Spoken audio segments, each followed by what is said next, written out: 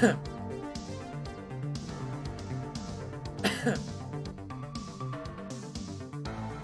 this seems good.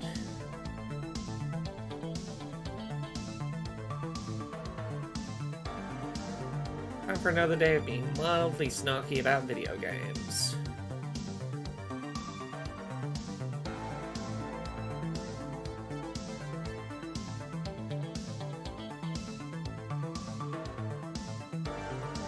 How the devil are we all doing today?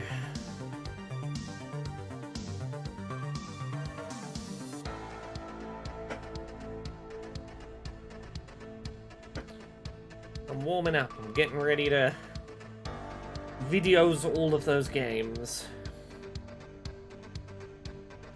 Gaming all them videos.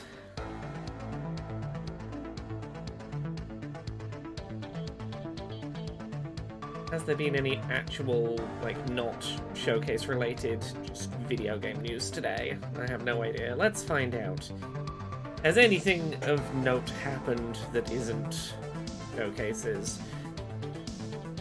Ooh, Astro's Playroom just released new content and trophies for free.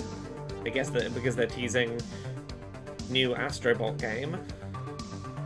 Monster Hunter World will have no cross-save.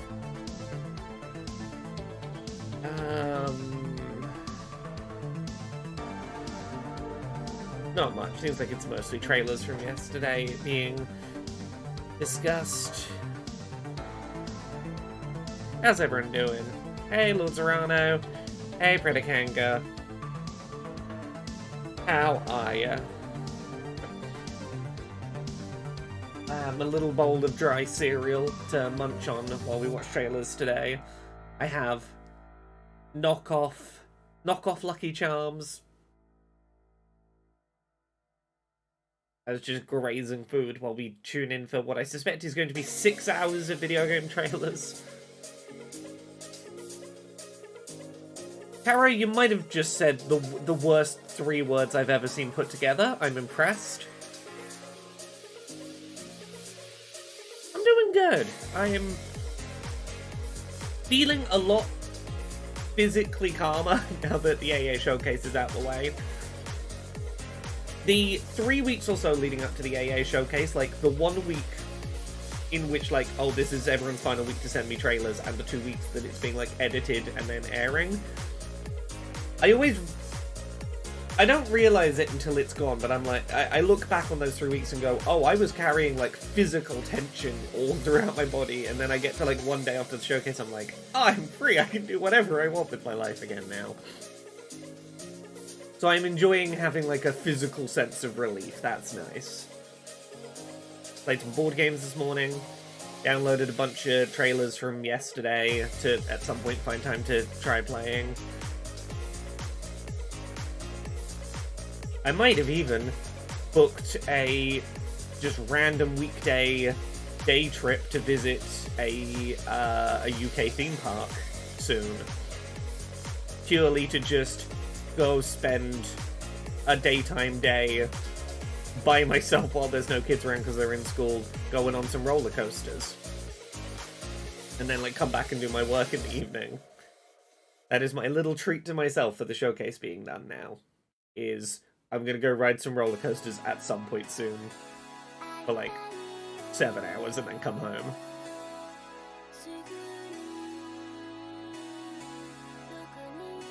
Yeah, I'm looking forward to today's showcases because today, amongst other things, we have a bunch of showcases that are like, hey, cool games from creators of minority backgrounds. Do you want a bunch of new games from, like, Latin America? We got Latin American developers today. We got women-led games today. We got other stuff as well. I don't remember, but those ones off the top of my head. Wholesome games is always nice. It's always just some good cozy stuff in there. But in particular, I'm like, yeah, give me more games with protagonists that aren't cis straight white men. I'm always up for more of those to add to my list. Predicanga says, fun. Are you a roller coaster nerd? I love roller coasters. Absolutely fucking love roller coasters. if I were to just, like, somehow become a billionaire overnight, you know, besides, like, the first thing I would do, which is, like, give most of it away to people who need it more than me. Like, if we're talking in a hypothetical where there is no moral imperative for me to make other people's lives better, and I suddenly have an infinite money glitch, I would be hard-pressed not to just spend the rest of my life living in theme parks. I do fucking love a good theme park, or a roller coaster.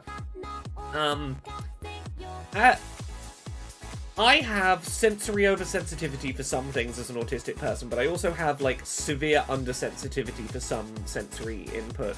The joys of autism, it's sometimes a contradictory, thing. I fucking love roller coasters because they're very predictable. They always go on the same path. I can watch them in advance and see. It's kind of like my love of trains. I can go and watch the route in advance and go, yeah, I see exactly what this is going to do, and I have a sense of what's going to happen. And then all of the bits of my sensory system that are, like, underregulated can just... I will have a very predictable experience where I get intense sensory data in all of my understimulated sensory systems. I'm like, fuck yeah, that was great. For a minute, brain turn off, sensory system regulated. It's like a fucking hard reboot on my system. I love it. Roller coasters are just trains with G-force, right? A good roller coaster is just a train with G-forces, and I have bad interoception, and I can definitely feel the sensations in my body properly when... Oh! Oh yeah, no, look, mix yourself... I know there's all the things I would be like, I would fund all the art I want to see in the world, and I would throw at everyone's, like, fucking GoFundMes. But I'm talking... If I could have a thing where I'm just like...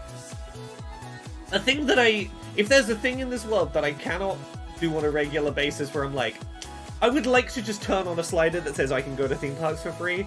If the infinite money glitch only allows me to do... it's like a theme parks don't... You know what, that's it. I get one wish from a genie, and it's theme parks don't see me entering or exiting. I just walk in, and that's fine. I fucking love a good roller coaster. I don't get to do them often, or I don't do them often.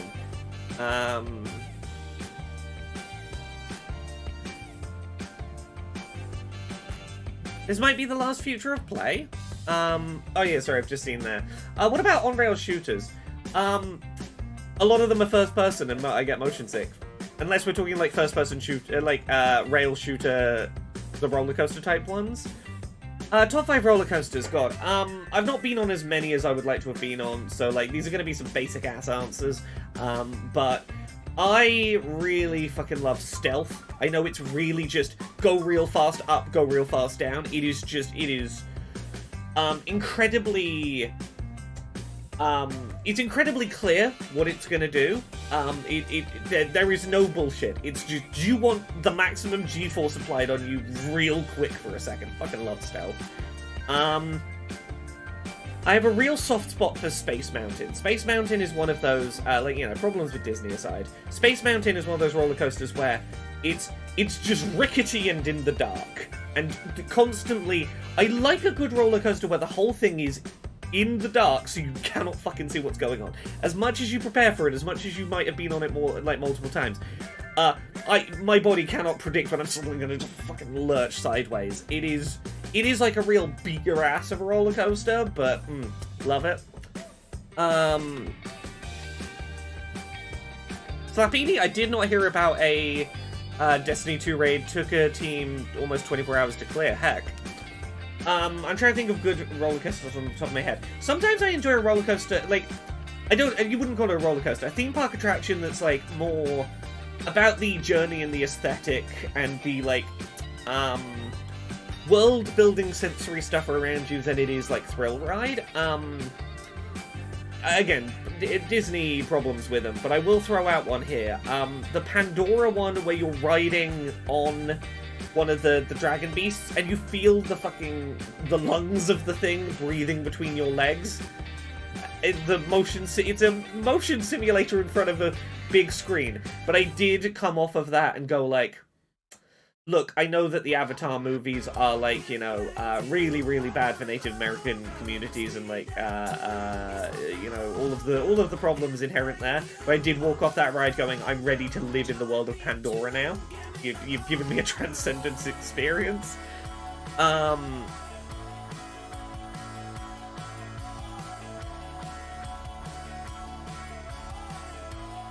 trying to think of particularly, like, roller coasters that I've had, like, a particularly good experience with. Yeah, there is. Yeah, the line for Space Mountain's neat. Again, look, I'm throwing out Disney ones mainly because the last time I went on theme park stuff, it was Disney stuff. I'm not gonna give Disney money, but a very lovely friend paid for me to go on holiday with her, and I went and spent a week at Disney completely not on my money, and it was a lovely week. But those are the ones in my head because those are the ones I most recently did. Was the Rise of the Resistance Star Wars one. I really love because of the number of different, like, elaborate components going on in it. The fact that it is a motion simulator into a, like, untracked rolling vehicle that has a drop section involved in it. Like, the number of independent component systems going on that. I know it's not a traditional roller coaster, but it is a fascinating bit of, like, theme park design. Hey, Brandon, how are you doing? Tower of Terror is great. I went to Disney when I was like 8 years old. I went once with my parents when I was 8. And neither of my parents were willing to ride Tower of Terror, so 8-year-old me rode it alone. And I was so proud. I was like, I'm afraid of my parents, look at me. And I had a great time just doing just a drop. It's great.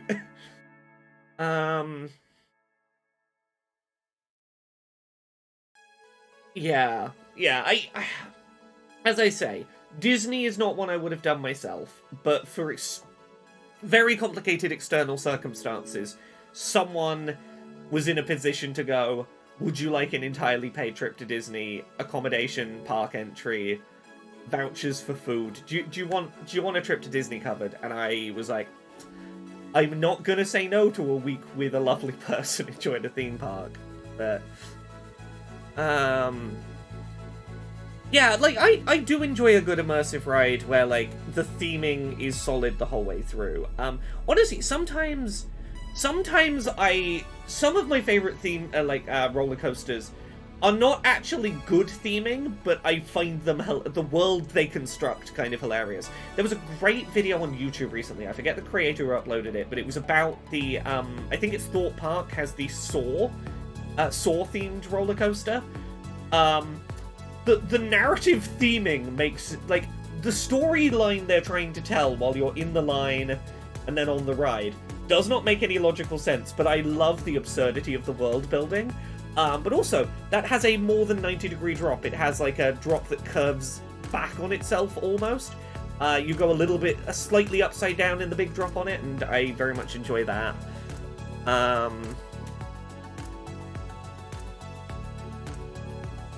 Yeah. I have no idea what to expect out of Future of Play today. I saw someone in chat say that this is apparently the last time they're doing Future of Play. Did they say why they're not doing Future of Play anymore? My guess would be competition. Like, Future of Play as a game presentation doesn't really have a solid brand identity of its own as to what sort of games you would expect at it. Like, I feel like it probably is going to struggle alongside, like, Summer Games Fest. Guerrilla Collective gets out ahead of them.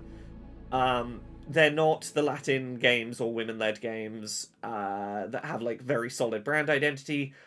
I wouldn't be surprised if Future of Play is struggling to find its place. Focus on Me Play says, hey Laura, thank you for streaming these showcases. You're now one of the few people I like watching showcases and seeing your reactions. I'm glad. I try and be a chill place for people to enjoy these with, like, a little bit of snark, but, like, we're not going to be snarky and mean for no reason.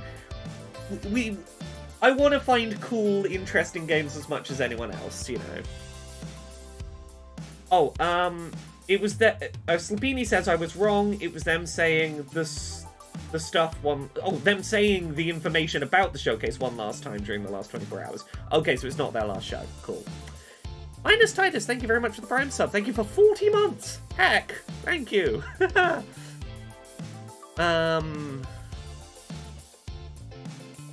Star Squash says, I wonder where this will lie on the pretentiousness scale. Yeah, for anyone who wasn't around for the Guerrilla Collective showcase a couple of days ago, their host opened it by saying, welcome to the Guerrilla Collective, the least pretentious showcase of all of this week of showcases. And then he proceeded to be quite pretentious, and we had a bit of a laugh at it. Oh, Brandon Cole. Brandon Cole in the YouTube chat says, I went to Disney when I was young and had a lot of great experiences, but we maybe could have sued for one not so great one. I'm really thankful I had a really lovely week at Disney, that one week I was there. I've known other trans people who went not long after I did, who had really terrible experiences. So it really seems like a roll of the dice. I will say when I went, and this is not the case anymore, they've apparently changed it, accessibility accommodations, really fucking good. When I a number of years ago went to Disney, again, someone took me, very thankful to them. Absolutely could not have asked for better in terms of them like being really, really on the ball about accessibility accommodations. Apparently, a whole bunch of people who are not disabled started passing their accessibility stuff around as like cheat codes to skip the lines, and it got abused so much they've absolutely fucking decimated their accessibility system, and that's really fucking disappointing to hear. Brandon says the Jaws ride used a little bit of real fire at the time and it burnt my little brother's face slightly. Fucking hell. Ouch. The worst I've ever had on a roller coaster is being trapped upside down for like 40 minutes. Being trapped upside down isn't fun, but it's memorable at least. But yes, no. Without getting into specifics,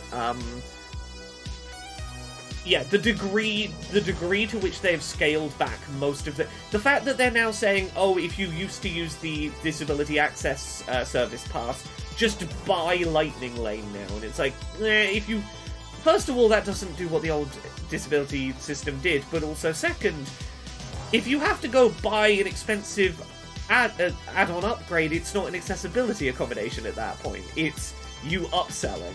But anyway, we've got 12 seconds till Future of Play starts, so we'll roll in a second.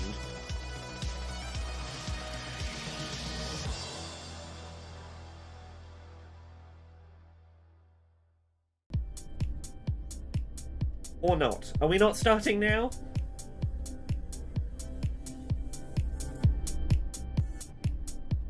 The countdown ended, and it's just a song called Vitalized by Charles McGregor. Oh, we're starting in 11 minutes.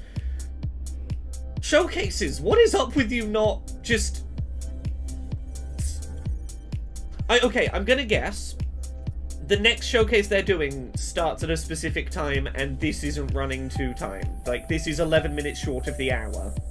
They only have 45 minutes of things to showcase, and because they have to run directly into the next thing, they're starting 11 minutes late. My argument would be, start on time, have an 11-minute countdown between this and the next thing. That gives people 11 minutes to go to the bathroom, get some food, etc. before the next thing starts.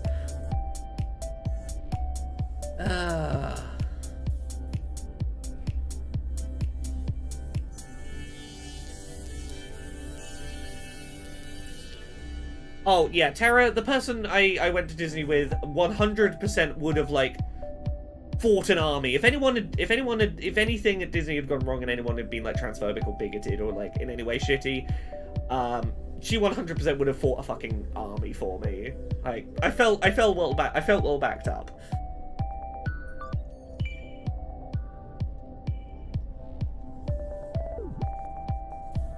It's shocking that they're not playing ads right now. Honestly, yeah.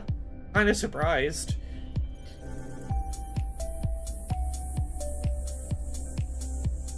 I mean, why have one countdown when you can have two? I guess? Ooh, I see a playdate in the background of one of these CGI composite shots. You don't accidentally have something in the background of a CGI spaceship shot. Are we getting some playdate announcements today? That would be kind of fun. But yes, to answer the thing I started talking about 20 minutes ago, yes, I like roller coasters. I don't go to the UK theme parks often enough. It was only like literally like a week ago I suddenly had the very obvious thought, I'm an adult with adult money.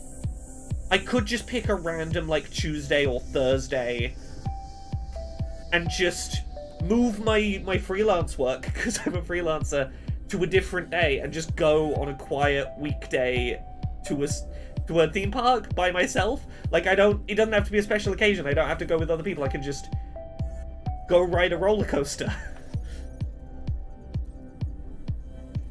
Did anything catch my eye from Day of the Devs? I gotta remember which things were Day of the Devs and which were other things. There was definitely stuff from Day of the Devs that... I can tell you what things caught my eyes by... What demos did I download yesterday on my Steam Deck? I don't know if some of these will be from Summer Games Fest, some from Devolver, some from Day of the Devs. I downloaded demos for, I'm on Steam Deck, let me know. The Crush House, which was that reality dating sim TV show, maybe horror thing from Devolver. Psychroma, which is the one that I correctly called out was going to be pretty trans of a cyberpunk narrative like 3 seconds before they were like, oh yeah, non-binary protagonist. Arranger, which is the one about every time you move your character, the world slides with them. So if you move them left or right, the row will shift in that direction, and if you move them up or down, the column will shift in that direction. After Love EP. Mexico 1921, A Deep Slumber. Thank Goodness You're Here, which was the one that has Matt Berry doing a voice in it from the Untitled Goose Game people. The Big Catch Tackle Box, which is like a sort of... It looked like a PS1 style character action platformer with some cool little mechanics. I remember there was that game about Katamariing a house around, and maybe there will be the House Sex DLC. I remember that coming up. Oh, Processors. Processors was the last one in Devolver. From Heart Machine Factory?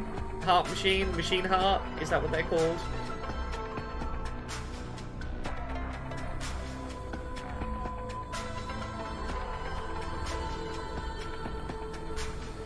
I did hear about the playdates being found. We talk about it on Podquisition this week.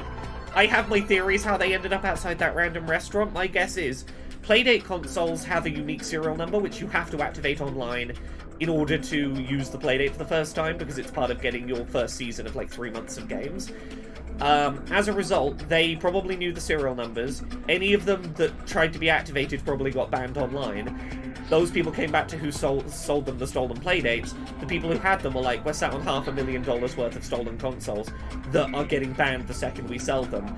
We are not going to be able to sustainably sell these. It's better for us to not have $500,000 of stolen material in our hands, and that's why they dumped them.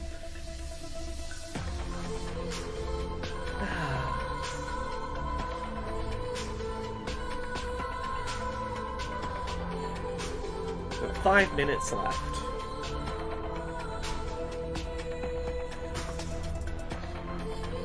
Can they be used for anything? Not without registering them online at least once, I'm pretty sure. Like, you cannot even, like, sideload it. Like, you have to activate it that first time. So I'm assuming it was... Yeah, but it's such a bespoke piece of hardware. Like, it's not like the screen is going to be reused in anything else, because it's a weird, like, e-ink, tiny form factor, not backlit screen. The crank. Like... And it's such an obvious color. If you try and resell those, like, D-pad or buttons, they're bright yellow, and, like, it's gonna be really obvious what you've been stripping for parts. Like, they're not off-the-shelf parts that are, like, worth the risk to try and tear down the selling for scrap.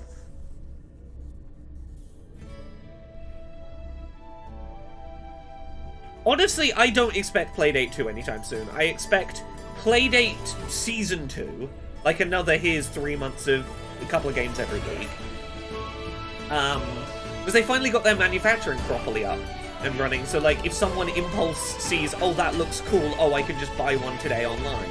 I don't think they want to start new hardware. I think they're at a point where if they have an interesting game, people can impulse buy the device, that's where they want to be. Sorry, memory LCD. I know it's not technically e-ink. My brain was going, it's some shit. Point being, it's a weird custom screen that's like, it's not really useful for a lot of other use cases. If you strip those screens, who are you going to sell those screens to that's going to have a use for them? Tara in the Twitch chat says, I woke up to find I have a new roommate named Volby. He claims he was always my roommate, and for some reason I want to believe him. I guess my memory is wrong. I saw somewhere that there's a Volby Tamagotchi virtual pet you can download now? Apparently.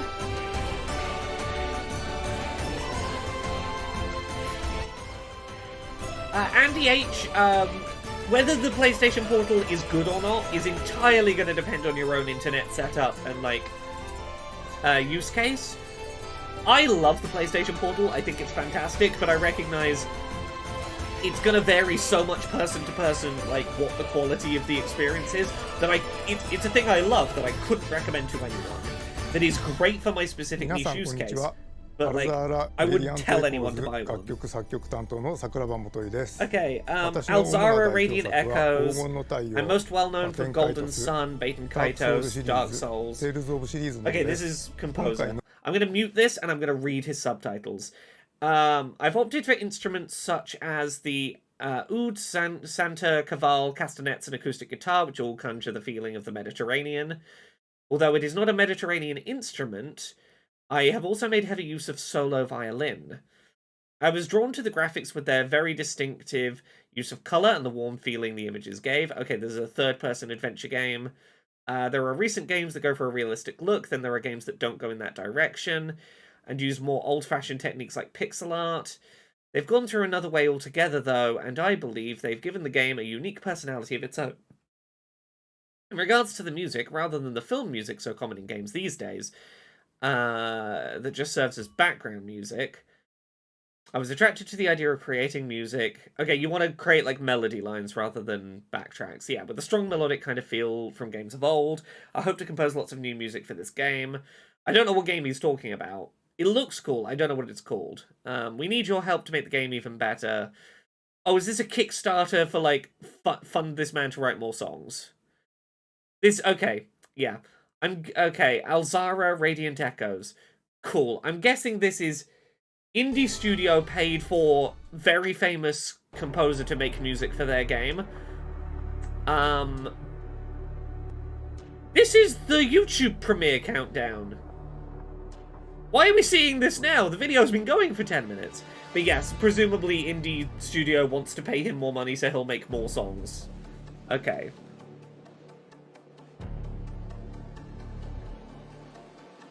Nearly time.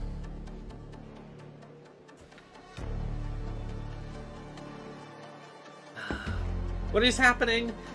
We're seeing weird cyborg stuff because it's almost time for... Oh yeah, this is countdown number 3. This is a 60-second countdown. How are they playing a YouTube premiere countdown 10 minutes in to the stream? Is it? The IGN stream is screen recording and then rebroadcasting out a premiere that's happening elsewhere. I guess that's what's happening? Yeah, there is a YouTube premiere somewhere else that IGN is screen recording and sharing. Okay, initializing, Future of Play Direct, Glitch Presents version 5.0, a bunch of text, foreign entity, I found you. It's been a while. This time I won't let you escape. See you soon. Turn the volume up slightly. All systems have been successfully rebooted. We're in range of all amplifiers. Hey Bash, you've arrived just as we're starting. Ready to broadcast. That looked like the Gorilla... Finally. Gorilla Hope Games? you didn't miss me too badly. Oh! guess what? I forgot this is the one hosted by a weird kind of VTuber. games that only the future can offer. So This very cozy up, uncanny but stay alert. Uncanny Valley VTuber. Never before seen Galaxy premieres are coming your way. Yeah, I'm muting her already. She unsettles me. She is solidly in the Uncanny Valley. Like, I'm not anti-VTuber, but that is a very Uncanny Valley VTuber. I assume so. I think she's called... I'm guessing she's called Glitch.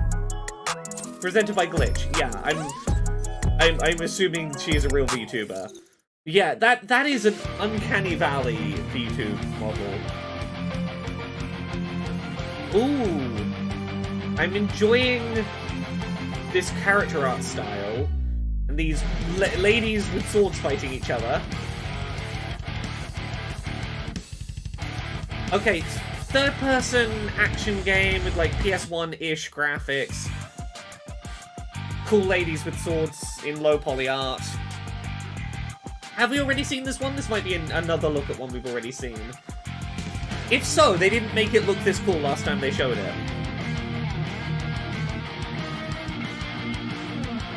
Yeah, if they've shown this one already, they showed a far worse trailer, because I feel like I would remember if I'd seen anything looking this cool. Yeah, very Mega Man Legends-esque. Yeah.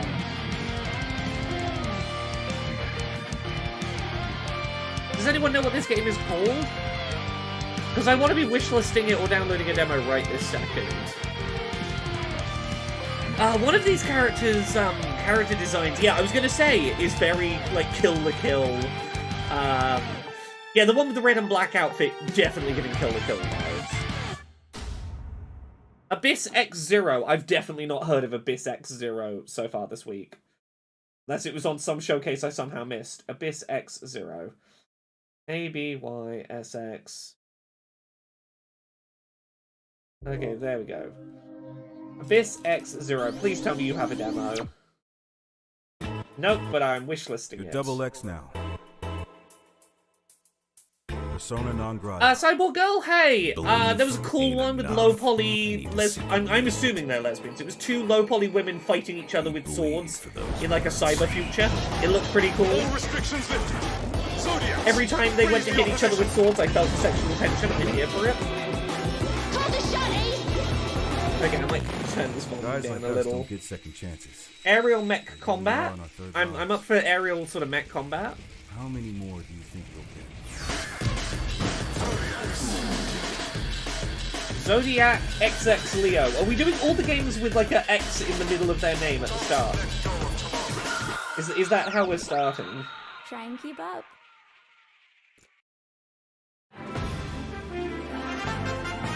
Zodiac X.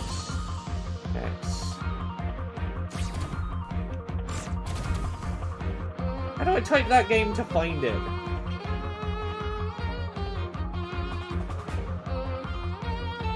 All I'm seeing is a lot of hentai games called Zodiac. Okay, that game doesn't get on my list. Ooh, deck buildy thing. This is the Battle Chef Brigade one, yes. So deck building roguelike, pick your path. Look, I will play this no matter what it is. Battle Chef Brigade is one of my all-time favorite video games. I fucking love that game. What's this one called? This might be one of the ones I wishlisted or downloaded a demo for earlier today. Or is this all outer slot stuff? Battle Suit Aces? Or Battle Aces?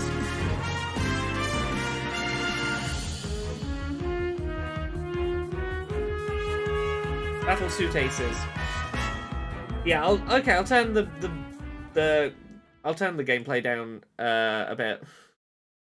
Welcome to I'm trying my best to Tomorrow, balance the a trailer perfect place volumes. for every Whoosh citizen to work, socialize, and relax. We here at Whoosh have thought of everything, so you never have to. Don't believe their marketing and don't believe their messaging. This is the Okay, face yeah, of Whoosh. I've wish Look listed around. that. We are all trapped here on this island. We are being watched and we have to fight back. I know they outnumber us, but we've discovered their Yeah, people weakness. have Their different weakness preferences is on how loud they want the dance. trailers. I will Reprogram inevitably them. Makes be them told see they us need as to be more than louder just or a need to number be on a quieter. spreadsheet. You I'll do my have best to dance. make everyone You have happy. to dance like your life depends on it. Take back control, free yourself, and feel the movement. The revolution will not be choreographed. Okay. All systems dance. The revolution will not be choreographed is a great fucking catchline. Oh god, what was that called? I literally just read the fucking game name. I have too much ADHD. Was it All Systems Dance?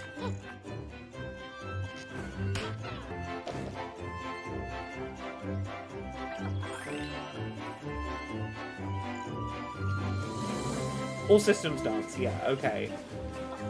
Wish list.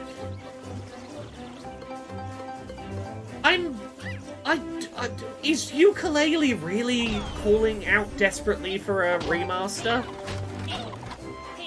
Is that game only like 3-4 years old and not a game that was like really particularly held back by its visuals?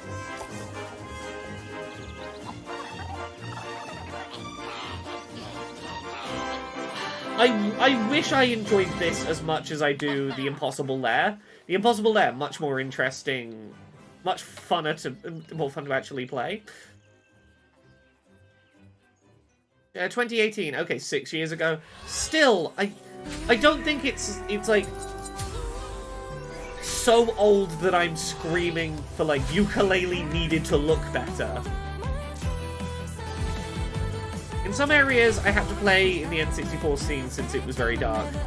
Well then maybe fix the original game, don't sell it again as a fucking remaster.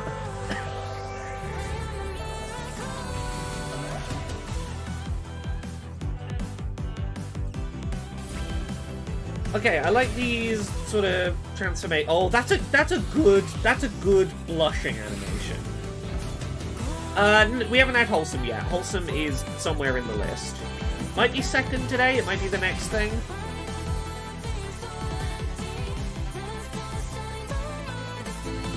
Oh yeah, the soft sequel was The Impossible Lair, which is a much more interesting game. Nova Hearts. Yeah, I'll put this on. I'm pretty sure a girl did a very gay blush, and therefore I have to put it on my wish list. What was the name? Chat, I've already forgotten. God. My brain is a sieve today. What was that one called? Nova Hearts, thank you. Thank you for being my short-term memory. Because mine just isn't doing it today. I cannot remember anything for more than like 2 minutes today. It has a demo. Cool.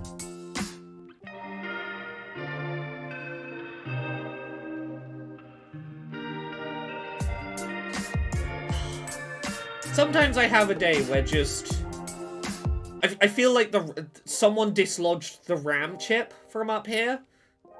Like, oh yeah, no, I've got like 4 gigs of RAM. I can like hold a game name up there. Oops, you saved to a memory address that does not exist.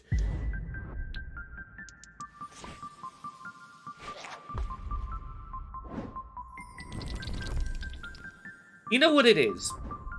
Because the AA showcase is out the way now, I'm no longer in, like, constant fight or flight mode, and therefore my brain's gone, oh, we're allowed to take a break now! It's not the scary work time. We don't have to function anymore. Okay, so... This is a game about spelling things? Half of these are not words. I don't understand what the mechanic here is.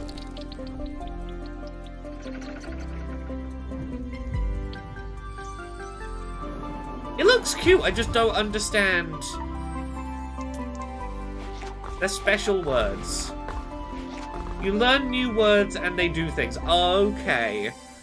That's gonna mean I'm gonna have to remember to spell a bunch of fictional words that don't exist, on top of the real existing words I already don't remember? Can't be doing that.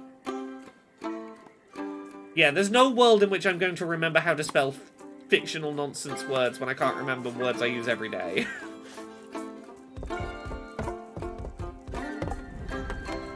This is definitely a Stardew. But I do like the frog, and I like the little people wearing snail shells for hats.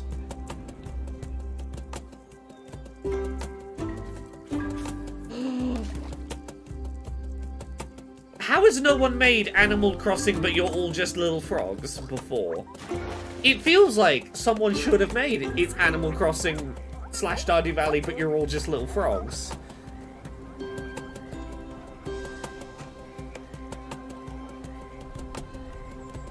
Universe, I'm disappointed at you for not doing this already.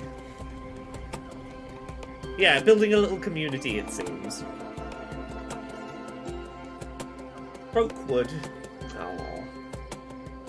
Yes, it does have some Amphibia vibes. Just drop one human in and see what happens. Okay, drop a bunch of marbles and... Oh, this is a make Rube Goldberg's machine simulator.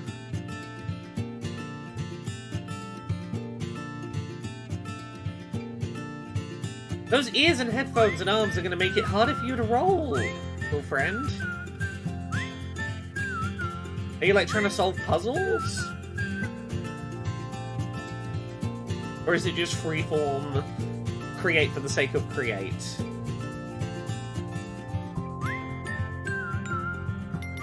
Okay, that's a really good bit of trailer design. That moment with the balls, like, landing on the glockenspiel things and making sound in time with the trailer visual, I would, like, save that clip as a, here is a really good example of well-thought-out trailer design.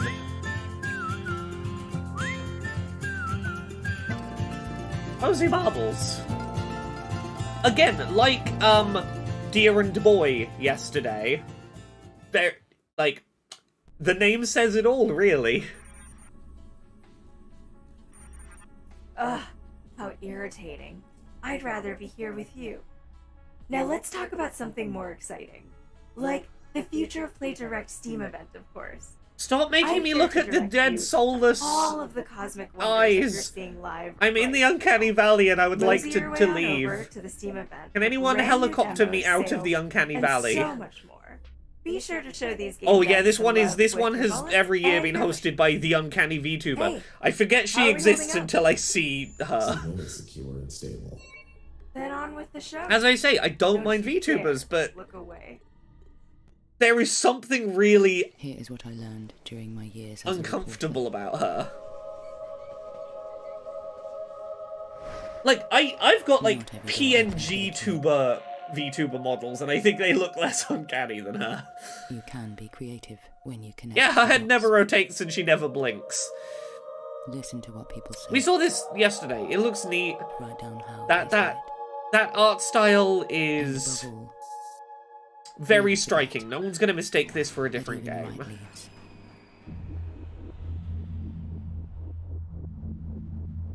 Prez Rickard in the Twitch chat says, you know how some of the old Tony Hawk games would let you paste a JPEG of your face onto the character model and it didn't look quite right? That is exactly the vibe.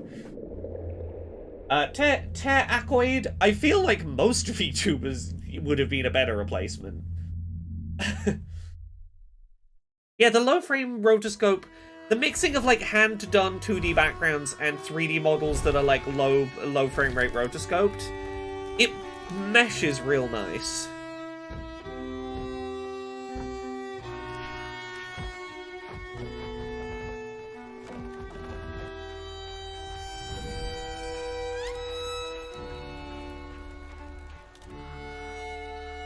I hope that the visual style also is paired with an interesting game. That's always the thing. Because, like, you'll sometimes play something like Harold Halibut and be like, yeah, no, you made this gorgeous art style playable, but also everything is a little slow and over-animated and it's not necessarily fun in the moment to interact with because the aesthetic forced some things playability-wise to not be ideal. And it's always the concern I get with... Like, I don't... Well, there was a better trailer for it yesterday, Cyborg Girl. We at least, like, knew from yesterday's trailer it's a point-and-click adventure game, but instead of using, like, items from your inventory, it's using like a bank of words that you've found in conversations to be like unlocking thoughts as you're like that. It's words you're plugging into things rather than physical items in your inventory to do a point-and-click adventure game. They explained it better yesterday. Today they just sort of showed it Every action. and didn't say what it was. Knows our every move. Listens to every whisper. So what's with the And rewards audio each one mixing? accordingly. Hey, whoever's putting your showcase together, check that one trailer is a consistent volume to the trailer next to it. Our city is slowly sinking. Yeah, kind of Citizen Sleeper with deck building's not a bad vibe for fading this. into the ground. But I know Dandelion there's says more that to this self-propelling world wheelchair would be torture on the shoulders. than mere What? Someone put a survival. wheelchair in a game that wouldn't actually be a particularly I've read good the functioning forbidden wheelchair? languages inscribed on the walls, and I will uncover the truth before the last eclipse emerges. The game's going to be called... Okay, Sandara. City of a Thousand Eclipses. I thought it was going to be called The Last Eclipse. The way The Last Eclipse was said was very, I'm dropping the title of the game. Apparently there was a wheelchair. I didn't spot it either, but Dandelion's there. Laser, like, oh, target acquired. I'm kind of half tempted to rewind now. Go see bad wheelchair design. You know what? I'm not that fussed about this trailer. We can catch back up. But with this is slow. Okay. And rewards. I don't know how far back in this trailer we need to go. Oh, it's Grandpa's one. Grandpa, yeah, that is. Those wheels are like too far back and not like large enough circumference. You're right. You're gonna have to reach like way behind yourself to self-propel those, unless. I was gonna say unless the intention is that he's being pushed by the handles, but like the rim on that looks like it's meant to self-propel. Huh. Fading.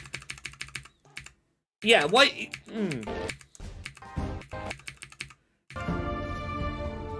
See, I know enough that I can look at it and go, I see why that's wrong. Yeah, no autonomy for Grandpa, but that's fine. Look, if it was designed to be a wheelchair that someone else was going to be pushing, cool, fine. Don't give it self-propelling wheels and then put them in a position Grandpa's not going to be able to self-propel with. Nick's the Wary says, God, looks so close to my wheelchair. My wheel location sucks.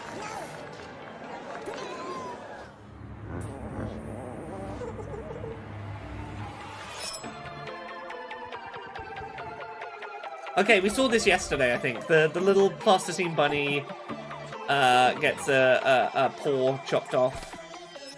Oh yeah, this is a dungeon crawler. Every time I see the plasticine bit, I forget it. Like, I don't associate the plasticine bit with this. I'm super excited for this game. But the plasticine just doesn't lock into my head as being the same game.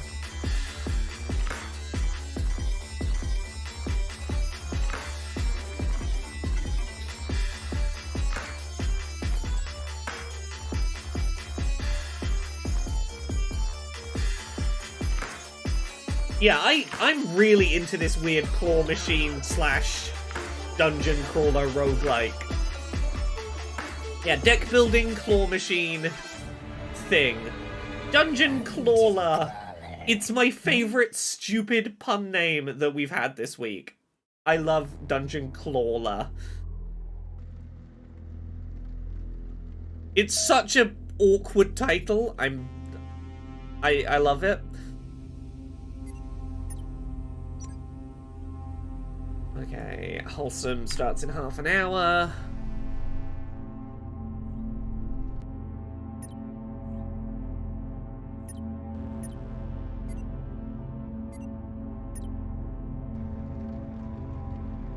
Yeah, Slay the Spire plus Claw Machine, and it has a demo. I'm pretty sure I downloaded the demo. Did I? I'm now second guessing myself. The ADHD is running rampant today.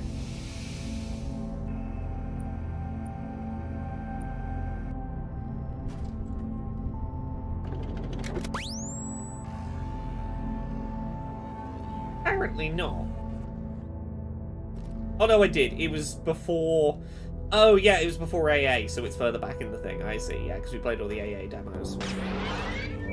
I need to remember that the Guerrilla Collective stuff I downloaded is further back in my recently played history than the AA stuff. It seems like programming game / inside. I'm not sure. Oh no! Oh, kitty. What if a little robot could be afraid? Let me in, I'm afraid. Oh. I can't take you inside, honey. I already have a cat. Then you're the perfect person to take her in. You have cat food and a litter tray already. Can I tell you a secret?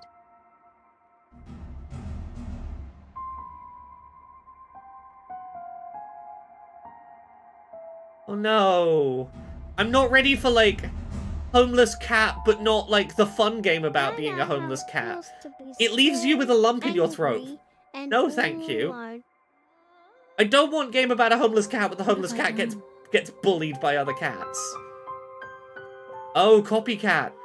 Oh, there's a fucking doppelganger, evil doppelganger has replaced you. The old lady who won't let you in because she already has a cat. That's your owner. Your owner won't let you back in because there's a weird copy in the house. I don't like that. That's too spooky. Too spooky 5me. It's a good premise, but I'm not sure I emotionally have it in me. I'm opening up my salt and vinegar crisps and pretending I didn't see that upsetting premise. Cool, Copycat has a demo. I won't be playing it. That game feels like it's gonna fuck me up, and I would like to not be fucked up. Today, at least. Right? What kind of old lady doesn't want a second cat? I would fucking love if an identical clone of Smudge showed up. I'd be like, fuck yeah, 2 Smudges. Me and Jane can each have one on our lap at the same time. Look, I love a good emotionally impacting game, but that one involves cats, and I don't give you permission to fuck with my feelings of love for cats.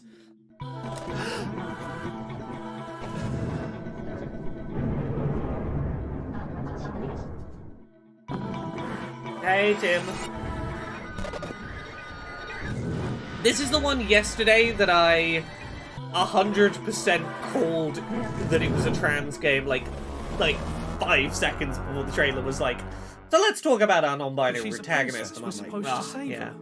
You're supposed to Oh, please tell me this is like coming to Switch or something. Want to destroy everything. Do you not understand what everything means? You poor thing. We both know this isn't you. This game is fucking fascinating. She pries the I need to play this on stream at some point. Infuriatingly rigid hands. I'll try to make it quick. It's narrated by the guy from the Magnus Archives. The Pristine Cut. Slay the Princess is a fucking...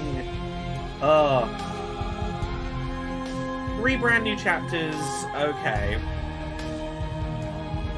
Significant expansions, new hand-drawn frames. I might play this on stream at some point for anyone who's not seen it. It's, coming to consoles, hell yeah, fuck yeah.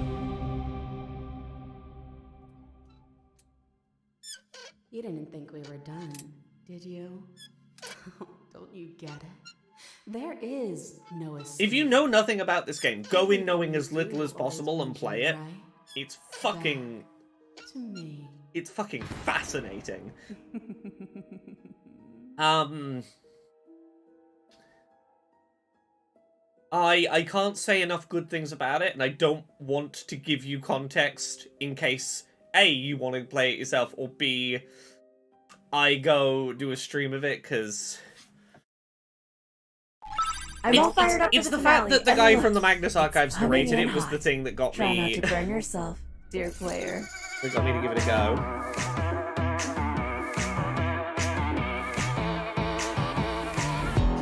There is something wrong. Shouldn't you already know? Should have spelled it out. Let me put it in a song. Every time you make that face, turn the sound down on this for a second. That Daria Morgan, I have been listening to the Magnus Protocol. Here is what I will say. I think it's finding its footing now. But I explicitly think the problem with the opening batch of episodes to the Magnus Protocol is the same problem that the second campaign of the Adventure Zone had, which is over several years and hundreds of episodes, you build up to like the dramatic conclusion of a long-running slow burn narrative.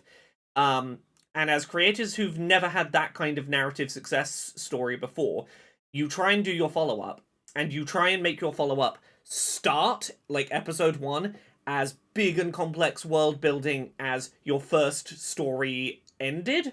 And as a result, you end up over-glutting it with too many characters, too many things, trying to set up too many of the big plot points straight away, rather than remembering that your first podcast narrative worked so well, because you slow burnt it from basically nothing with no expectations up into a big connected web over time.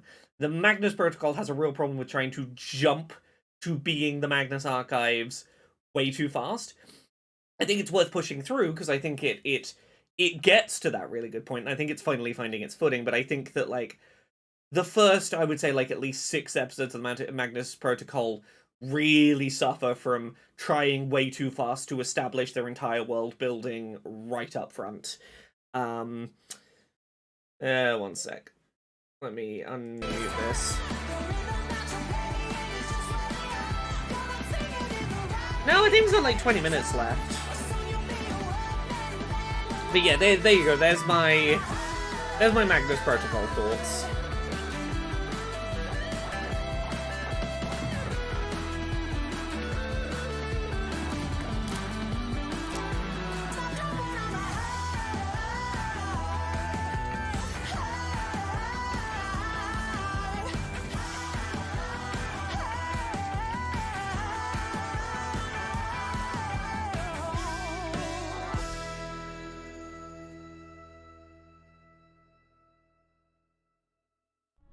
It's that time already. And although this was sweet, Oh, I know that the apparently we are done. Play Direct will be even sweeter. And why did they start 11 minutes late? I assumed they were starting 11 minutes late to, like, line up with the start of Wholesome. I assumed they were starting late so that they could run, like, back-to-back straight into Wholesome. Yeah, in that case, why didn't they, like, 11 minutes. Yeah, why didn't they just say, we'll start at half past? They could have started half an hour later. And they'd have run basically, like, they'd have been, like, 2 minutes away from Wholesome starting. The timing choices for this showcase are so strange.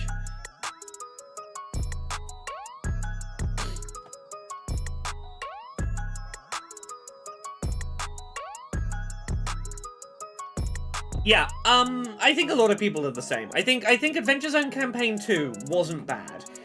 Again, I think it struggled with the same problems I was talking about with the Magnus Protocol before, but I think, again, like the Magnus Protocol, found its footing. I think a lot of people, Campaign 3 is where a lot of people fell off. Adventure Zone, it is what it is. I say this as, like, someone who is, like, I'm a big fan of McElroy content. I've been on several McElroy podcasts, in the past. I'm not afraid to say, like, yeah, that I can see how they fell into the problems they did with their narrative choices and how they ended up fumbling the ball on the Adventure Zone in the way they did. And should feel comfortable. Don't ever let yourself become tense. Now let's type some more on the home row key. Ready?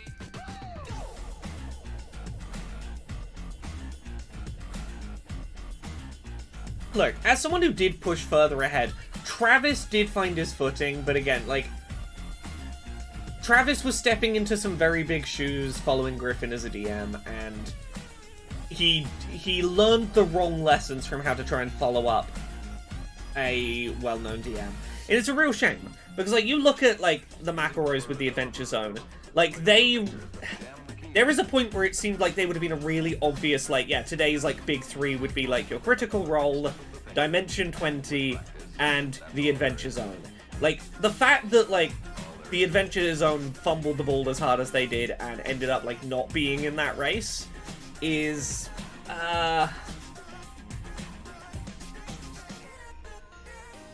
Cyborg Girl, I wouldn't, like, yeah. Here's what I will say. I definitely think there are some fair criticisms to be made of the McElroys having, at points in their career, become aware that they were popular with a queer audience and leaning into it in ways that, like, maybe wasn't ideal.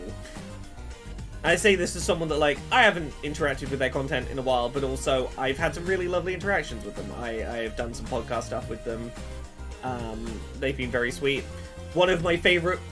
I don't know if any of you know this. One of my favorite stupid little projects that paid off that I did once was I talked my way into being on an episode of My Brother and Me, because the McElroys were doing a podcast called The McElroy Brothers Will Be in Trolls 2, in which they very confidently asserted they were going to be in Trolls 2, the movie, and just confidently talked about it as if it was already a done deal, until they were able to use it to talk their way into that film.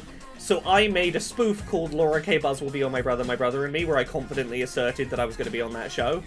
And I ended up on that show, and they were like, yeah, no, it's a good idea. Laura's the one who does it. Anyone else who tries it now, you missed your chance. I did really... I'm still very proud of that stupid little 6-episode run I did of... I can play your game, McElroys.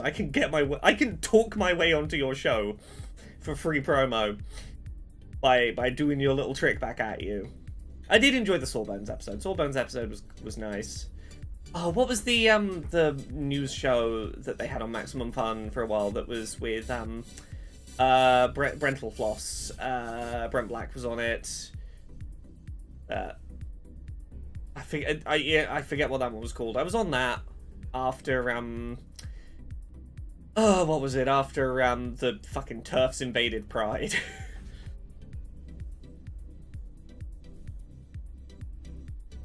Ba-ba-da-ba-da.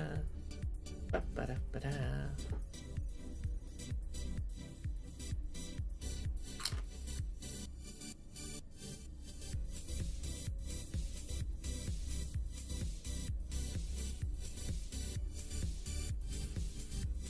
But we've got like 15 minutes.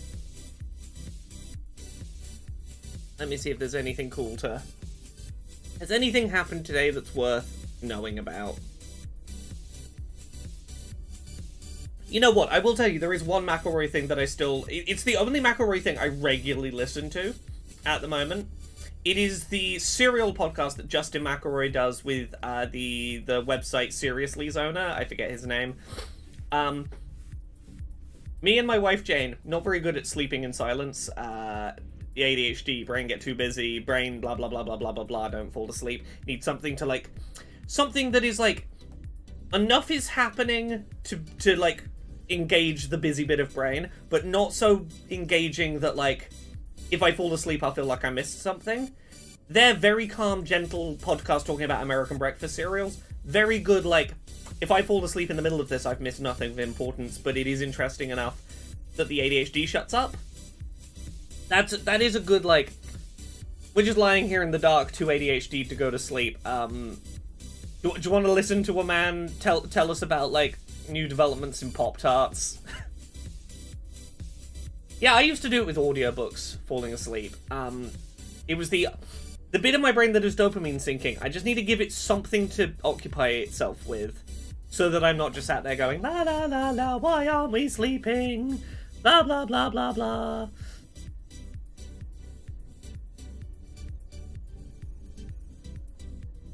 Honestly, I might try and jump back to Mabim Bam. I've been really enjoying a lot of the TikTok content that's been, like, surfacing up. I'm like, this does feel like good honor roll classic Mabim Bam. Like, I there's part of me that's like, I don't listen to as many podcasts as I used to because I don't travel anymore, or regularly. Like, when I used to have a commute to and from London on, like, at least once a week for work, that was my podcast time. Or I had, like, an hour's walk each way to get to my supermarket job, that was podcast time. I don't listen to as many podcasts now that I'm not, like, regularly traveling and, like, building travel into my weekly routine in a way that would go, this is podcast day. I assume if we hang around for this, it will become Wholesome. Give me a sec to... I'll put myself on camera and find where... Is it Wholesome next? Let's find out. Next up is Wholesome. Wholesome Direct. Okay, the Game Awards channel. Yeah, so if I... No free advertising for your drink, your fluid brand. We'll unmute this in a second.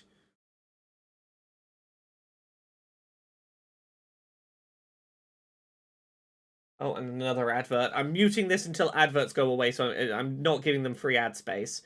And then we will... Give me a sec, I will bring this back over. Hey, Blind Combat, how are you? Right, let me get... back onto the right. There we go.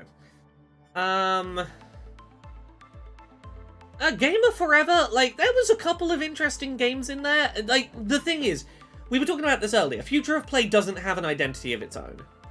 And the problem is it's sandwiched, like, far enough into the week that a lot of the things you see here are things you've already seen at Guerrilla...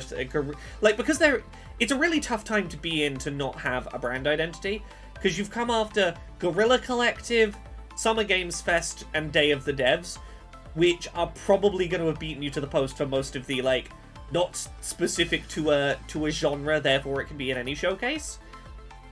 Future of Play struggles to have, like, its own reason to exist that justifies it coming after Guerrilla Collective, particularly Guerrilla Collective, Summer Games Fest, and Day of the Devs.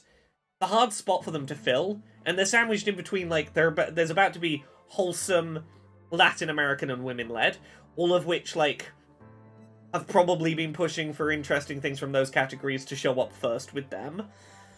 It's why I go for that, like, early in the week slot. I try and get in before Summer Games Fest kicks off, is I want to get in before anyone else has had a chance to show off any of the games I'm showing off.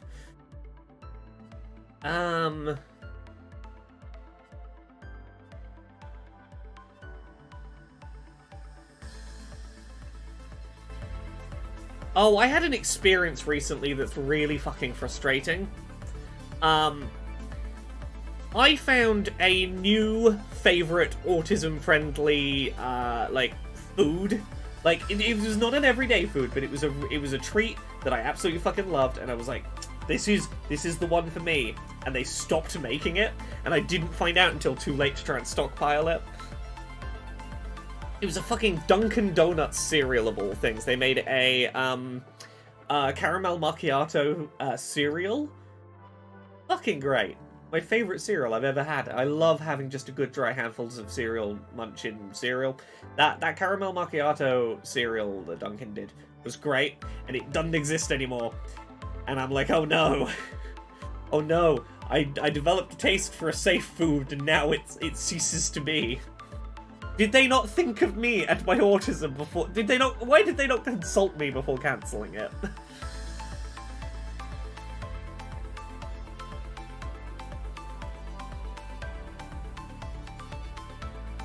Okay, we got like 10 minutes. Have we had any new stuff? Not much. I'm gonna continue eating my little crisps. And having my drink out of a wine glass because I want to pretend to be fancy.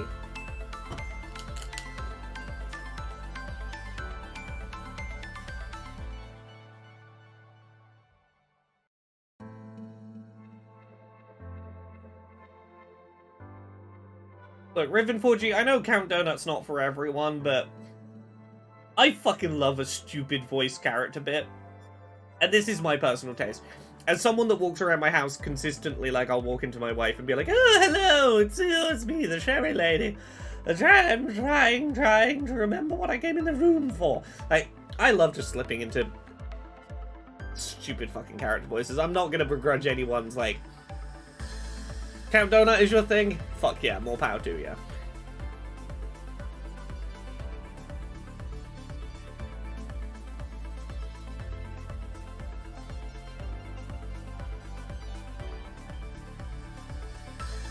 Yeah, but that stupid caramel macchiato cereal doesn't exist anymore, and I found out so late that nowhere has, like, you know, it doesn't exist anymore, but like you can find boxes of it on eBay that are still technically in date. Like, no, I was too late for that.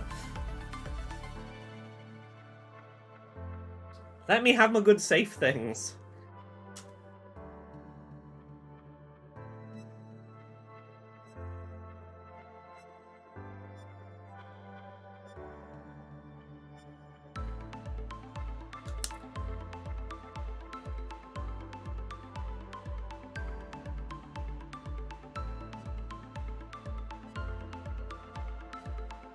Oh, nice things from the AA showcase. I've heard from a couple of the devs who were involved in it. They've had really, really good rates of people wishlisting since the showcase yesterday, which is really fucking good news. Seemingly having that, like, the Steam page with the banner, so you could go from, like, one game in the showcase to the showcase page and then go wishlist everything else. Apparently, like, this year's AA showcase has, like, had like a very noticeable spike in wish lists for some of those games that were exclusively, like, some of the ones that only appeared in the AA showcase have had, like, you know, here's our line, it's like this, oh, up there. I'm like, yeah. I fundamentally helped some games get some attention. Hell yeah. Also, apparently some French YouTuber with, like, near a million followers did a reaction stream to it. So there's like one French reaction stream I do not understand a word of that has like 40,000 views of the showcase. And largely, it seems from Google Translate, largely that French community of people enjoyed the showcase and thought it was good. Except for one person whose comment was just, "Wokeism from the start," in all caps. And I'm like, good to know that there are French gamers like that too, I guess.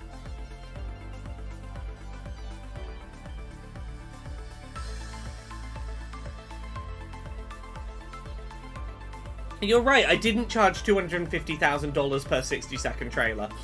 Although maybe I should have done. That would have, you know, allowed me to not go into the financial negative to run the show.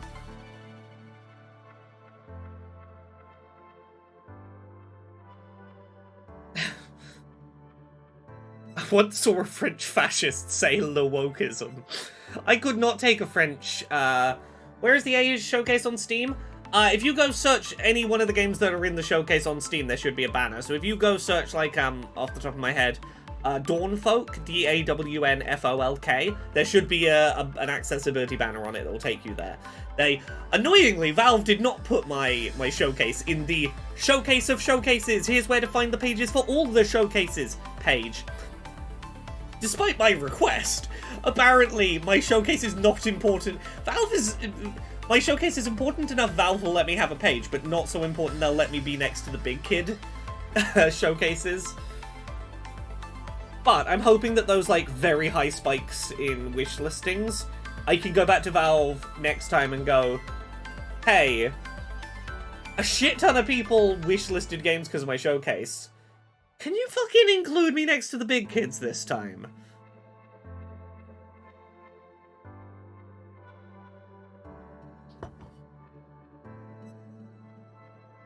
Look, I tried my fucking best. I contacted Twitch months in advance requesting a front page slot as a Twitch partner. I was in weeks of emails back and forth with Valve. I'm doing my best to get this some, like, legitimacy and some spotlight. They're fighting me on every corner, but I am determined to make the AA showcase an important enough, big enough deal that eventually, like, Twitch and Valve will just kind of have to acknowledge it, because they will get criticism of why are you ignoring that one about disabled people? Why are you not letting the disabled people's one go alongside all the rest of them, huh? Someone has put the link in the chat. Let me... Yeah. One sec. Why is it opened over here? Here we go.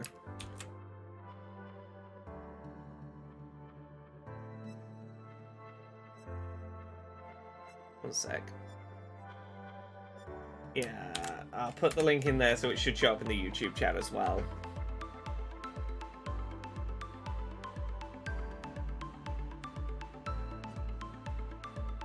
Give it another year, you can sit on the adult table even though you're a teenager. I'm trying. I'm trying my best to carve out a legitimate space for, like, games by disabled developers with designed to be playable for disabled people. I'm carving out my space.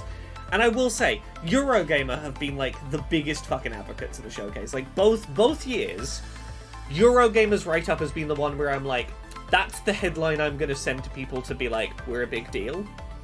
Because last year's headline, again, I think both of them were the same writer, Christian Donlan. Last year's one was something like, the Accessibility Summer Showcase was a vital addition to the Summer Games Fest season. What was it they wrote this year? This year's headline was, I thought it was real nice. I gotta find it. Of course, it's already been buried by other announcements, but...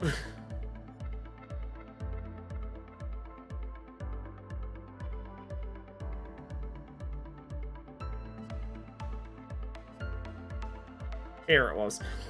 The Accessibility Summer Showcase is my favourite part of Summer Games Fest week. I'm like, thank you, Eurogamer, for giving me, like, headline titles I can send at, like, Valve and Twitch and be like, game sites you've heard of say I'm important.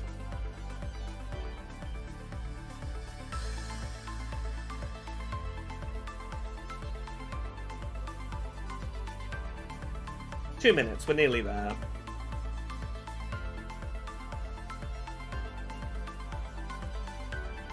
But yes, I am going to, when this couple of days is over, I will be sending Valve an email going, hey, what? Can you be transparent with me? What criteria did I fail to do to not end up with the rest of the showcases where everyone could easily find me?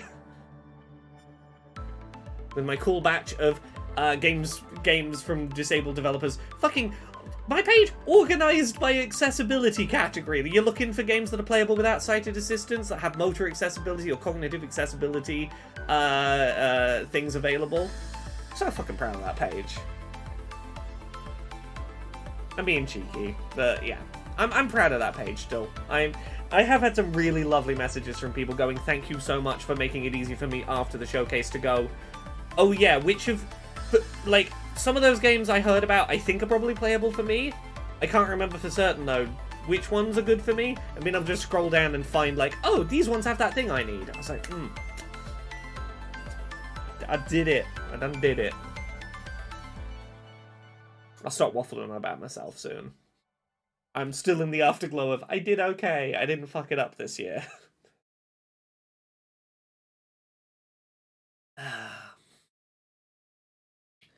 Hell yeah. I'm so glad there were so many positive responses to the audio described one in particular. There was a lot of sightless blind gamers who were like, thank you so much, it was really well described, and there was like a good number of genres I could play. I was like, that's my big one. Waffling. It's, I guess, a British term. It means like, just sort of spouting nonsense, saying a lot of words, talking without stopping. If I were to just sort of keep saying words and I'm not going to stop really, and I'm just going to sort of say things and like, I'm maybe not even really saying much, I'm just sort of filling the air with silence. I'm sort of this is me waffling on. I don't know what the etymology is, but... Neither did I assumed it crossed borders, but apparently, yeah. I guess if you're seeing it from someone else from someone from Nintendo Life, yeah, it's because it's British, I guess. Wes Ton? The Accessibility Summer Showcase is basically just me. I will briefly turn the sound off here. My wife Jane does editing work, so like she edits the video, like some of the videos together, and does like audio balancing. There is an artist I commissioned to make some of the art assets, things like the Steam page, visual assets, the logo, stuff like that. There is I paid someone for American Sign Language and someone for British Sign Language, and Sightless Combat read the audio description script that I wrote, but like basically up until the point that it needs editing and like I need someone who knows ASL, which I don't know, to do a bit. It's basically my wife does the editing. I do basically everything else that isn't sign language or reading the audio descriptions this year. It is basically my little one-woman project.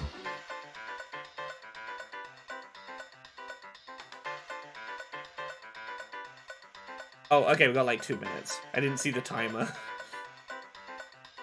Did you ever think of starting a website to host the showcase thing along with other games and reviews other times in the year? I do! I have a website. I post things weekly. Let me put it in the chat. It says, let's see, .uk. Once a week, I publish videos talking about video game accessibility. Twice a month, I have an accessibility-focused podcast called Control Alt Access that I do with another disabled creator called Arevia.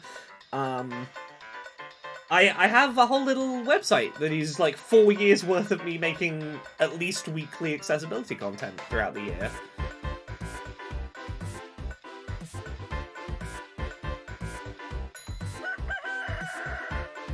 I am honestly surprised that the AA Showcase is maybe the only one we've seen this week that has had consistent audio volume balancing and has shown game names on screen, like, for a prolonged period of time. Yes, we have RSS, yes. Back in time for the Stardew Valley Showcase. Hell yeah, Cyber Girl. Look, Talisa Landkill, I'll say this. I know these showcases come together at the last fucking minute. I didn't have the British Sign Language video files for the BSL Accessibility Showcase until 5 hours before the showcase aired. I had 5 hours to, like, assemble it together, upload it, get the subtitles done, and get it, like, ready for premiere.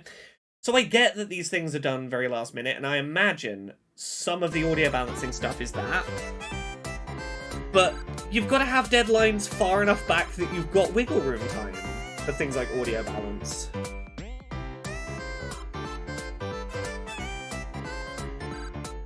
And again, that's not on me. Jane is the technical wizard who gets all the audio well balanced.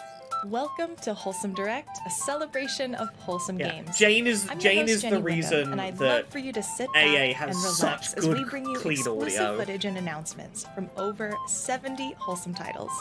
And remember, Ooh. you'll find the complete list of games featured today on wholesomegames.com after the show. Without further ado, let's get started.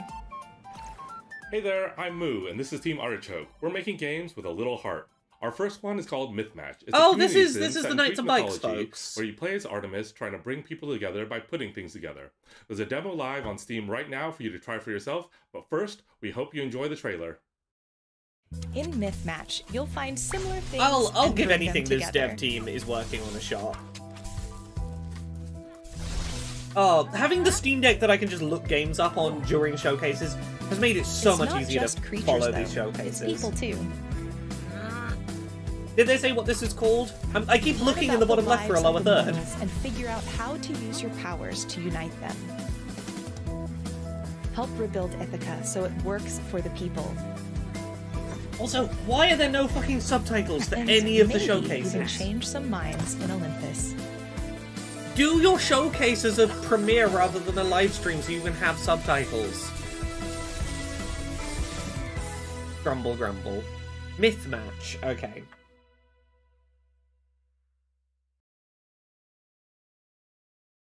Hi, we're Adrien and Amy. So we're working on an open world game with mega corporations and cyber. Are you sure we are in the right direct? Absolutely. It's cozy and story driven. You play as a young woman looking for a sister on a desolated planet full of communities that need your help. And we hope you enjoy the demo, available right now on Steam. Why do both of their voices sound auto-tuned? I could have really done with subtitles there. It sounded like auto-tune was happening, and it was a weird effect. Talisa Landkill? That would be an acceptable excuse if not for the fact that they've done them as live streams for the last 5 years before that YouTube story came out. And even so, like, the fact someone might leak your PR announcements isn't a valid excuse to not have accessibility. Okay, that play the demo graphic is great. Could you put the game name up at the same time so I know what to Google to find the demo?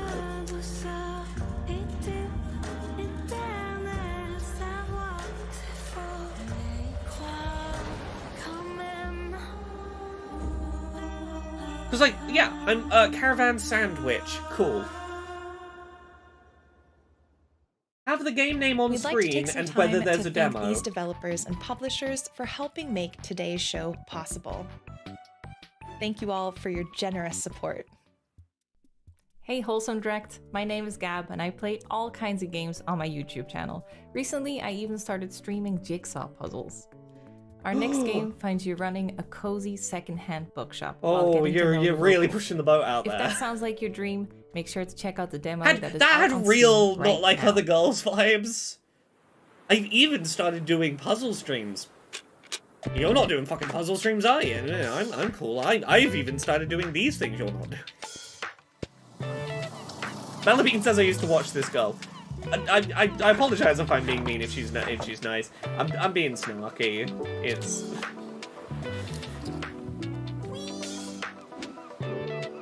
look, sometimes a thing will happen and I will just feel a bit snarky. It's video game trailer season. Even nice people can be annoying. Again, you told me you played the demo. I'm like, cool, it's got a demo. I'll Google it. Okay, Tiny Bookshop. You gotta have the game name up at the same time as you tell me there's a demo.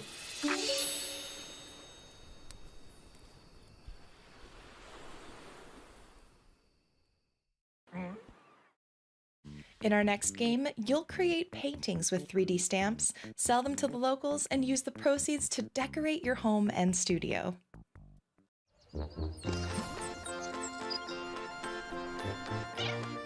Yeah, I'd have understood the puzzles thing if the game had puzzles in it.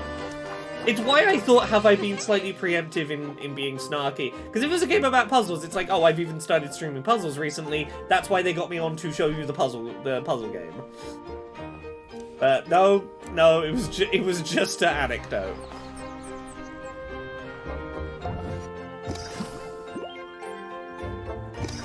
Yeah, I think that's it. Some of the other showcases that aren't the Wholesome one have gotten me in the mindset of these are going to be a bit pretentious. Talisalankel says that maybe this is how Guerrilla Collective manages to be the least pretentious because everyone else decides to be more pretentious for some reason. Yeah, but they weren't, though. Guerrilla was pretentious. They had so many pretentious moments. Like, this is still, I would say, less pretentious than Guerrilla was. Look. Oh, hi. I'm Matthias, one of the 3 developers working on this county. Give me a second. So, look, I don't think I am the first person to say this. I love the games that get shown in the Wholesome Direct, but because their brand identity is wholesome, quote-unquote, it means that, like, there is an idea that every person involved is inherently wholesome. And I have some, like, it feels a little parasocial to have someone be the arbiter of which YouTubers get to be part of the club of, like, we get to show off the wholesome games because we're the wholesome YouTubers. It feels like there is some...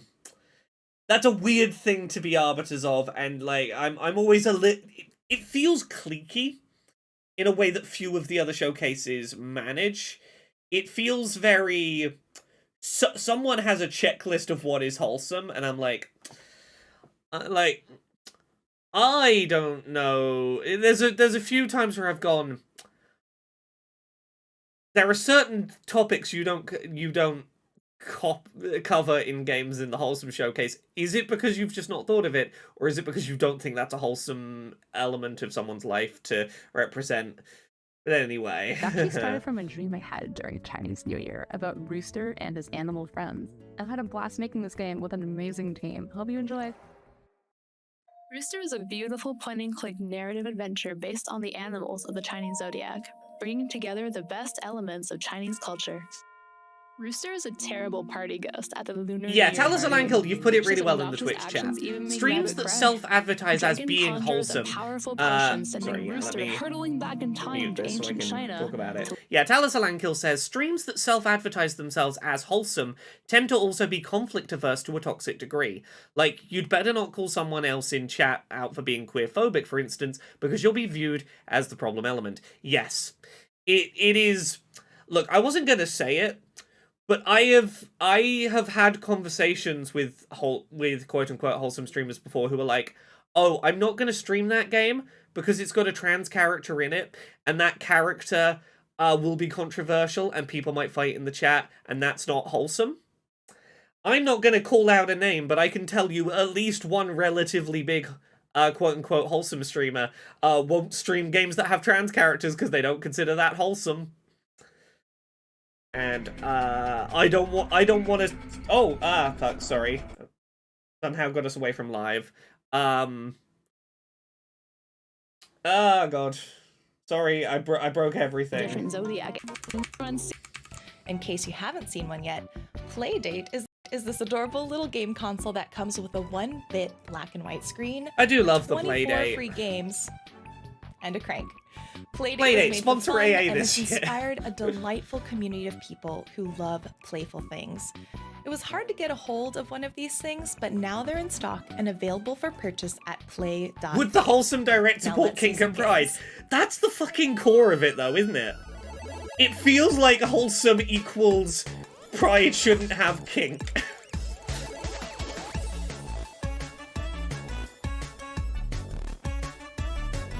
Like, rhetorical question, but you've hit the vibe.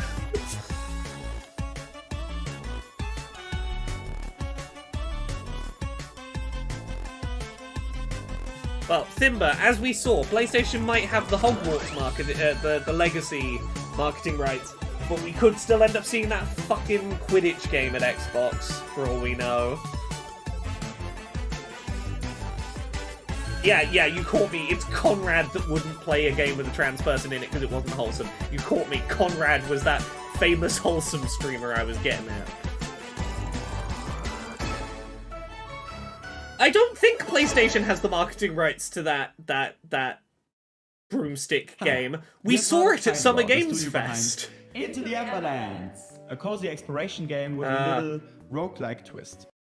God, this is me just going on tangents. The number of times I've been really tempted to call out certain, like, YouTube personalities who've done some, like, bullshit, but I just can't be arsed with the scale of the fight. Like, without saying, there's one that I've alluded to the story before.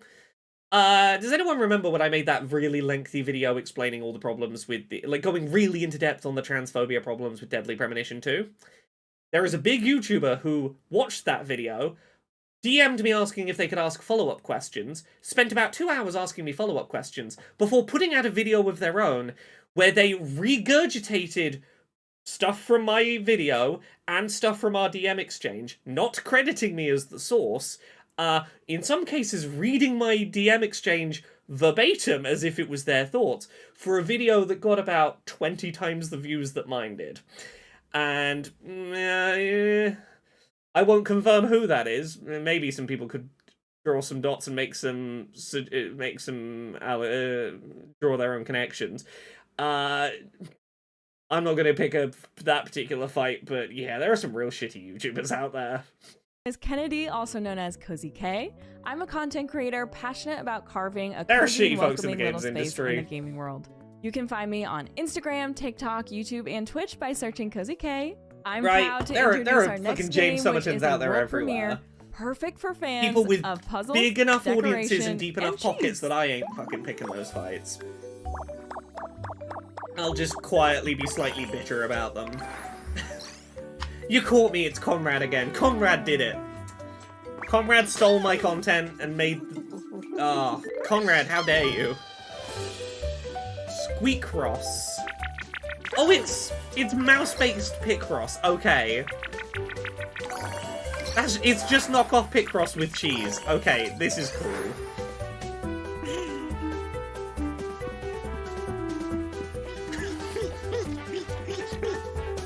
Okay, cool. Chat, anytime I, like, vaguely allude to a thing that someone bad on, like, you know, gaming internet did, it's Conrad. That's the new law. Conrad did every bad thing in the industry. Oh, that damn Conrad. It's gonna be the new Reggie Fils-Aimé stole my 3DS. Started, but I'd like to take a moment to mention our collaboration with the Palestine Children's Relief Fund. As the primary humanitarian organization in Palestine, the PCRF is providing urgent care for Gaza's children. We've partnered with the Yeti to offer limited-time Wholesome Direct merch, like this t-shirt featuring games from today's event, a spacious desk mat, you know and what? more. Fucking $5 well from every done. product sold goes to the PCRF. I take back all of my cynicism about Wholesome Direct right now. Because you know what? You can be as fucking cynical and tacky and, like, weird vibes as you want, Wholesome Direct. We're not live. Welcome them home. Let me go back. Let's soak that in Wholesome properly. Direct merch, like this t-shirt featuring games from today's event, a spacious desk mat, it was a and cute, more. cute shirt, cute $5 mat. from every product sold goes to the PCRF. While Wholesome Games often show us what a kinder world can look like, we hope... I do want to know what the profit on each of those items is. Because, like, I was really hoping that, like, I'm being a little cynical. I was really hoping it was going to be all profits from sales go to the PCRF. $5 from each item, not bad. I am questioning how much are you profiting, because you are using donations to the PCRF to increase sales. Is this financially benefiting you to never forget too? the suffering in our own world But- and what we can do to help. If Yeah, you'd like to learn more, you can proceeds, visit not profits. wholesomegames.com. Yeah. Hi, my name's Eleanor. I want to know where the here at Sumo Newcastle, and I'm super excited. Okay, let me be clear. I have questions there, but also even if they're still making money off it and there's a cynical element to it, they fucking mentioned Palestine and are doing something to financially donate to Palestine. I will cut them so much fucking slack in the scope of all this shit. Free Palestine. To show you what we've been working on. Please. Yeah, allow when they me say to profits, welcome I'm you to suspicious Critter as well. Cafe. But like, you know what? It's better than Critter they do Cafe these is a sales every game year. It's all better about than rescuing none of the kittens money going and to building Palestine. a cozy cafe with them. Like, I'm not gonna complain. Explore new areas to find. I'm not gonna critters complain in if mysterious they portals. said Palestine. Solve puzzles to They find your way didn't. through. What if two Rescue sides these it? critters, and welcome And they're them home donating into money. Like, cafe, and you've just let's get back up Any to speed. Cozy on the Nintendo Switch. And one of my favorite things to do is to just share some of my favorite. Yeah, they cozy didn't. games They didn't call in it the a war hopes as that well. You guys might use or particularly here. It's a game all about There we go. saving fantasy creatures, and you can check out the free prologue on Steam right now. In a realm where magic is fading, we, the mages, remain the last. Okay, the game. Yeah, sorry for that. Let us build a sanctuary. Fucking. Traverse the lands to I am save impressed and that heal I genuinely thought we'd go. creatures. None of the affiliated with Keeley things would acknowledge Palestine. Explore Well done. their secrets Fuck yeah. to enhance their well-being. And you know what? And The fact that we were facilitate complaining their about like return Wholesome when feels like the vibes of we're going to sidestep anything Unveil political. the mysteries For Wholesome to of be the only one to lead local factions toward like a harmonious say anything even coexistence vaguely with real magic world and political. these You know what? You fantastical proved me wrong, Wholesome. You fate at of least said lies in our Palestine. hands. Maybe we help people there. Right. What else we got?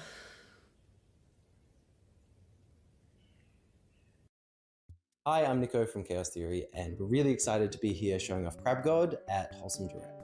Crab God is a side-scrolling strategy game where you nurture a quirky family of crabs and restore life to the oceans. Some of your in-game actions also translate to real-world impact, such as cleaning up ocean plastic, and you can play the demo or wishlist now. More games about crabs clearing up to the underwater microplastics from the domain ocean. Of the Crab God. Raise your very own adorable crablings and teach them how to become the next ocean caretakers. Hello, let me teach you things, crab. Cultivate the coral reefs to attract all kinds of beautiful sea life. These are really good crabs. These crabs are really cute. Take a journey through the vast ocean depths, where new and even stranger Things keep evolving creatures into wait to crabs. be I fucking discovered. love that the universe keeps reinventing crabs. Become a leader worthy of your All crabby should be praise. crab. Why have we humans not become crabs yet? Crabs are great.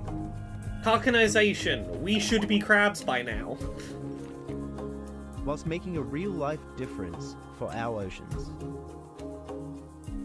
And embark on your great migration. You are restoring to real hatch crab. the very next crab girl. Okay, this game alleges that by playing the game you are restoring real-world oceans. Editor-in-Chief at What Patch is that Magazine, exchange and I'm so that's excited happening? To be sharing with you our Is special the Wholesome game Games crypto edition. mining and using Now, the if you money haven't to heard pay Patch for before, coral we are reef a restoration or monthly magazine something? That's dedicated to all I things need gaming, questions just answered. without the console. And our Wholesome Games issue is going to feature as many of the wonderful games in this showcase as possible, as well as delving into a bit of the history behind the directs and some behind the scenes insights as well. So if you'd like to get yourself a copy, no matter where you are in the world, head on over to www.patchmagazine.co.uk before the 25th of June UK time. Thanks so much and happy reading. I do We have are like a tiny bit of envy when I watch some of the other showcases going, oh, you've got money to play with. You got money to work with. Fly on escape room. We'll be launching a Kickstarter soon. And guess what? You can play the demo on Steam right now. An island surrounded by mystery. Don't tell me you have a Kickstarter before you show me the game. Show me the game first. Show me what your game is before you try and ask me to fund it. And become a witch flying on her trust escape room. Reach the highest Skateboard broom is a cool mechanic, I'll give it your that. flying skills to soar higher and farther. All Tara while says, Laura, lacking don't you platform miss when you didn't have to be so and suspicious of uncovering people the saying they're island's helping? Yeah. Look, the last several years have really broken my brain. I'm really sorry, but I have had too many experiences where I've had to be mildly suspicious of people doing the right thing, and I fucking hate that I have to be suspicious of people's motivations for shit they do, but... adventure. Look, I don't want to be a cynic, but my heart's been hurt just Many a couple of the too games many you'll see times. today are featured on Steam as part of our Wholesome Direct event. Don't forget to show your support and give your favorite games a wish list. Welcome aboard to Sally, a medical ship in search Yeah, of ask floating follow-up items questions and stewarded by verify, two lovely grandmas. but yeah. Here you might be just a kid, but that doesn't mean you don't have grand aspirations. You know, everyone's in the same boat, sharing dreams, secrets, and memories. Oh, There's what so much snacks to do learn I about have your I can crewmates, be as- munching? just I like want you, snacks. to figure out who they want to be. So pick out a cute outfit, come as you are. Okay, and I make some friends. got some good snacks. Will you be an aspiring chef, whipping up some good stew for everyone to eat, or work in the machine room, making sure the Sally runs smoothly? You can gather Okay. and collect resources from islands, or peek I've got behind gummy the bears, magical but window. only Who knows the what you pineapple and raspberry ones. The choice is yours, and there's so many unique paths to take. I got just the two Your best crewmates can't colors wait of to gummy embark bear. on this journey with you and start exploring the skies. Together, you'll find your way home. Oh, phenomenological cat! Fellow Congrats! Traveler Hell is yeah! an indie game label Fuck yeah! dedicated to storytelling and Replace those You may hormones know them via from therapy. games like Beacon Pines or Citizen Sleeper, and they also run Ludonaricon, an annual games festival. Fellow Traveler have a stack of cozy story games releasing in the next year, and all of them have demos you can play on Steam right now. I'm also Here's going to cozy mix some key games M&Ms to into help my give us a cereal closer because look. I'm Here's a a quick look at some goblin. of the upcoming cozy games from fellow Traveler. In Great God Grove, you're the messenger to the gods, but everyone's mad at each other. Suck up lines of dialogue and launch them at characters to solve every weird dispute in this puppet-filled adventure by the Smile and Me developers. Okay, if that's you want pretty- even that's more pretty wordplay, cute. why not join Times and Galaxy as the first robot reporter? Chase down leads in this detective-style visual novel about the newspaper business. The citizens of Limbo are trapped in the same moment because of issues never resolved in life, but you can change change that. In Culebra and the Souls of Limbo, you'll use your wits and stuff to uncover the secrets of these residents and help enact Oh, I meaningful forgot that when I change. have After M&Ms, his I wife's have to passing, the fucking woodworker sort them by struggles to learn how colour, to keep kind her of. memory alive while working through I have his to sort own some of them grief. by colour. Engage Some of in an them can be... emotional, hand-drawn There's like story two colours about that have to be love, sorted life, and out letting go into and other crying, a story of segments. loss. From the creators of Like, I'm supposed to be watching this video game showcase right now, but I'm like, oh no, I opened Slice M&Ms of and now life all the games red set ones in and the blue urban ones have to go Indonesia separately, and then I about have what to it count takes to whether there's come the back same from a number, life and halting then I tragedy. gotta do all the... Talisalenko says, Laura, do you think you might Hey be everybody, autistic? my name's No, John, why would you and I think run so? IntelliGame. I'm a content creator. Why and would you games think I educator, might be and autistic my as goal I is sit to help here you learn about counting yourself and and the sorting world the we live correct in colours through of what I like to M&M? call thoughtful play. If you want to learn more, find my Twitch streams, videos, or newsletter, head over to intelligame.us. My brain just occasionally has arbitrary rules that Now, I this must next follow, trailer otherwise I can't showcases enjoy the my food. puzzling side of a sprawling action RPG. If you want to give it a shot, you can. There's a demo that's releasing right now alongside Wholesome Direct. Let's take a look. The Great Goddess Freya, Laura, when did you steal my brain? I don't know. About the time I got autistic, I guess. Oh, this one! I've seen this one before. It looks adorable. I want this one. I forget what it's called, but I've seen it before. It looks cool.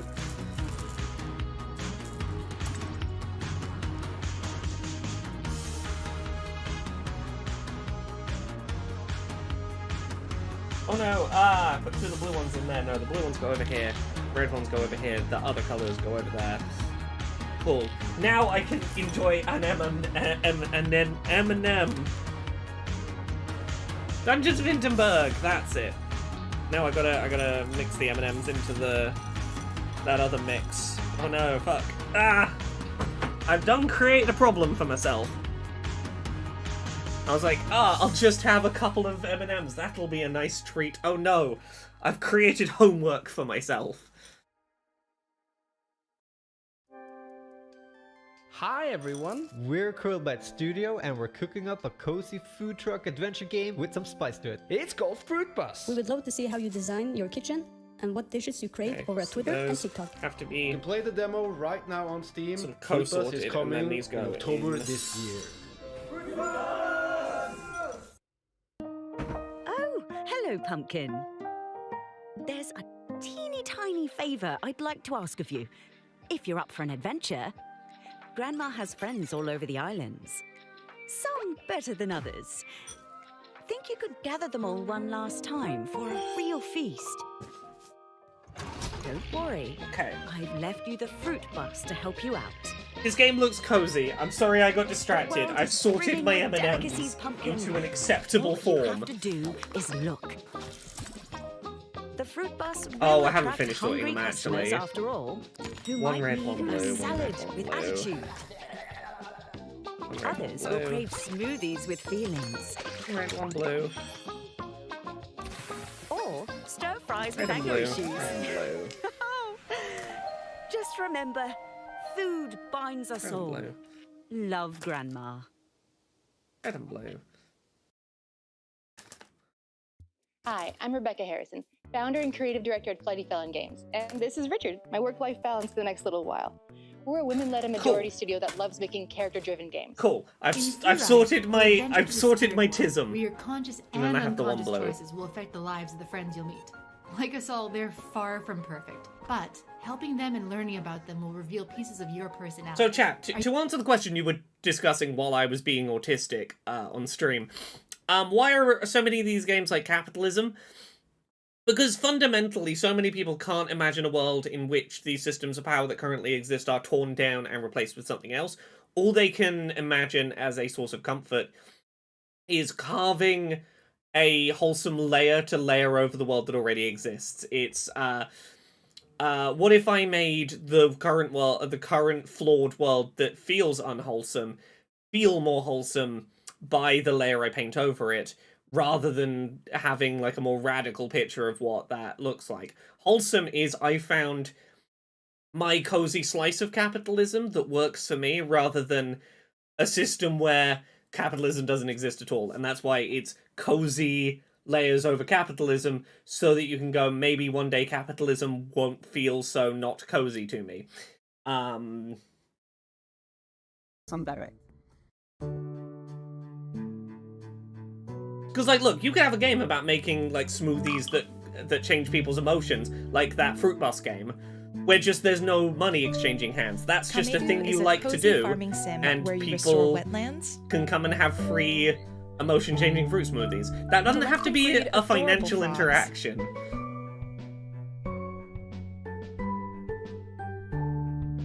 And craft goods through various mini-games.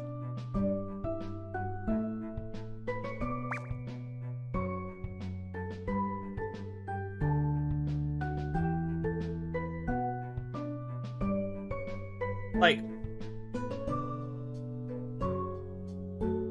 there's a reason so many people think of being a librarian as a cozy job. Because it's got all the trappings of capitalism, but it allows you to be one step removed where you are not asking for money for that transaction. And is now available for purchase. Like, being a librarian might be the closest for those the real world has. We'd like to remind you about our collaboration with the Palestine. Yeah, being a librarian might be the closest that the real. Oh, sorry, they're talking about Palestine. An organization in Palestine, the PCRF is providing urgent care for Gaza's children. We've partnered with the Yeti to offer limited-time Wholesome Direct merch, like this T-shirt featuring games from today's event. I'm not going to buy this merch to support PCRF, but I will just go make a direct donation to the PCRF during this stream. Goes to the PCRF. Yeah, good on them mentioning it multiple times. Show us what a kinder world can look like. We hope this reminds you to never forget the suffering in our own world and what we can do to help. Being a librarian is like to learn more, you doing the trappings of capitalism without having to exchange money. It's the closest the real world gets to what a lot of these cozy games are trying to make the indie team behind Lost and Found Co. This cute and cozy hidden object game lets you help people find the lost items. Try out the... Yeah, you know what? I'll leave this playing. I'm not going to see chat for a minute because Goodbye. I'm moving over to my other tabs. I'll get back to you in a second, chat. I'm just going to make a donation to the PCRF.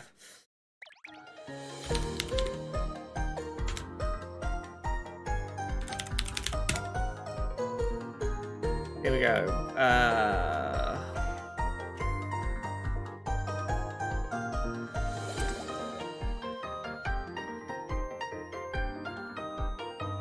They've currently raised about 25 million out of 30 million they're trying to raise for their Gaza Relief and Recovery Fund. This game looks adorable, but I'm going to tell you about Palestine for a bit. Our Gaza Relief and Recovery campaign aims to address urgent humanitarian needs and support long-term recovery efforts in Gaza. The funds raised will primarily focus on immediate relief, including providing essential medical supplies, food, medical treatment, clean water, and other necessities for families affected by the conflict. Additionally, our campaign will support rebuilding healthcare facilities and providing long-term support through impactful programs and projects to support the needs of children in the health sector in Gaza. We'll also allocate resources towards trauma counselling, mental health support, and other initiatives for children affected by the conflict. Good cause. Give me a sec. I'm gonna go make a donation. Literally live on stream, and you should do so too. Maybe not to the PCRF, but to the PCRF stands for Palestinian Children's Relief Fund, whichever charity doing help and support in Palestine. Yeah, if you are in a position to do so, and you're like, yeah, I could right now make a donation. Heck yeah, do that thing. I'll be proud of you. Let me type out the stuff I gotta type out to do that. You know what, I'll put the sound back on. You can watch this while I finish doing a donation.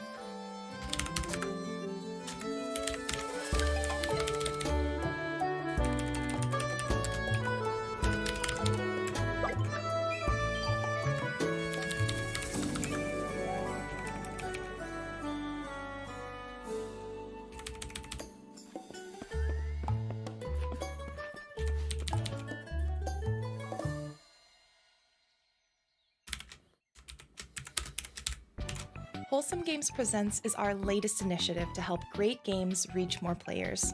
It's been less than a year and we're already so proud of the developers we've worked with and their amazing projects. So let's celebrate by checking in with them. First, we have an update from Usagi Shima, the relaxing bunny collector. Can you look forward to the update featured in this next trailer? Okay. But there's also new merch available. I'm going to put myself on camera just because I'm spending money while on stream and to make sure that nothing accidentally pops up on the screen I'm screen recording. I don't think it will. Update. Oh, this is the bunny, the bunny Neko Atsume. I'll put it back on screen as soon as I can, I promise. Build your own bunny paradise with a new Just making sure I don't put financial information on stream, because and That's easily discover done. a variety of new buildings, hats, and toys. Okay, cool, done. Take your bunnies on a walk in the new minigame and let your island shine as the most I'm back. There we charming go. destination for all your bunny friends. Released in February, Minami Lane is a game about building your own cozy little street. Please enjoy this trailer with a special, highly requested announcement. There you go. I've made donations to some GoFundMes before, but there we go. PCRF. And Bleep Bloop. Here's a guarantee. You know what? I'll make a guarantee right now. Unlock and customize Where's my buildings. mouse? Any showcase this year that mentions a charity that is supporting the people of Palestine, that gets mentioned during their showcase, I will then and there make a donation to that charity. Hey, I know it's too late to edit your showcases to add them in, but hey, any of you showcases do it, I will make a donation then and there. Hello, Wholesome Direct. My name Chat is given the Peyton, iPad with the also games known on as it. Peyton's Corner, and I am so beyond excited. Sometimes to be you've a got to part give of chat this year's Wholesome the Direct. game I'm a iPad. cozy games content creator who started playing cozy games in a not so cozy time in my life when I was diagnosed with a chronic illness. But because of that, my channel is all about having fun. Whether you're chronically ill and cute like myself or going through hard times, I think there's always something cozy and wholesome to discover. So I'm here to You know what bring else those is good? wholesome If you're vibes, chronically but also ill, infuse it with my accessible own video brand of games. chaos. Can I You can tell find you my about the cozy accessibilities of a chaotic corner showcase, across friend? YouTube and Twitch. Next up is a pool-inspired puzzle game that is releasing right now alongside Wholesome Direct.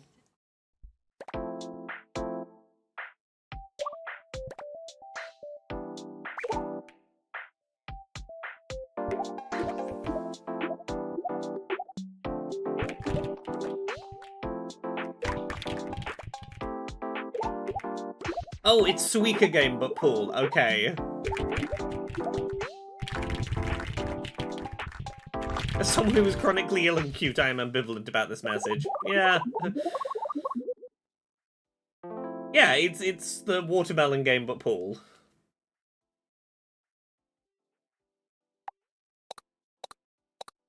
I'll be honest, I could get behind this. Hi, I'm Abraham. And I'm Isaac. And we are from Hyper Studio. Since the successful launch of Tinylands, we have been working on creating content for the game. And If now your mic we're is this launching echoey, I Tinylands need USD. This subtitles. is why we're excited to show you a glimpse of what's coming for Tinylands 2. So, grab a cup of coffee and we hope you enjoy it as much as we do. Oh, and in case you're wondering, yes, we are twins. Can you find the difference? If your mic is that echoey, don't talk at the same time but slightly out of sync with each brings other. Miniature worlds to It's gonna make the next echo level. worse.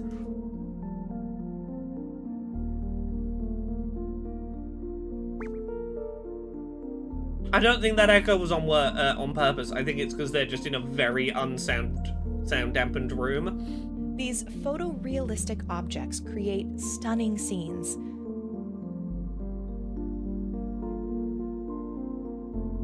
Oh yeah, no. Focus on Me Play. They said as you study each the scene pool to game find is the out now. differences. Like it's releasing right this second.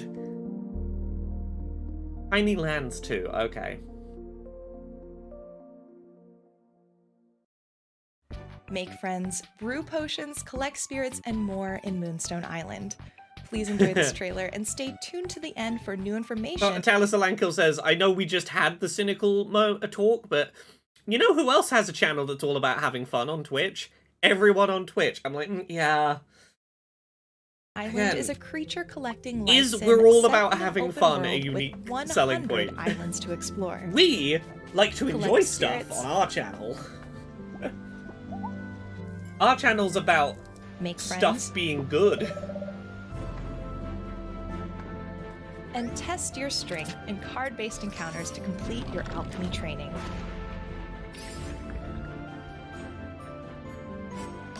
Cyborg Girl, everyone I pay attention to on Twitch is chronically ill and cute.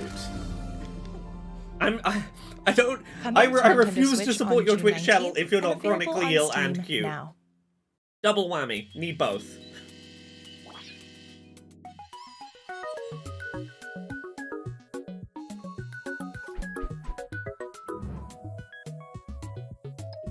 Decime says, I for one like to have a horrible time. Is that why you hang out in my stream, is it? For a horrible time.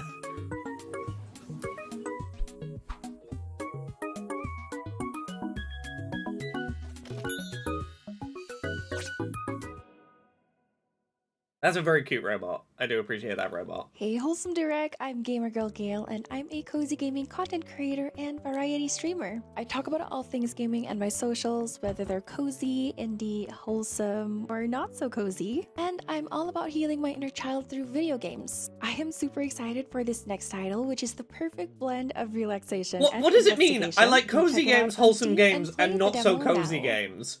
Like, not so wholesome, I'd have understood more. Nowhere to go. Does your life But also, why are you allowed on this stream? You're not always cozy. You're not a cozy streamer.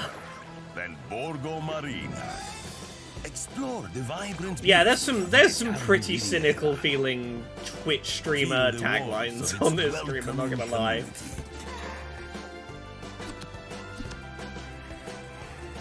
Experience la dolce vita.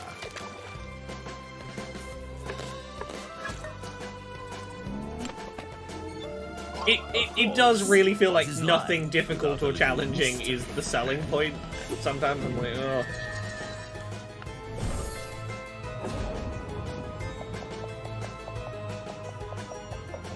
Borgo Marina, where adventure and intrigue are always on your tail. I like the key art. I like the idea. The title's catchy. Ooh. This 3D pixel art looking thing is interesting.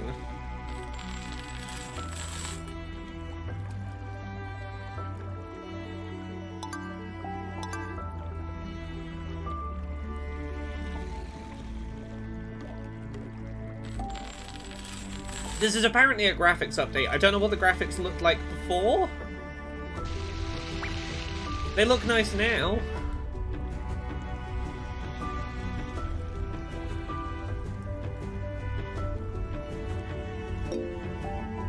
I wasn't sure if that was the screen wipe effect. Was showing what it looked like before versus now. Because it looked like it was just a completely different scene after the wipe, so I thought they were just transitioning to a different scene?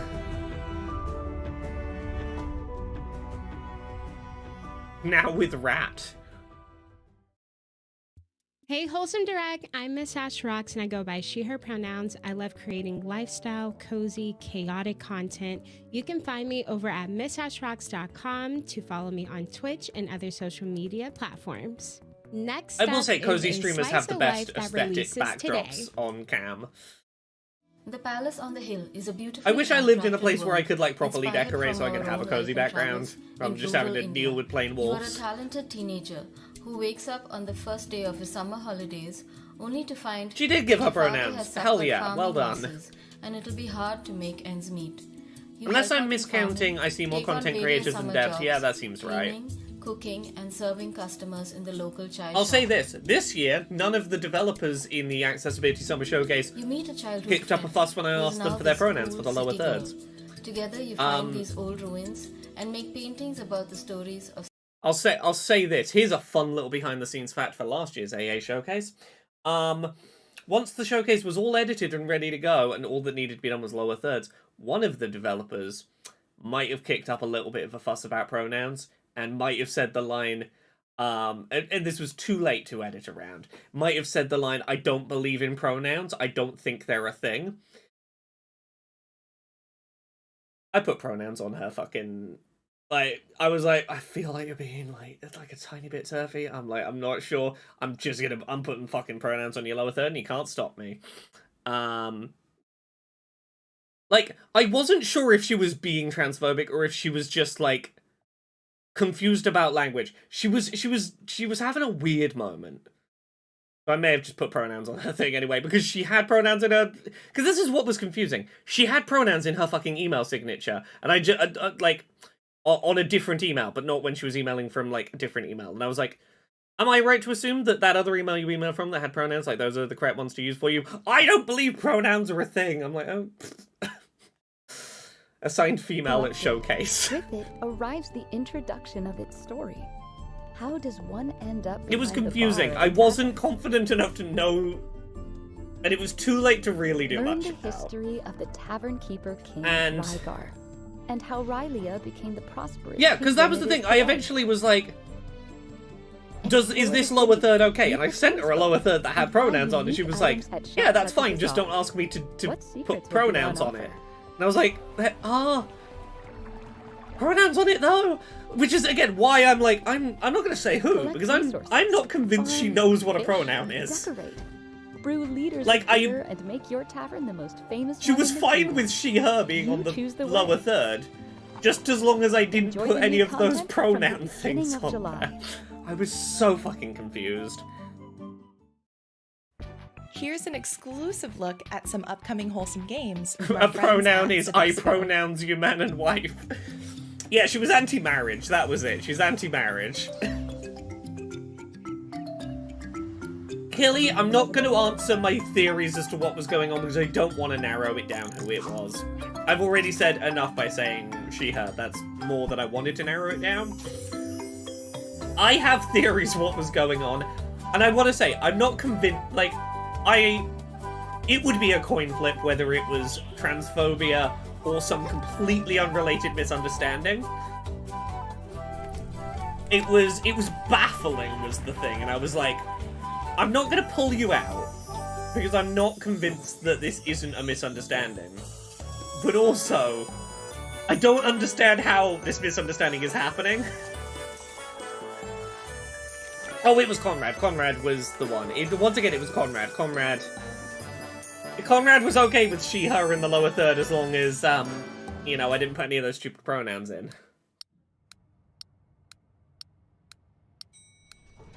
This game explores the art of... Look, organizing things with strangers is complicated. Right, where's damn it, Conrad? Clear the game by doing nothing as you discover the power of acceptance and patience. It's entirely possible she was transphobic and she just didn't notice I'd put pronouns in the lower third on her behalf. But again, there are other explanations that also I could believe.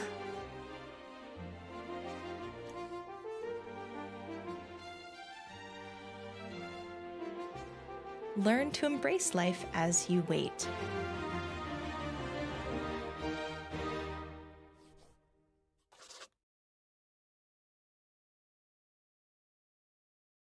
I was gonna say, why do I have to wishlist it? I want to play a demo right now. But then I realized, oh, I have to wait for it. Because it's the waiting game.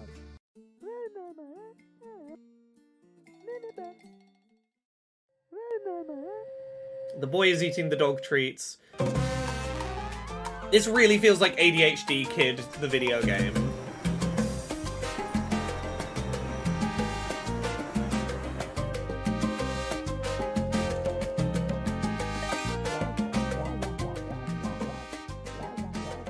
What is with your volume balancing, Wholesome?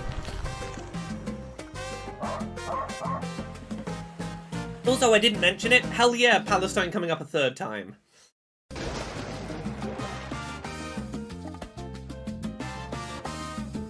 At this point, I'm kind of tempted to be like, every time Palestine... If they show Palestine again, I'll donate again. Every time they talk about Palestine, I'm like, from now, I'm Ellie Jo I'll and donate I an play hard and additional soft time. games on Twitch. So anything from Dark Souls to You've got the Dork chance to Romantic. financially ruin me, Wholesome As a Direct. chronically Go ill for it. human, comfy quiet gaming on and off stream is incredibly important to me. And in my community, we embrace the flexibility of playing games that are soothing, regardless of what that means for each individual.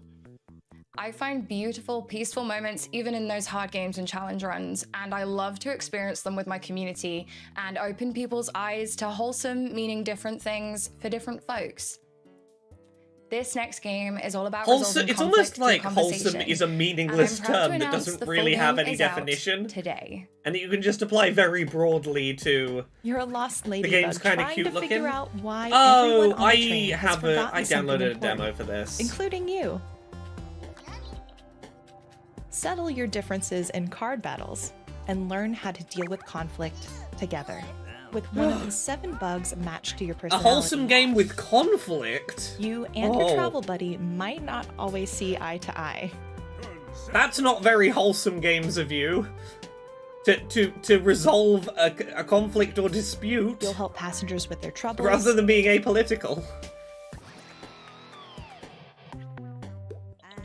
Yeah, I will say, honestly, this has definitely gotten always more be pretentious than the Guerrilla Collective did.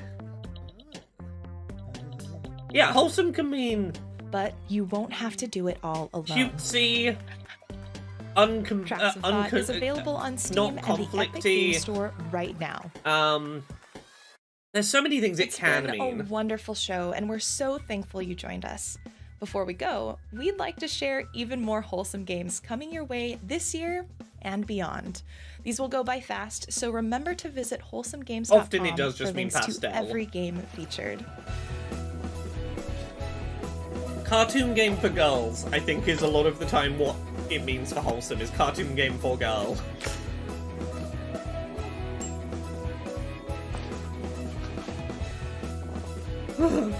Hello, Duck.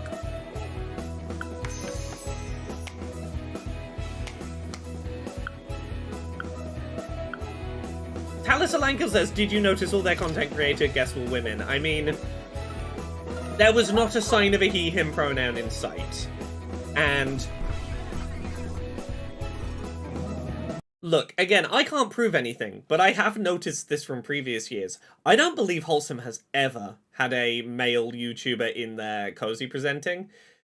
And like, look, I'm not one to be like, we need more men in things, but it does really feel like when an event is, it's welcome to women and non-binary people, and then like a assigned male at birth non-binary person comes and they're like, no, not you. It's the you said one thing was what was going on here, but did you kind of want certain people to that this could apply to stay out? There was one dude this year? Was there a dude? I apologize, I missed a dude this year.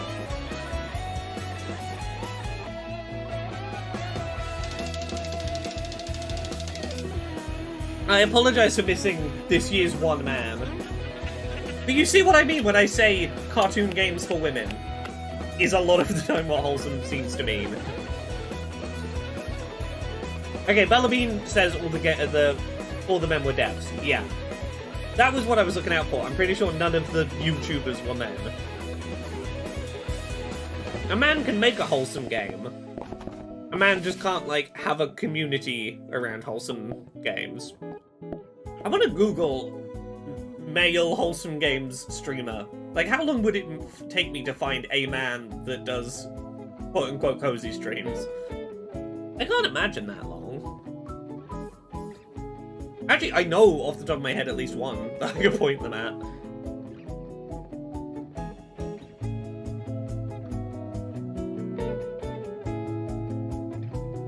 I know some lovely queer men who, like, that whole thing is cozy streaming. You're right, it's Conrad. Conrad is the cozy streamer man I know. You caught me, it's Conrad again.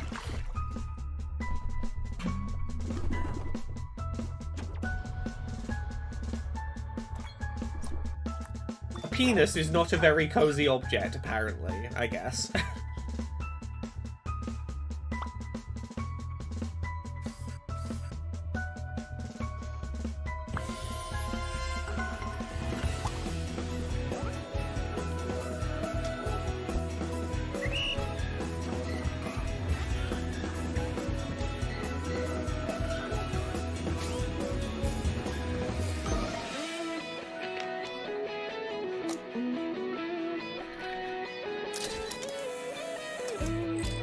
Oh, I don't remember the name of the Ladybug game.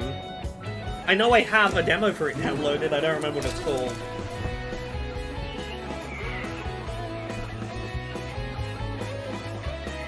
Yeah, I look at something like Tiny Tires here and I'm like, this doesn't feel like the same category. Oh, Dawnfolk! We had this at the AA showcase, they've got cool accessibility stuff.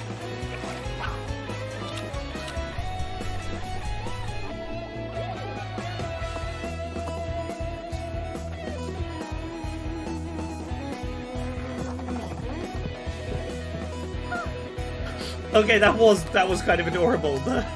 Just let mouse go. Ah!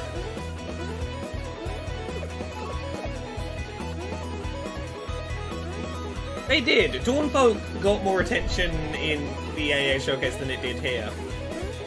Because a man made it, so it's minimally wholesome.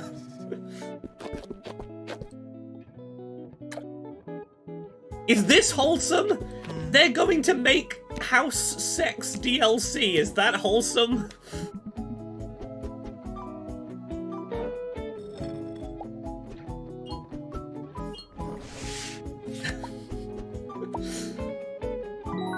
I'm glad we are in agreement. Nothing is more wholesome than two houses having sex. Two houses having sex.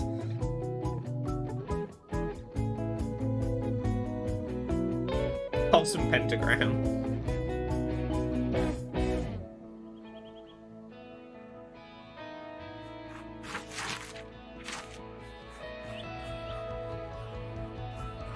Yeah, my muscles, exactly. I'm glad some of you knew where I was going with two houses having sex.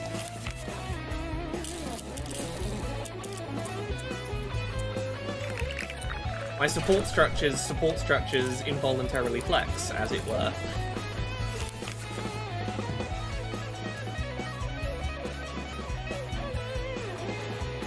I'm not a fan of these kind of sizzle reels.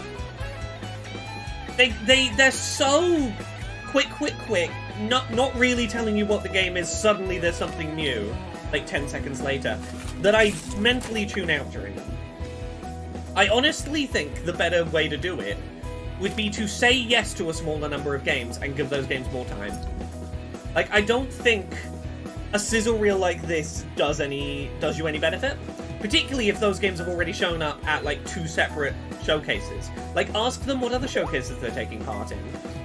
If they're all going to be in, like, 2 showcases before this one, just don't have them in the sizzle reel. Give every game a little more time.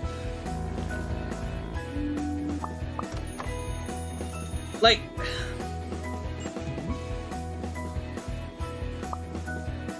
there is very measurable metrics that, like, some publishers have done some research. The difference between your game getting a 60-second dedicated thing with a little bit of narration versus appearing in one of these sizzle reels, the difference in terms of, like, what that measurably does for interest in your game is fucking night and day. These sizzle reels might as well not fucking exist most of the time. You might get lucky and you might be the one game someone remembers from it, but generally speaking, like, it doesn't fucking move the needle to be in one of these sizzle reels. People's brains just switch off.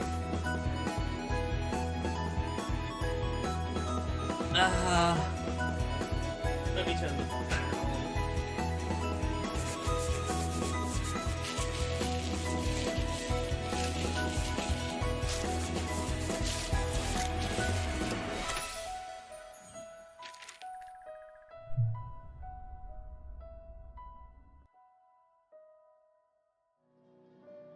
Thank you again for joining us for today's show, and remember to visit wholesomegames.com for links to... The only time when I think those sizzle reels make sense to do is when you have been sponsored by a publisher and that publisher wants a sizzle reel of their recently released games. Because there, you're fulfilling a contractual obligation. You are not, like, independently trying to get that game by itself a highlight.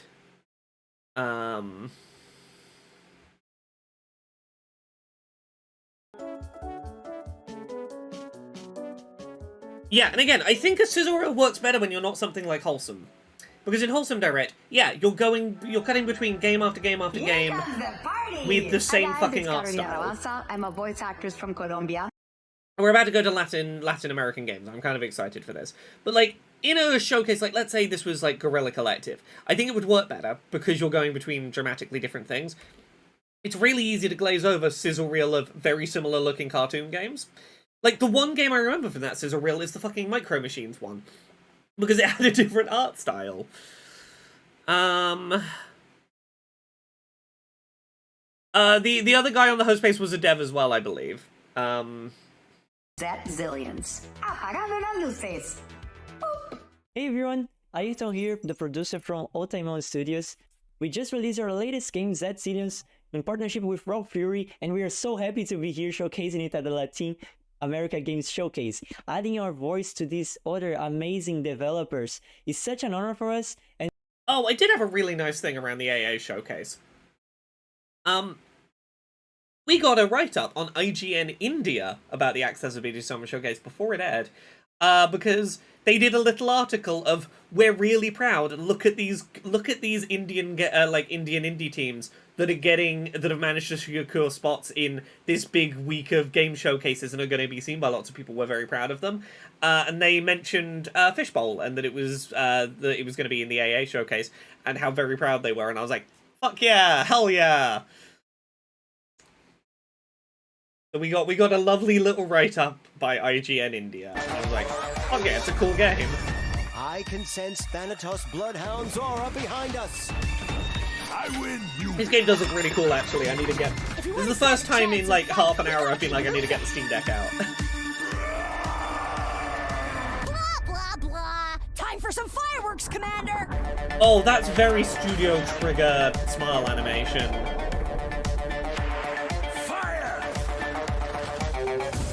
Welcome aboard, Kami. Welcome aboard, Kami. Hell yeah. Zet Zillions. Oh, it's out now. Forgotten age. It's a single-player roguelike deck builder where you use your cards to make freakish combinations and explode entire planets. Fuck yeah, I'll take a chance on that for $8. Today they're present. For £8, I will give Zet Zillions a go.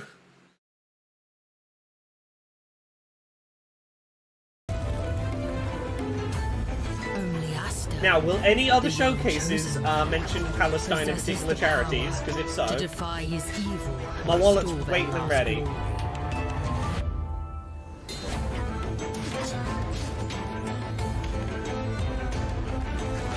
This is a cool way to do a pre-show, 10 minutes of recently released games. Yeah, right? If I was gonna do a pre-show for AA at some point in the future, I think the way I would do it would be, if the AA Showcase grew more, any games that are like already out that I wanted to give some promo to, I would put in the pre-show and keep the main show to anything that is like not out yet but is getting a demo or like is coming in the future. I would go like things from like recent years where I'm like, yeah, it would be cool to kind of point people at that. Maybe in the pre-show. Can Asta unravel the secrets of the ancients and save his people? Will Asta become the blade of the monolith?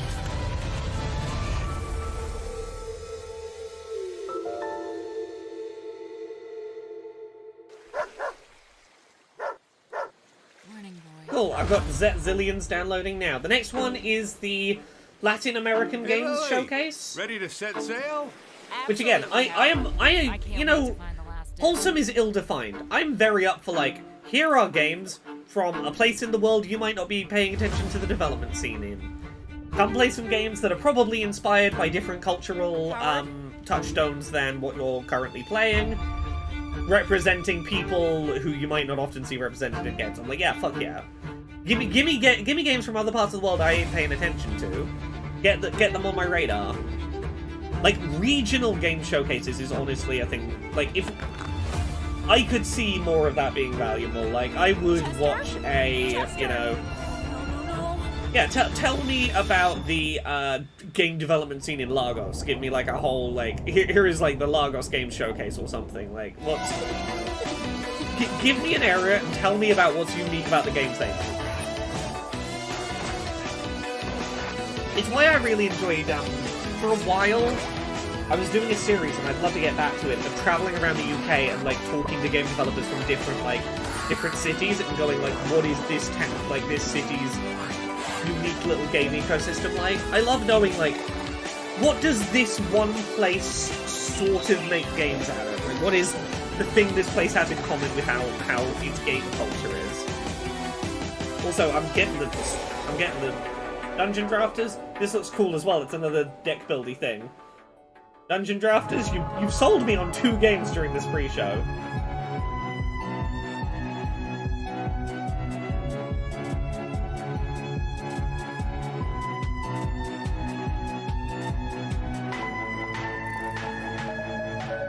Video's a bit loud, I'll turn it down. That a bit better? I'm doing my best to... Cool, it's got a demo. I'm picking that demo up, and if I enjoy the demo, I will pick the full game up.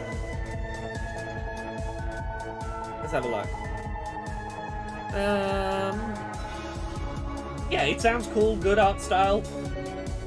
That is on my checkout list. Yeah, this pre-show has sold me on, like, has shown me a higher number of games I didn't know about that are available now that look cool enough that I will just buy them than Wholesome did in the whole show. That's great. Fuck yeah. Thank you for putting the hashtag there so I can actually read your game title.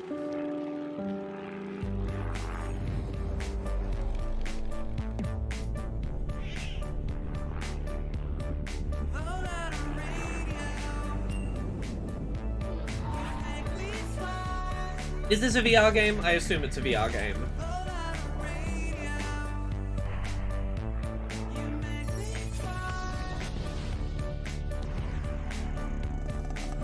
I think this might be the first time for Latin American games. I remember previous years, I remember the women-led games.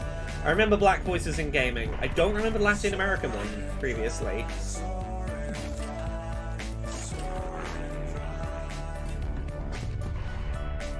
Ooh, that's neat, actually. Raw Spider in the Twitch chat says, that's what I like about the Actus Gaming AG French Direct.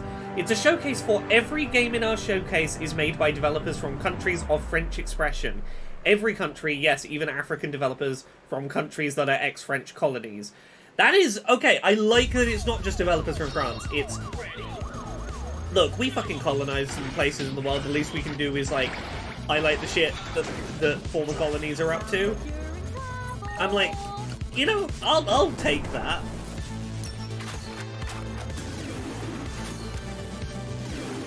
You have 10 seconds. Destroy these damn robots.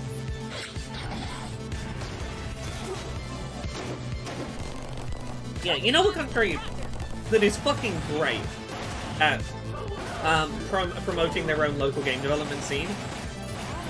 Australia. Australia has a lot of really good stuff in place for, like, we will help you fund and market your games as long as you just say they were made in Australia. Like, we want to go out of our way to let people know what Australia's game development scene is up to and making Australia, like, come across as a global player in the game space.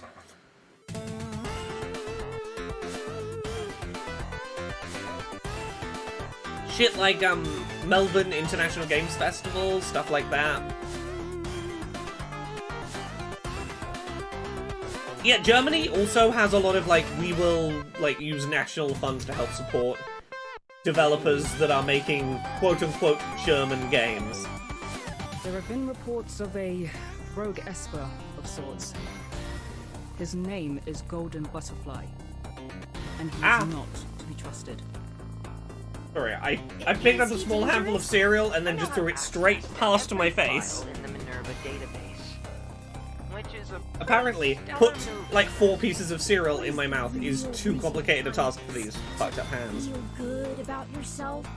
Cyborg Girl, I don't know. I wish I had an answer for you. I wish I had an answer for you.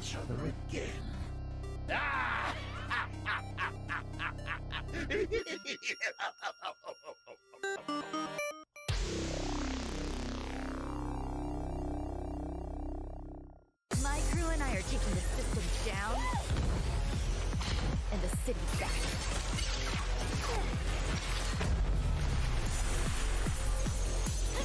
It's time to finish this masterpiece. RKGK, what does that mean? Afraid you're gonna have to try harder than that. This one looks really cool too. I gotta get the Steam Deck back out. What is this? Available. Oh, that's a very fully name. RKGK.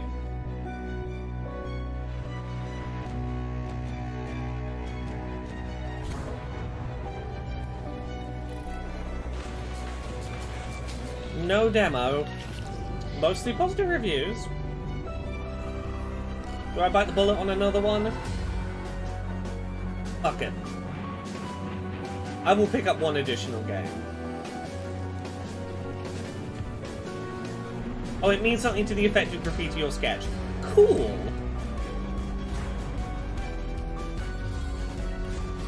Look, I'm always up for try some stuff I haven't seen before. I want a weird, eclectic little game library. I want to play shit I haven't seen before.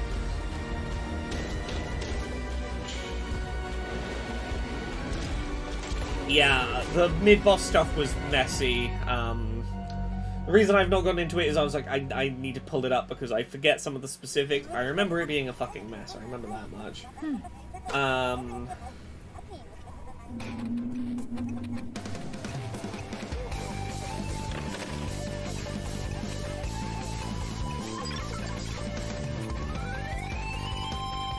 Latin American Game Showcase. Hell yeah.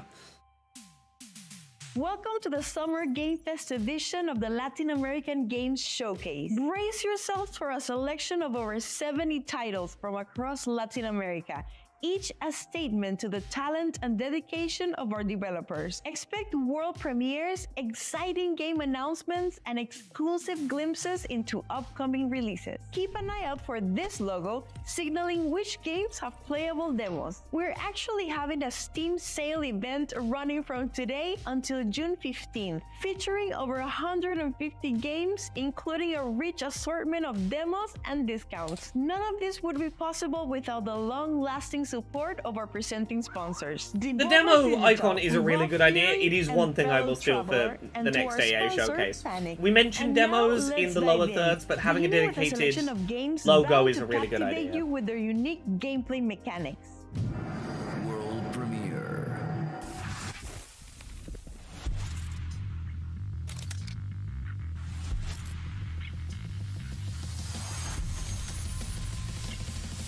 I'm still trying to purchase that RKGK. I had an error trying to buy it on the Steam Deck thing. Yeah, we might talk about the mid-boss stuff in a minute, but if anyone wants to check it out, there is a link in the Twitch chat. Sorry, I'm trying to...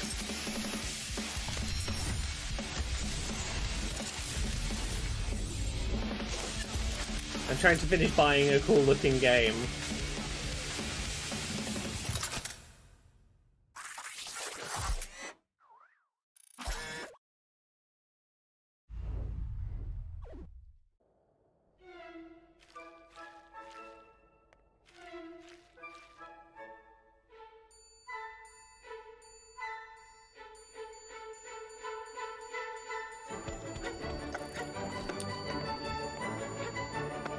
Just let me buy that game.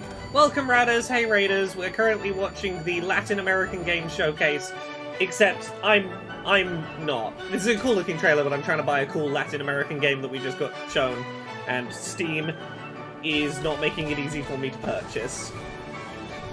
I'll be back to looking at this in a second.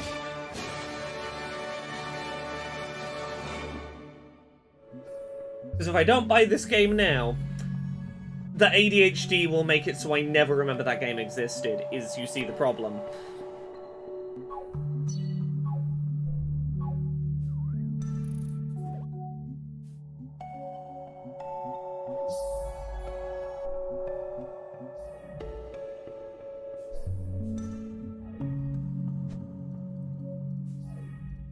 I gotta open my stupid emails. Let me in. Let me get my damn game I wanted to buy. That monster slaughtered my entire world. Cool. It's done. Bought my video game. You've come too far to stop now. Or almost. Apparently not quite. Steam, why is it this hard for me to buy a cool looking video game in the middle of a showcase?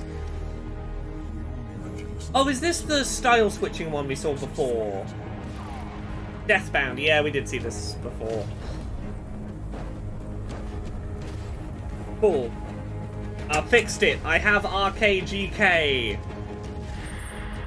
Game acquired. Now I can find more neat looking things.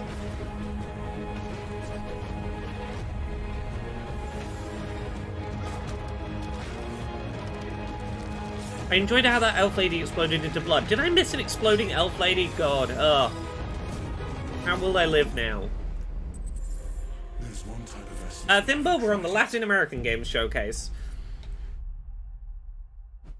The more they show me of Deathbound, the more janky it looks. Into the Grid, a thrilling roguelike deck builder that pushes oh, the boundaries don't show me more roguelike deck builders. Dive into a cyberpunk They're my weakness. I'll want to buy them.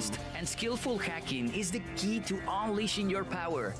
In Into the Grid, players will explore labyrinthian grid. One of the more generic themes. I can live without this one. I literally just purchased 2 more roguelike deck builders. I don't need a third special abilities and unravel the mysteries of a vibrant universe as you make your way through the digital maze. Augment your arsenal with upgraded cards and experiment with formidable combinations to crush your enemies. Master the groundbreaking Vim dual resource system, which rewards expertise with unparalleled control and bring the evil corporations to their knees. You've got to explain to me why your dual Vim resource system is so groundbreaking. You can't just tell me it's a groundbreaking dual resource dual Vim resource system. What is a dual resource Vim system? Jack in and prepare to be absorbed as you venture into the grid.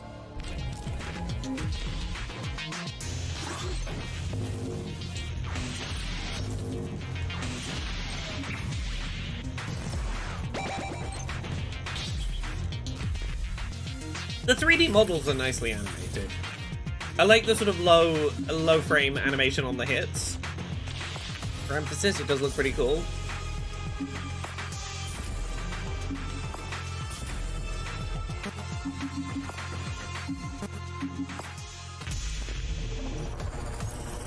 Oh, of course, a dual Vim resource system breaks ground. That's what it does. Of course, I should have known. Estrado Mundi! Get ready to jack. Yeah, they sure did say get ready to jack, didn't they?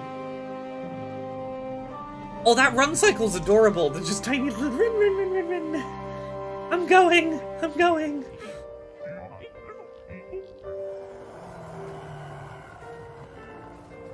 Don't get me, big monster. I've got only a tiny little run.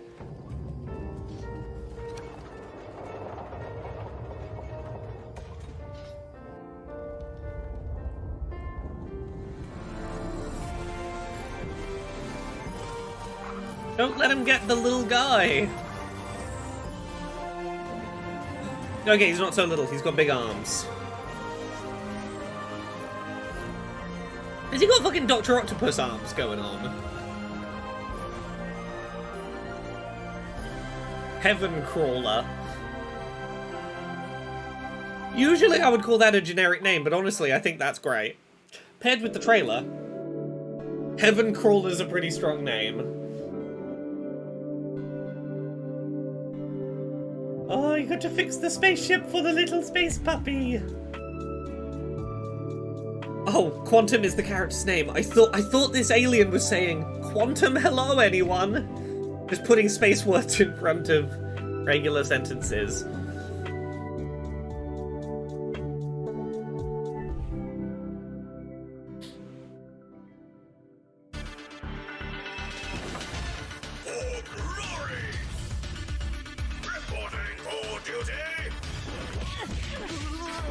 Oh, this is some solid fighting game animation. This is very like Arc System Works level 2D fight animations. Oh yeah, this is smooth.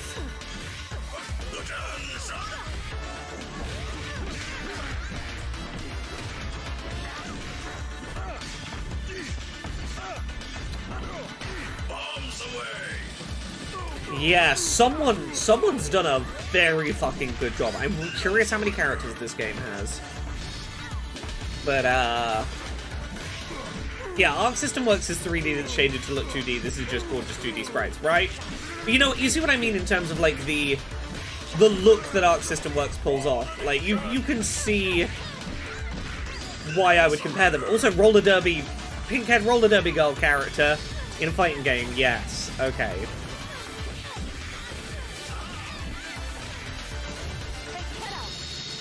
I love the slight difference in art styles between the background and the characters so that they feel fitting together, but there's no no confusion between which is which.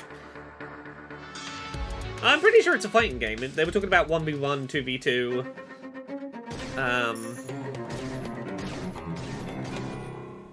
Yeah, no Z-axis bullshit, yeah.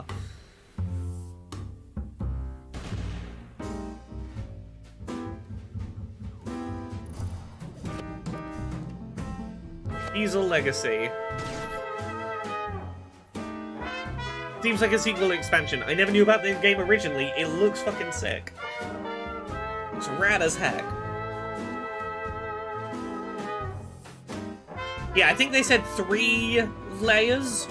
So, yeah, you can move back and forth, but you're moving back and forth into specific distinct lanes rather than you moved a smidgen back and now you're behind the character and harder to hit. It's like, no, you can be in, like, lanes, but it's going to be very clear which lane you're on and how to be in exactly the right spot to hit someone in a lane. And so it came to pass that all of humanity. Oh, Diesel didn't release yet. It's the same game. They're trying new things at least. Okay, cool. Man. Now is time for those that remain to claw back our home and weather the tides of damnation. And you, our Lord, must forge our fate. Please, Iron Lord, our people are starving. Flesh will fade, strength of steel. At some point today, my lovely wife is going to be bringing me up some dinner. I've got chicken nuggets, or vegan chicken nuggets and chips being brought up. I'm looking forward to the little working dinner. Be like, hello wife, thank you for dinner. Being all gay and stuff. Steel your heart. Deck Builder City Builder is sure something you could merge a deck builder with. El Diablo me parece un personaje latinoamericano que se repite en muchísimas historias, que está constantemente en varios de nuestros espacios, en nuestras narrativas. Me encanta. The Devil shows up in a lot of Latin American stories. We need to do magical realism. Creo que el formato del realismo mágico se podría representar muy bien en un videojuego. De hecho, se ha hecho en otros juegos, pero creo que de su obra. Is it? I thought they were saying that fighting game was lane switching. Maybe I misunderstood. Running some form of very scary show that becomes like more and more sinister. Is he still alive? I don't think he is. I think he passed away. Can somebody confirm that for me? I don't know. What's it?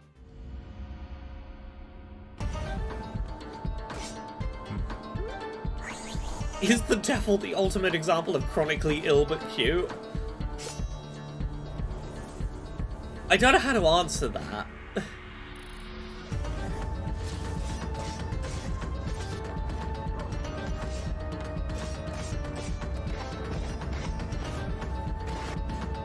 I love how the discussion was we need more magical realism, and now here's just like a full-on fantasy narrative.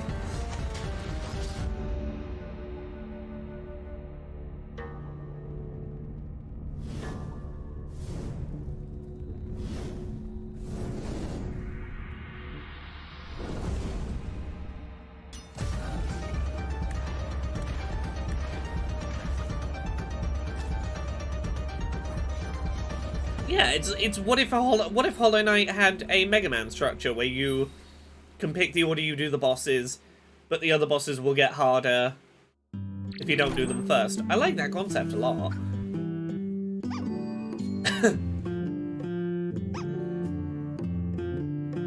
Oh, what a wholesome game this is, not in the Wholesome Showcase. Looking pretty wholesome to me.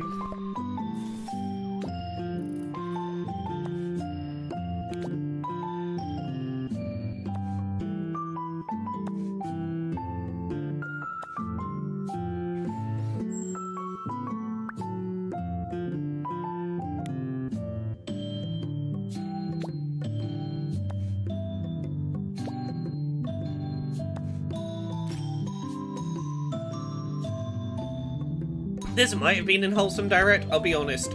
Too many games happened too quickly, they all melded together.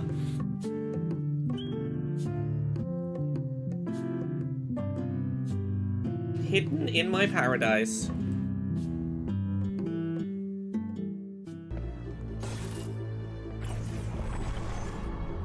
crewmates could be anywhere on this island. Oh, that's a good pirate voice. Arr, you could be anywhere on this island. My deepest gratitude for finding me, Rookie. How about I offer you a way off this cursed island?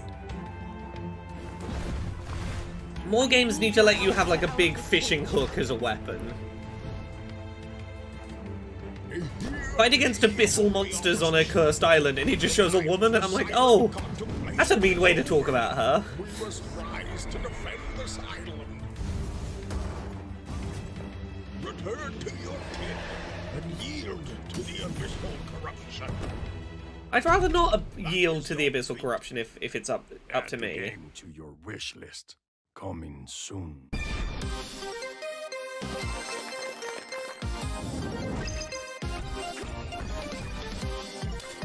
What's this character making me think of? Alien Hominid? Is that what I'm thinking of with this Rigel character?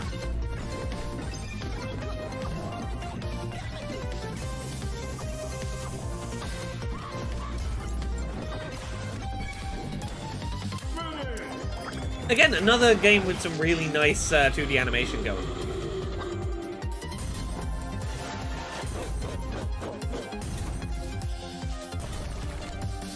Wizard Pong.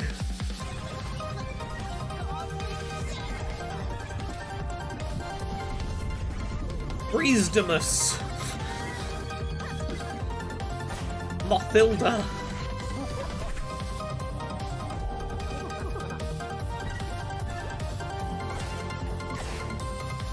Okay, I can see the appeal of Wizard Pong.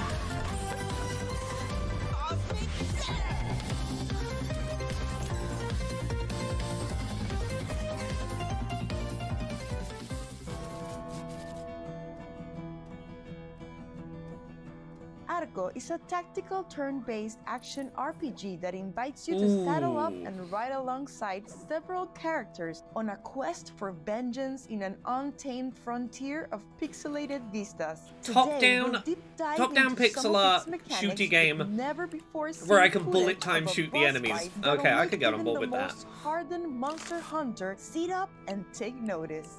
I particularly really like their zoomed out, like low detail pixel art stuff here is looking really nice. Deep in an epic heist. In Arco, all of your decisions matter, and whatever you choose will have an impact in the story, your progression, and combat. Want to test dynamite and rouse the chupacabra from its slumber? Well, that's your call.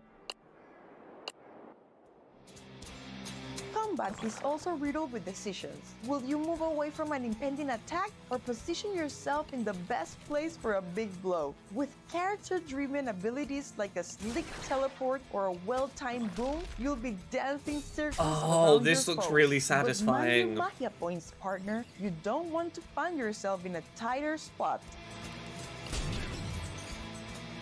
Strategize with your moves, manage your abilities, and knock that goal clean off that chupacabra. Don't just take my word for it though. Add Arco to your wish list and try out the demo. It's time to taste the dust and grit of Arco's world for yourself.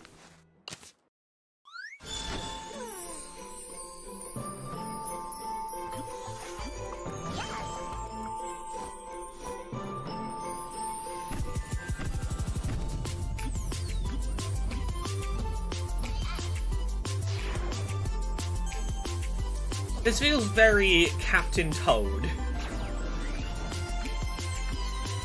Ooh, musical.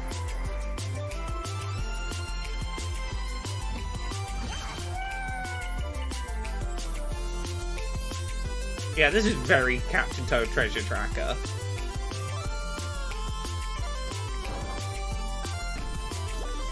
Which is not a bad thing. I'm all here for little toy box diorama games. Platformers where you're just a little guy in a little grid toy box.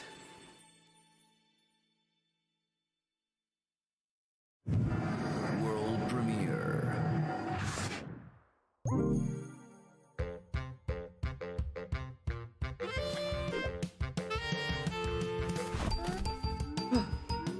world premiere involving ducks. Oh no, has your duckling been stolen? You gotta go get your ducklings back. Affordable for everyone, but also quite challenging. What does affordable for everyone mean? Did they say approachable for everyone? I thought they said affordable for everyone. Cheap in regional price, I guess?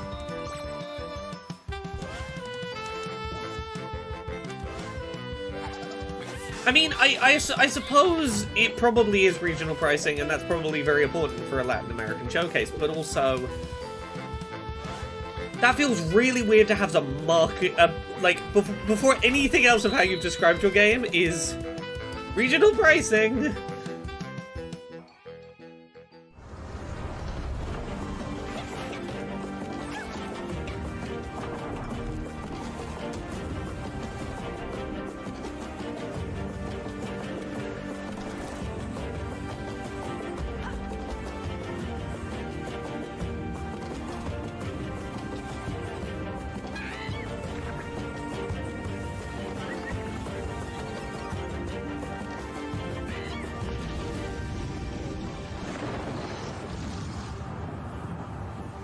Yeah, I can't follow this game. The camera was doing too many things.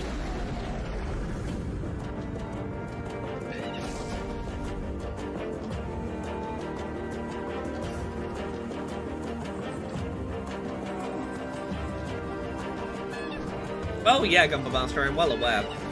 I've seen a lot of developers talking about the best thing you can do if you want your game not to be widely pirated is there is a small handful of countries where it's like, just make it, like, reduce the price by like 99%, and you will get so many more sales in those regions from people who otherwise would have just pirated. And I'm like, yeah, makes sense. Be aware of what's actually affordable in a region, and you will do a lot to get people to actually support your game financially rather than just pirate it.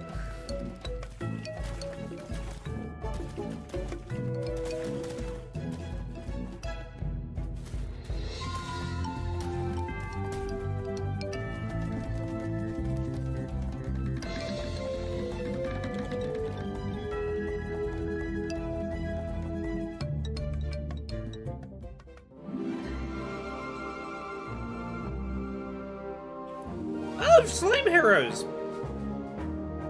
I knew it was published by Whitethorn Games. I had no idea this was Latin American developed.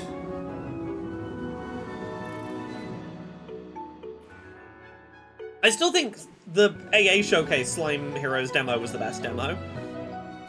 We had narration explaining what the game mechanics were. A little bit of narration, I think, really helps this game. It didn't have any narration when it showed up in, what was it, Gorilla? Maybe I am biased. I think we had the best trailer for this.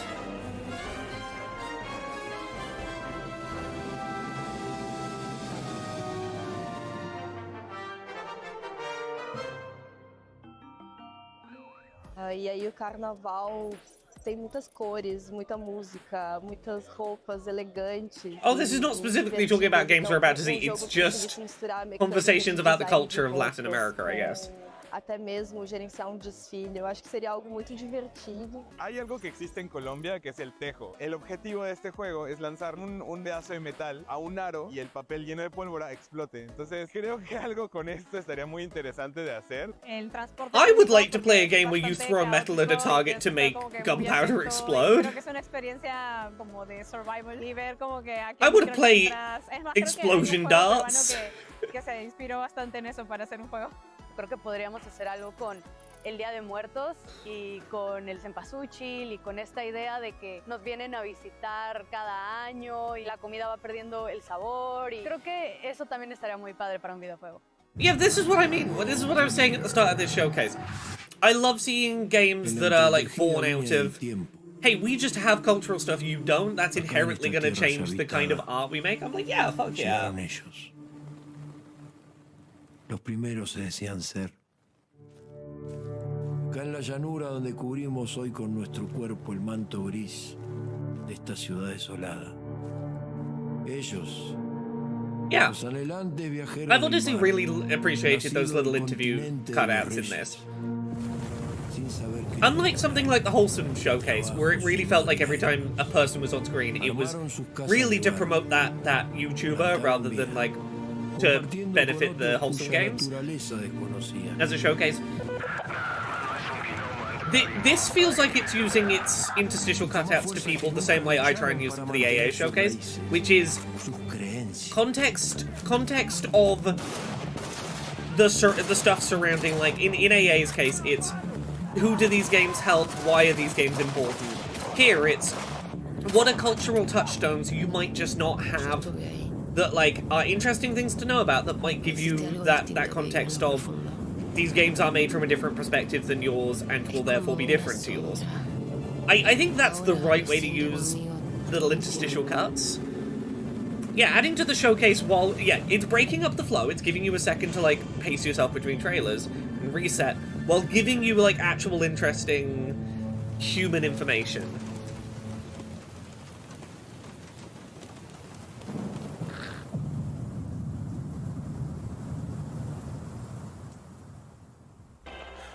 Yeah, like, even when I got, like, a Revia, great example, or at least I think is a good example from the AA showcase. I got her on specifically because, hey, we have Whitethorn games are coming back, and I know you have positive things to say about a recent Whitethorn games release. Would you like to lead into Whitethorn games by going, hey, the last thing Whitethorn games released was really important to me, that's why I'm kind of excited about what's coming up here. It was like, here's a human that was impacted by, like, the stuff this dev is doing. Here's their new stuff, now that you have that reason to be excited. Show some respect. What are we looking at? 808. I'ma be me. His art style is fascinating. I wish I knew what this game was. Like Oldest Winter. This whole aesthetic, very cool. I don't know what genre it is.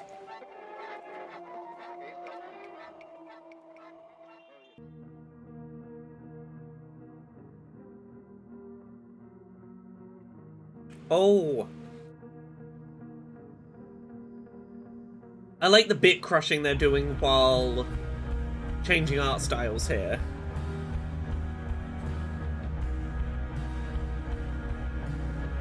A colourful, cartoonish horror thing? We need more visually like this horror. Horror doesn't need to be photorealistic, grey and brown and dark. You can have spooky with some actual, like, colour and texture.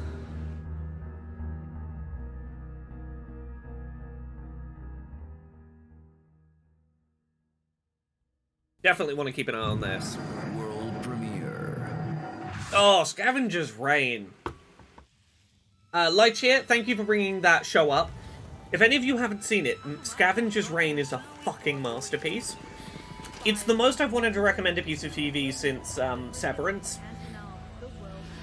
I've never seen anything do, like, plant and animal alien planet ecosystem as fascinatingly as Scavenger's Reign. The way that world is just full of... Oh, actually, this looks gorgeous. Yeah. Yes, Scavenger's Reign is like... Do you want to watch, like, an entire, like, a couple of plants and animals have an entire ecosystem start to finish in, like, 30 seconds and go, I can understand that there's a self-sustaining cycle. I have no idea what context it exists in, and it's not going to give me any answers. But, like, Scavenger's Reign, I watched for, like, 60 seconds as a plant bloomed and had its life cycle and ended its life cycle. And I cried, and I was like, I don't know what I just saw, but it moved me deep in my soul. And then it's like, no answers, off we go. Off to go see this life form that spews black goop out its mouth in exchange for mind-controlling some a creature to get it berries and shit like that. Es un videojuego narrativo que sigue la vida del fotoperiodista Juan Aguirre. Él se verá involucrado en uno de los misterios políticos más importantes en la historia de México. What if Where's a Herzog nature documentary look like a Mobius comic? Yeah? Oh, this is the 1921. This is the 1921. I have this demo. En este nivel, el tercero en el This orden game del juego, seems se really desarrolla en la Plaza important de la and Constitución, fascinating, and donde se celebran las fiestas del centenario I de la suspect this will end independencia. up in one of those like Games for Impact Game of the Year award lists. It Como feels like periodista, Juan cuenta con una it'll serie be de a big habilidades y contender in one of mecánicas que le those. ayudarán a ir cumpliendo distintas misiones en cada nivel. La mecánica principal de Juan es su cámara.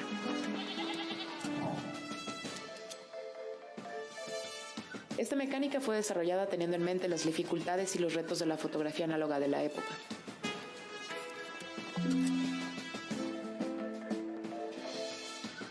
Y por otro lado, Juan puede recolectar objetos históricos coleccionables.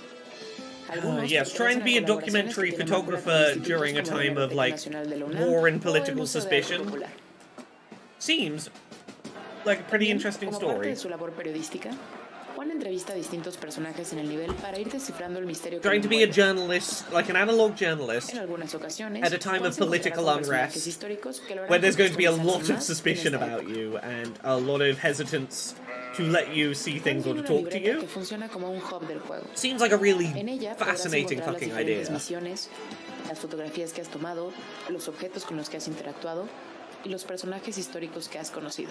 Oh, Terra, no, I fully acknowledge that my people were the colonizers in most situations, and like it's only fair to Esta act and función te portray ayudará a us as escuchar such. conversaciones secretas y But, encontrar objetos que te ayudarán a avanzar Yeah, en real las historical misiones. art from collaboration with archives. A través Yeah, de la you historia see de why Juan, I'm like, podrás this game's gonna explorar be something espacios reales de important, la and Ciudad de I México, need to keep como it on my el Zócalo de radar. la ciudad, el exconvento de la Merced, e incluso entrar a Palacio Nacional para adentrarte en el México postrevolucionario. Yeah, Mexico 1921, A Deep Slumber, that's it. I remembered the year. I remembered the year in the title. I don't remember the subtitle, but...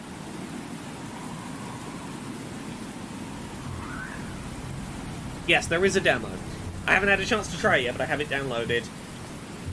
It's one where it feels like it might be one of the more artistically important things that has been shown this week, and I am very here for it.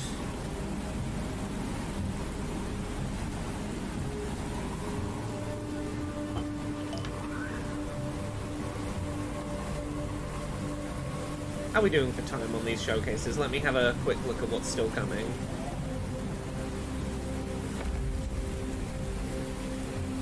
Okay, in about 45 minutes, I think, the women-led showcase is happening, so we might still have... It seems like in 45 minutes, women-led is happening, and then half an hour after that, Future Games is happening. Okay. It might soon be time for me to be like, hello, wife, may I have some dinner? If no one minds me eating on stream, we're 3 hours into what's probably going to be a 6-hour stream.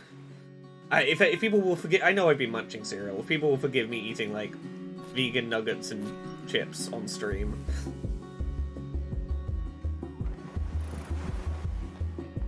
Tale of the Stolen Potato? Oh, this is the one with the kid, the ADHD kid from Wholesome. Well, yeah, with the little lizard muppets.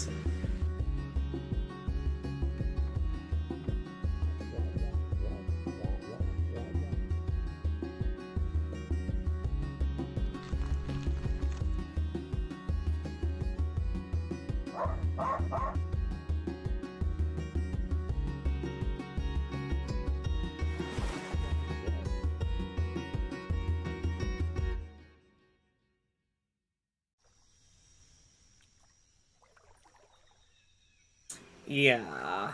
El otro día estamos hablando de Luis Miguel, que justo estaría súper interesante de así, de el sol de México. O sea, así como latinoamericanos, yo creo que es una de las personas como más icónicas que yo sé que han existido y trascendido en los países dentro de Latinoamérica. Selena. Dios mío, Selena merece un videojuego. ¿Y qué tipo de videojuego? ¿Qué tal uno de ritmo? No.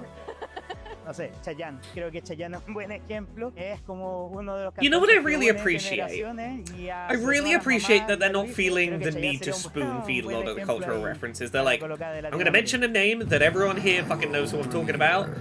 Like, you get a little bit of context, but it's like, nah, go look them up if you want to know more. I like that it isn't feeling the need to just... to state the obvious for the benefit of outside people. It's like, yeah, you can work it out or you can look it up. Yeah, it's fucking Selena, of course.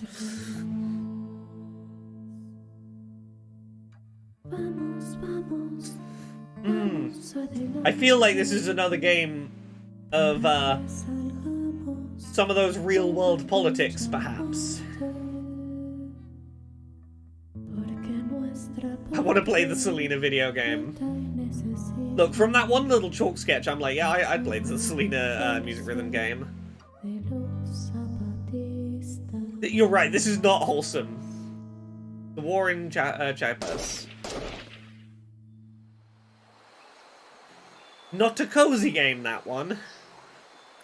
The fucking animated fucking spinning top sliding, it did kind of break me. It's like, serious, grim, horrible realities of war. Woo! Woo! Spinning! a cozy war ASMR ambience for 10 hours. Look, I'll play this. I won't play the game about the cat that's been replaced, but I will play Let's Talk About the Horrors of War.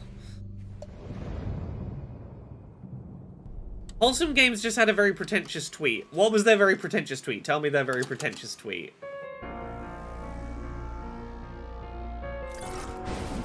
Oh, this looks gorgeous. Sorry, I'll look at that pretentious tweet in just a second.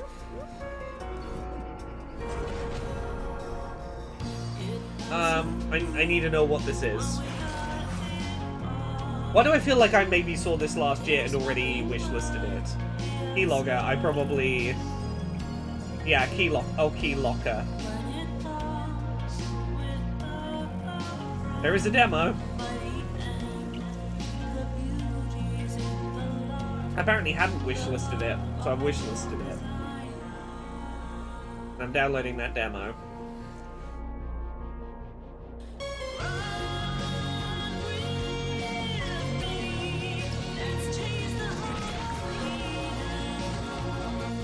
Let me have a quick look at that link.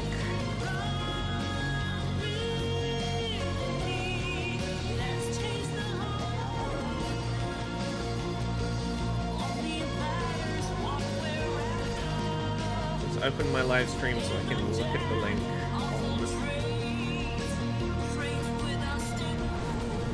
I'll look at that link on mobile as just in case. Wholesome Games' tweet, let's see. How would you grade today's Wholesome Direct? A+, or F, fantastic? At least Keeley had the guts to have his, like, how would you rate today's Summer Games Fest? Have, like, A, B, C, or D, and let everyone vote it a D grade?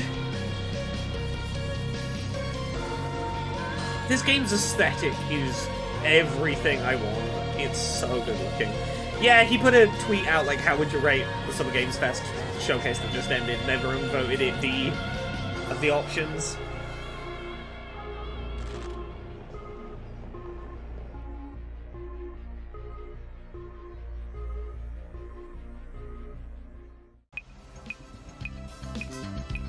Oh, my wife's getting me dinner.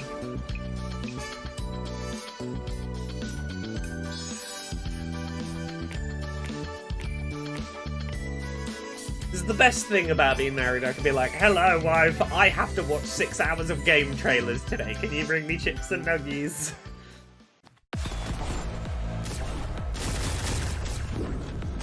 This is what married life is about. Hello wife, I am too busy watching game trailers. Can you bring me nuggies?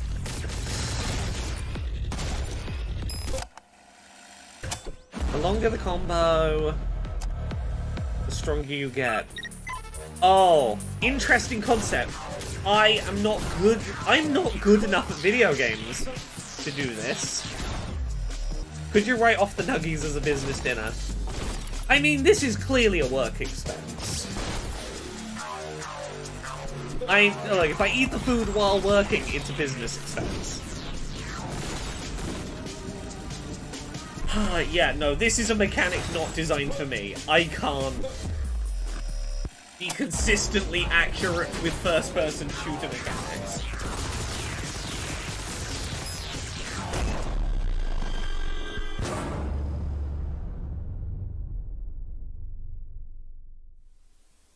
Looks great. I would love to watch someone more talented than me play it.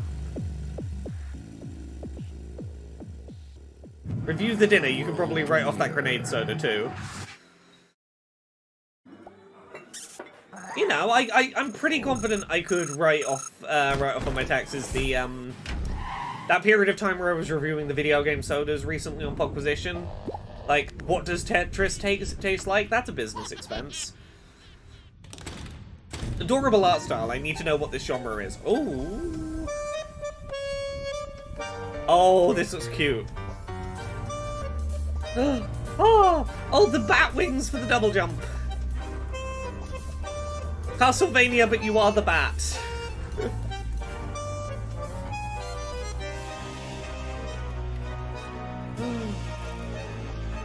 Desvelado from Vampy Team.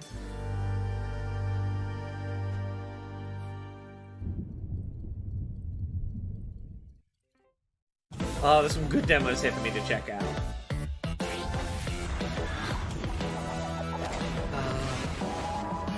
I need to get the Steam Deck back out and be downloading more demos.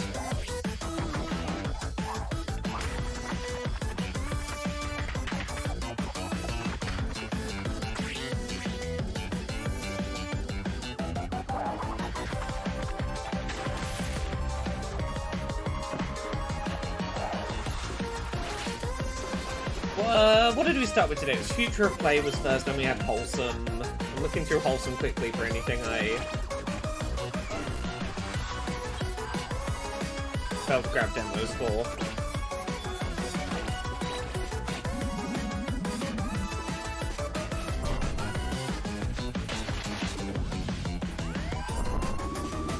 Building relationships. Do you have a demo? Pipistrello and the Cursed Yo-Yo. Oh, the Katamari but buildings that might have sex in DLC does have a demo. Did that say there was a GBA version of that game? Like, oh, I can play that on my analog. Oh. I love when people make new GBA games that I can play on my silly little handheld.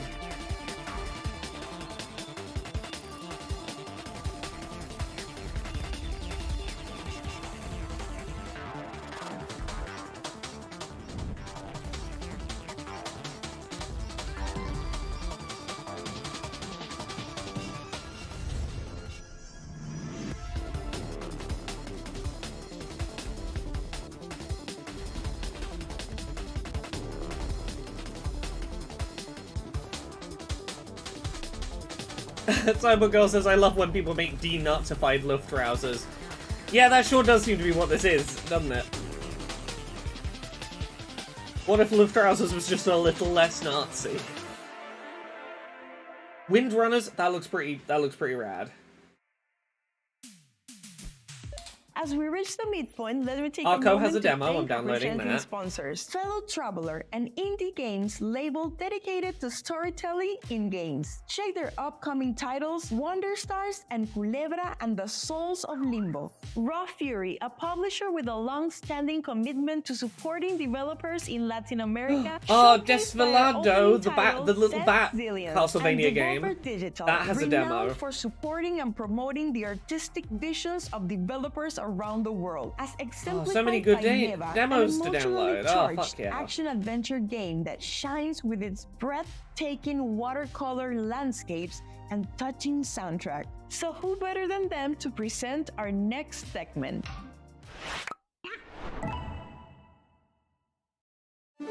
Oh, Culebra and the Souls of Limbo has a demo? Will I play Lego Horizon? Probably. I like a good Lego game as much as the next person.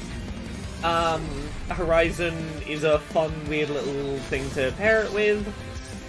I will have a, I probably won't have anything, intellectual to say about it, but I'll have a nice time doing a game that doesn't feel terribly like it's for work, and that'll be nice. A game I don't have to have important opinions about.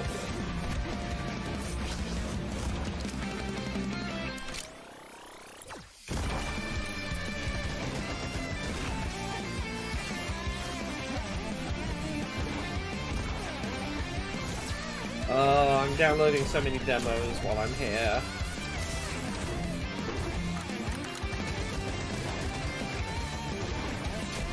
Cool. That'll do for now, I think.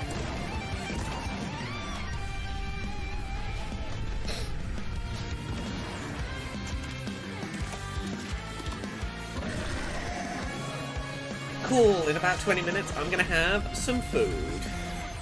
That isn't just me sat here with my bowl of 2 different types of cereal mixed together with some M&Ms mixed in. Probably not healthy for me to just eat this today. Probably eat something with some substance.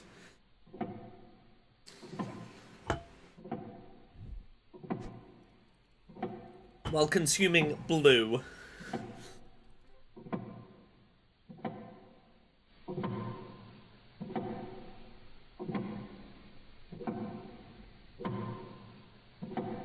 Oh, I don't have the patience for, what was that, decade of anticipation. Oh no, Rule Spider! Summer is the best time for having a shitload of weird new things to talk about. Because, like, you get to, like, October and there's no time to cover anything that isn't, like, the big fucking AAA shit that's coming out. Like, June through August is peak I want to play weird little games time.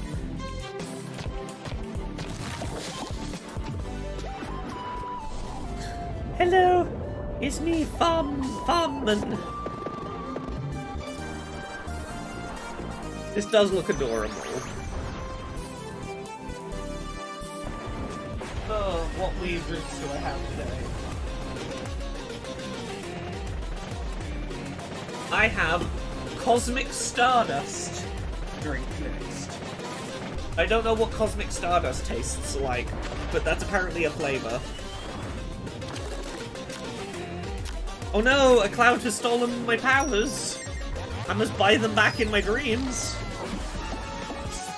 Honestly, I'm kind of enjoying this resurgence of, like, MS Paint looking animation in games. Super Farming Boy. Wishlist now on Steam. They used to say that midnight. What is this smell? Cosmic Stardust. It's purple. Shit all of the town forgotten by God's touch.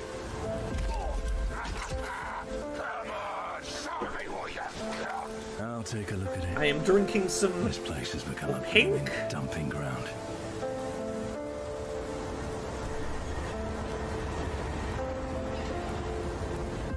You see, you might have work to do. I've heard that someone's been asking Cosmic about you down at the Stardust. Rusty Crow. Here. It's delicious. I don't know how to explain I promise they will pay. He was taken away. There is a horrible stench and black goo everywhere.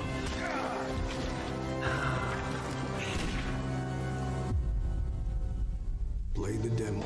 Now on Steam. There was something quite endearing about those character models. I don't know what it was.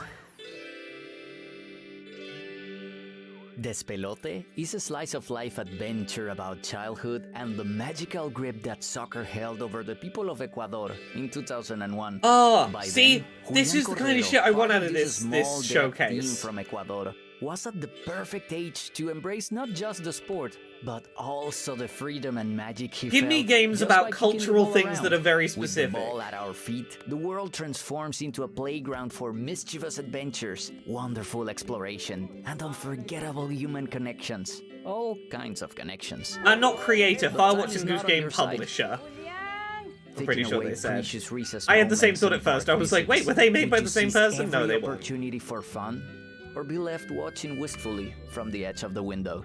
Despelote will soon put the ball at your feet, but for now, catch this content creators This is quite playing interesting an because this is exclusive about how the demo on their channels starting Ecuadorian on national June team 10th. qualified for their Despelote, a game by World Cup. Julian Cordero and Sebastián Balbuena. This is very much a thing that was a cultural moment.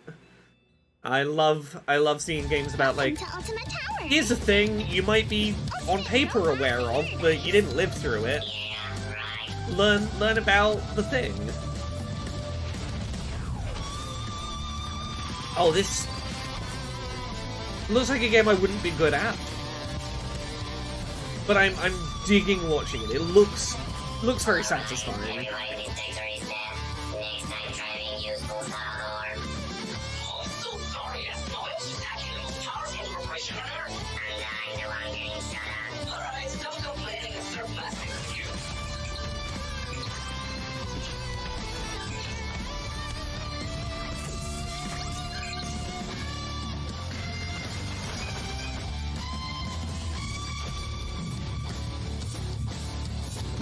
Yeah, I'm pretty confident in saying I think the Latin American Game Showcase has definitely been my favorite of the showcases so far this year. And I think that was, like, I think that's by a pretty wide margin. I think they've made the most decisions with how to, like, pace this, structure it, what games to include, how to frame it all. My name is Glenn. It's made the most decisions where I'm like, yeah, I'm your captain. I've had the fewest things where I'm like, that was a baffling choice. I'm like, no, you... As someone that's put a showcase together, I'm like, we're on very similar pages about how to make how a showcase should sort of work.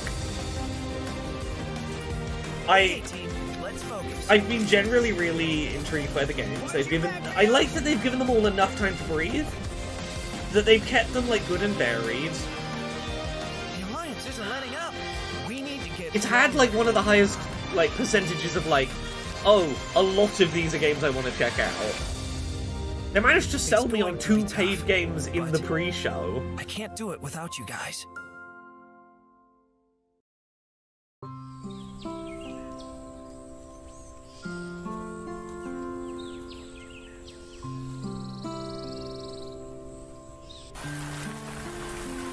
It's had the highest percentage of games where I'm like, I haven't seen this in any of the other shows.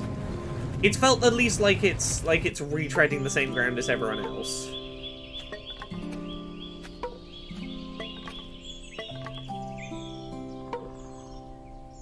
Yeah, Skies of Arcadia spiritual successor. Hell yeah. I love this, like, color palette they're using here. This game looks very satisfying. Under canopies.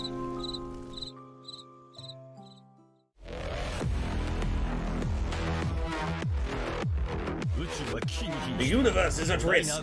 A great evil is causing the collapse of all known planets. The collapse of all life.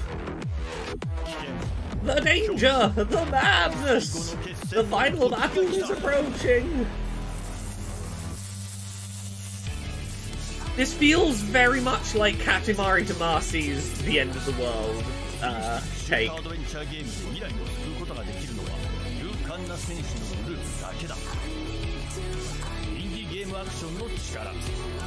The soundtrack to this is funky.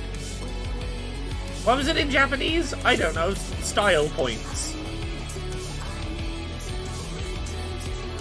It's like when fucking MCR's Planetary Go just has some random intercut to Japanese. Occasionally you're like, I need the vibe of...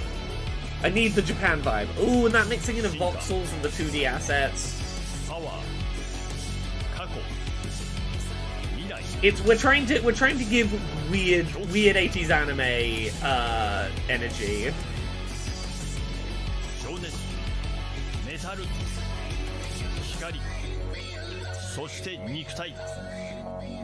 Ninja Garage presents The Cabbage Effect 価値ある冒険近日公開 Existe el concepto de las maquinitas, que son este lugar que eran los arcades. Era un lugar que no le gustaba a los papás en los 90s porque decían, están de vagos nada más, etc. Y sí atraía a un cierto tipo de población. Pero recuerdo que había una señora en mi pueblo que se llamaba Pasita. Y recuerdo que cuando llovía apagaba las maquinitas a fuerzas porque decía que una vez... Okay, I'm gonna say nothing. There's something interesting I'm curious to see about tomorrow now. We had moved from the Dominican Republic to the United States, and we never went out. And so for us, video games was the way that we would interact with each other and also have friends over. And so my mother was the one who introduced me to video games. Muchísimas memorias hermosas. I like that they've kept these intercuts of personal experience nice and brief, on themes. They've paced these intercuts really well. Honestly, really impressed at how well they've done these, like, the mini interview segments in this. World premiere. There's a lot of Japanese immigrants in Brazil. Japan-Brazil's connection was pretty huge, that's why there's so many Brazilian characters in Street Fighter. Interesting. Yeah, I know Japan and Hawaii have a lot of connections. Oh, this looks nice. Yeah, I didn't know Brazil was a similar situation.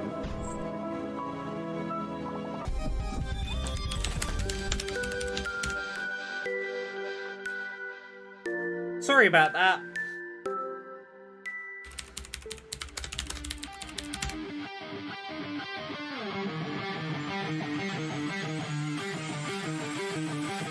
Sorry about that. 4 hours into streaming, the stream had a 30-second blip.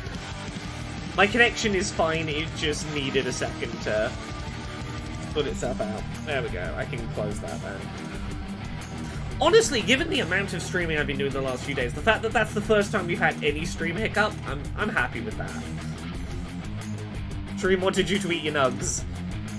Yeah, this is... Yeah, as I was saying, this is the first showcase I've watched where I'm like, I would sit and take some notes from this for the next AA showcase. Where I'm like, I would love AA to learn some shit from this. Haven't felt that way about a lot of the other showcases. A lot of the other ones I've looked at and gone, yeah, you got more money than I do, but... There's shit this is doing that I think I could learn from. It's about 5 minutes till my vegan nugs arrive.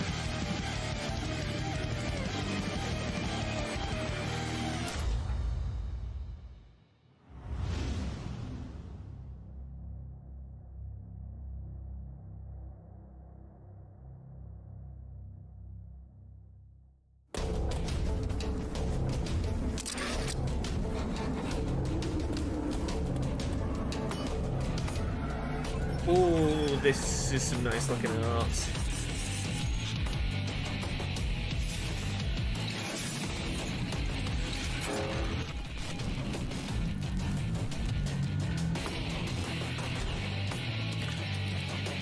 Oh, my focus is waning.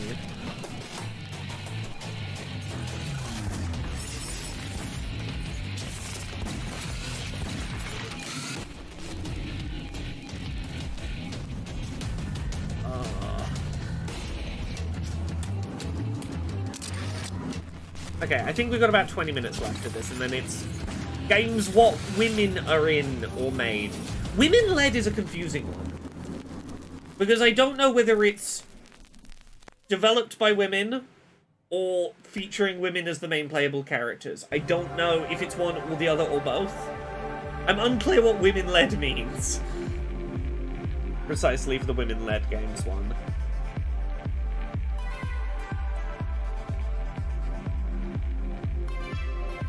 They misspelt it and it was meant to be like, it's games by women who are made of lead.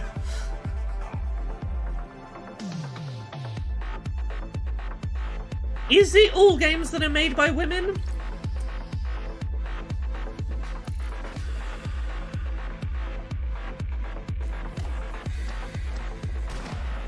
Okay, there's at least one game I know is in the showcase that I didn't think was made by a woman, which is why I was questioning. There's one that was there's one that's a solo dev game that I was unaware.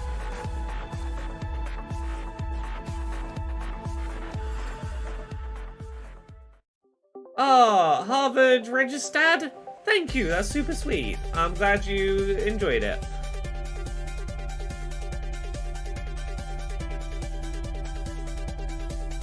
Does their definition of women include trans women, and what do they do with non-binary devs? Honestly, I hope no non-binary devs. I hope, if it's like women-led showcase, don't treat non-binary as woman-like. If a person is like, yeah, I'm non-binary and I identify as non-binary but also woman, then sure. If they want to be involved, sure.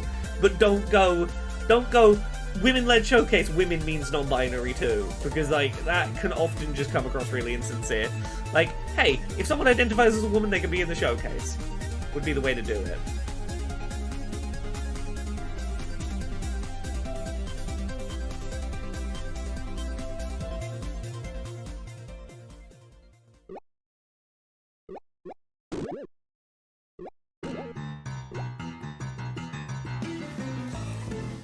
Oh, this looks like Pokemon Puzzle League. Oh, I love me a good Pokemon Puzzle League.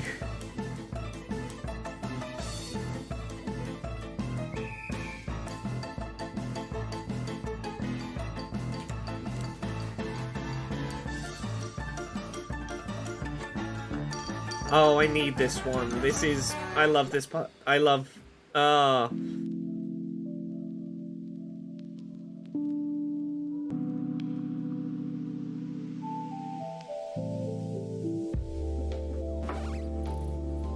Dream Sweeper. What was that last one called?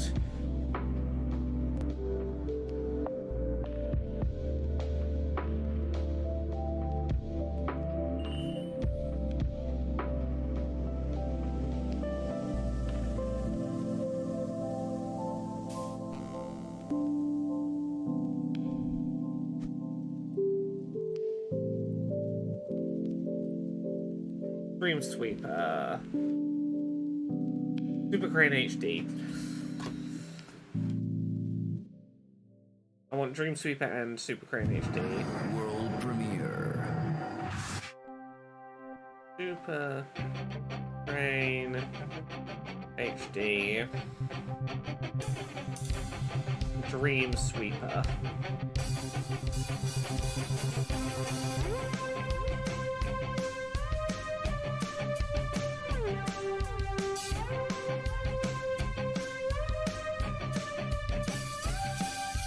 Dream Sweeper has a demo. Hell yeah.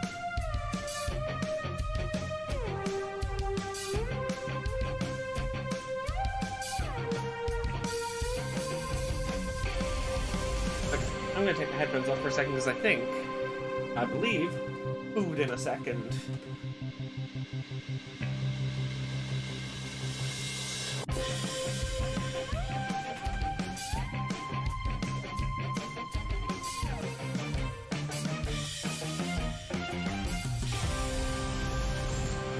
Apparently, the women-led games Twitter has never tweeted the word trans ever.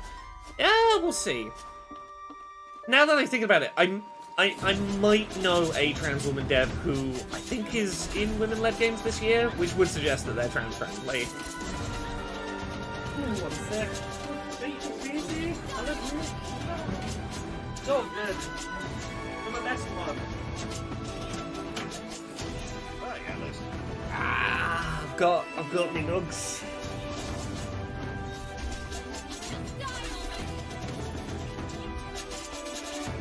Oh, I get being cautious by default. I'm pretty sure I could name at least one trans woman dev that is involved in this year's Women-Led Showcase.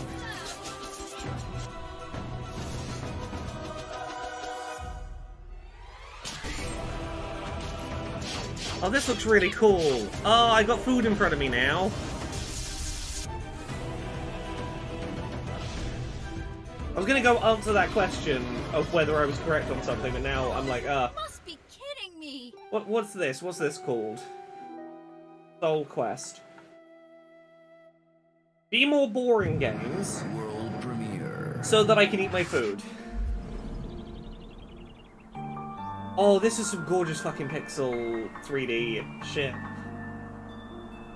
Some HD 2D.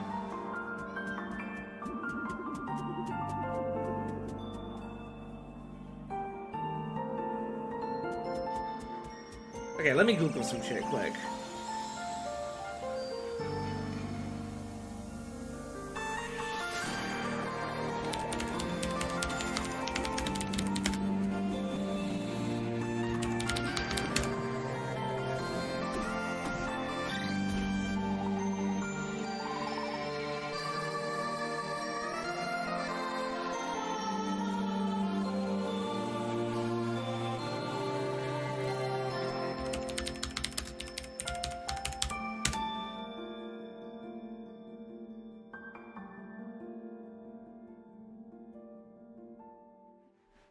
En Chile tenemos muchas leyendas urbanas o mitos, por así decirlo, y creo que el Caleuche es un barco fantasma muy icónico, entonces creo que deberíamos aprovechar eso. Y no he visto Caleuche en videojuegos, lo he visto en cómics, películas, pero no en videojuegos. Una que me encanta creo que es el chupacabras. El chupacabras es este animal ahí mitológico, rodeado de leyendas. Yeah, I can confirm at least one trans woman dev involved in I won't spoil who, but there's at least one trans woman dev involved in women-led games this year. So they're at least not no trans women allowed. I can confirm that much. There you go. Hopefully that is mild reassurance.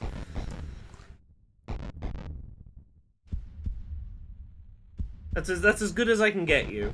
Is at least one trans woman will have a game there, I think.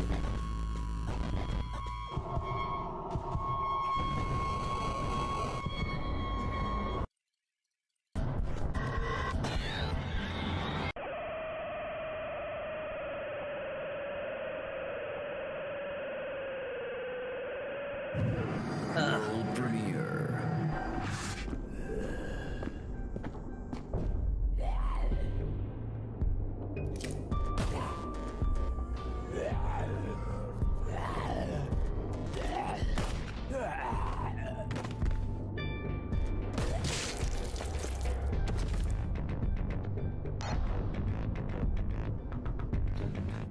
Do I need to make a world premiere graphic for AA? Am I missing out by not having me going, world premiere?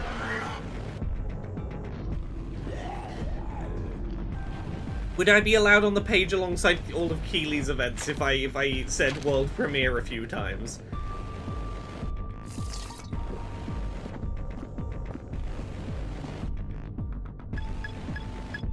Can I do the dramatic world premiere thing, but exclusively for like one-person developed games on itch.io? Like Cellular City, I'll be like, world premiere, and it's like, hey, here's a one-person indie on itch making a city builder for blind people.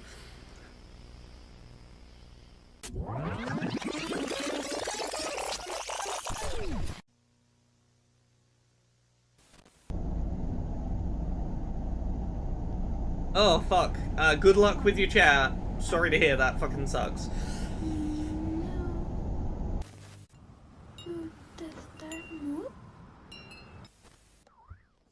Right, I need the games to be vaguely mediocre for a minute so I can have my food. I get a corporate sponsor for AA next year, and I blow their entire budget on a CGI animated world premiere trailer, like, Sting animation. I don't see anyone. None of it goes on, like, ASL, BSL. Yeah, this showcase has done a pretty good job of, like, organizing things by genre and style. With AA, my main thought was trying to organize them vaguely by accessibility type.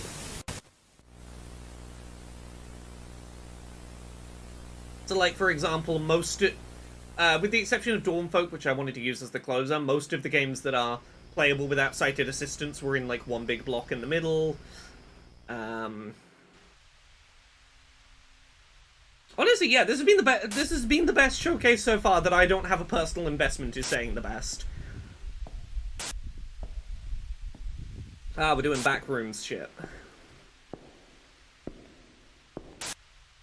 They're capturing the aesthetic well. I will say, people found the location of that one famous the photo people think of when they think of backrooms. They found where it was. They found the place.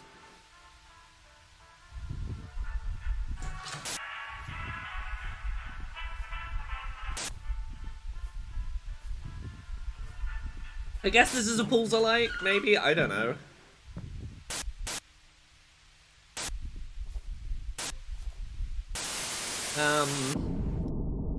Dreamcore.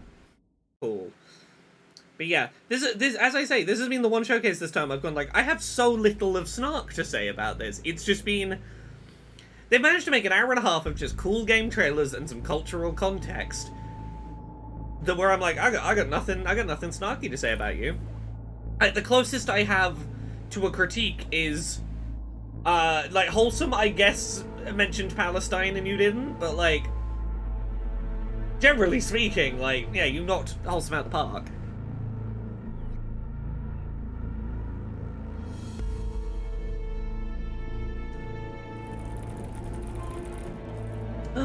Am I a chicken breaking out of the facility? Oh, this game seems amazing.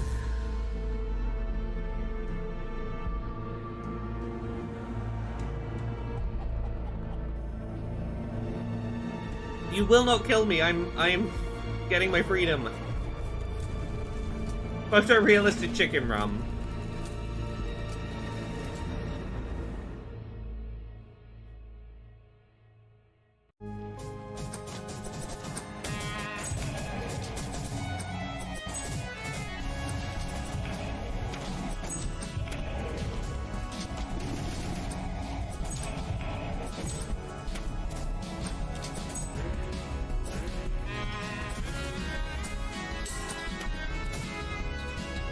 You know what? Here's, I think, maybe the most important thing I would say about this showcase.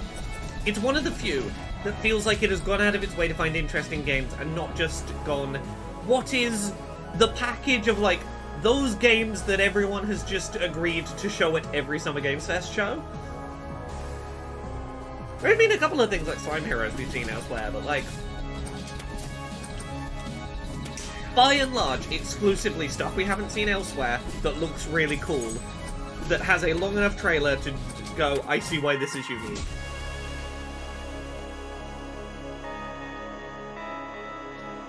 Blood Rush. Ah.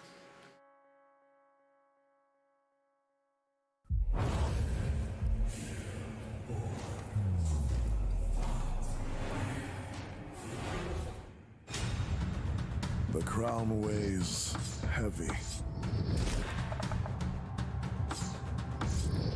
I will say, I'm kind of glad it's finishing in 7 minutes. It took I'm mildly burning out, and it's not the thing's fault. It's just an hour and a half is like I'm approaching. After a few other showcases, an hour and a half is about where I need just a brief breather. But not even that thing is going to keep me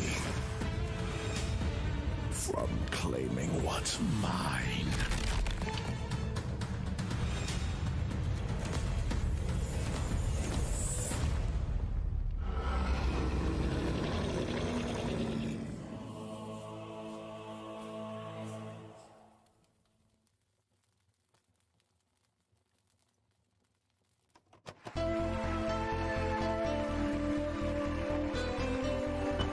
VCR anime aesthetics. Ooh.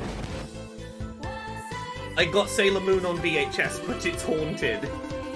Oh, yeah.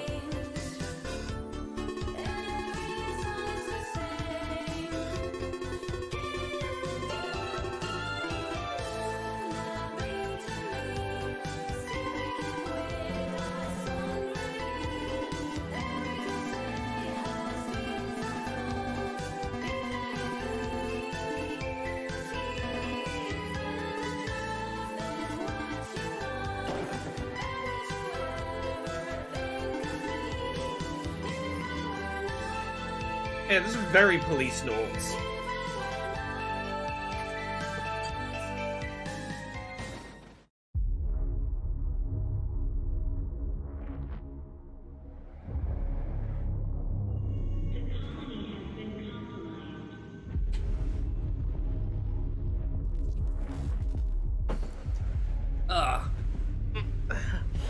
Gotta get the ketchup. Astral Rot is a pretty good game name. I respect that. Right. Nearly done with me dinner. Thank you, wife, for me life.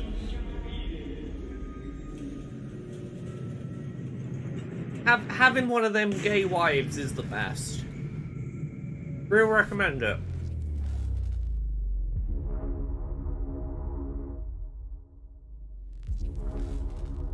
Getting gay married, one of the best things what I did. And that concludes our showcase for today. We hope you're already diving into our Steam sale, exploring demos, snagging discounts, and updating your wish lists with all the incredible games I you've am! seen. You did a legitimately good To our showcase. presenting sponsors, Devolver Digital, Raw Fury, and fellow traveler. We're also very grateful to Panic, along with our broadcast partners IGN and Steam. And let's not forget our invaluable allies and partners River, Adva, Arcela Sound, Pressover, Philo Animation Studios, Café Cultivar, and Neon Naroshi. A huge thanks to Jeff Keighley, Emily Bushok, and the entire Summer Game Fest team. Keighley doesn't Their deserve your dedication thanks. has been instrumental in amplifying our voices and showcasing our talent to the world. Keighley, Before we wrap up, Keighley, why here's won't a you message to the amplify scouts my and publishers disabled tuning voices? in. Over half of of the games showcased Nah, today you were are great. either self-published or open for publishing opportunities. So if any of these games caught your eye, but Fucking you're love unsure this. of how to contact them, reach out. We can help you connect. Okay, again, that's something I should learn from for next year. That's a really good idea. For developer interviews and exclusive demos. I'm Steffi Varela. It's been an absolute pleasure hosting for you today, but of course, I might reach out we to her, have honestly, one to more ask for some thing. tips, because And I'm like, trust me, you it's fucking going nailed to this blow your year. sombrero right off. Hasta la próxima. World premiere. Yeah, she's honestly, like, her and the team have absolutely nailed this. I have some things I would love to chat through, and honestly, yeah, this is the first one I've walked away from going, yeah, you fucking nailed this. I would love to pick your brain.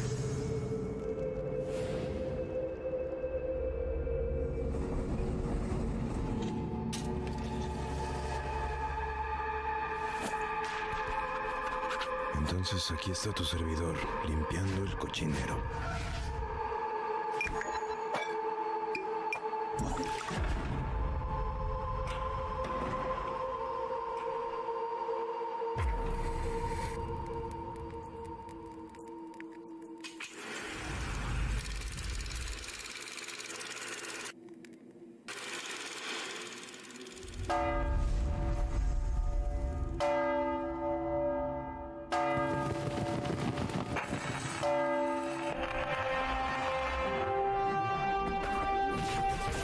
Bellabean, I would love to have that conversation. I would love to highlight more Latin American games that are doing cool accessibility stuff if they've got anywhere to point me on that. Oh, this looks fucking gorgeous. This animation is so silky smooth.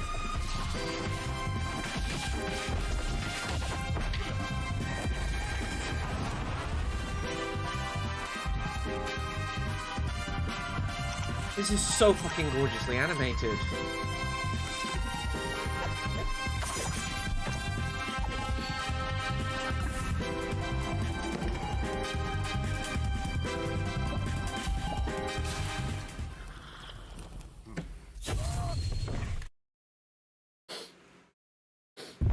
Okay, I think we're going straight into women-led games. Or basically straight in. Yeah, that was a really good, strong finisher.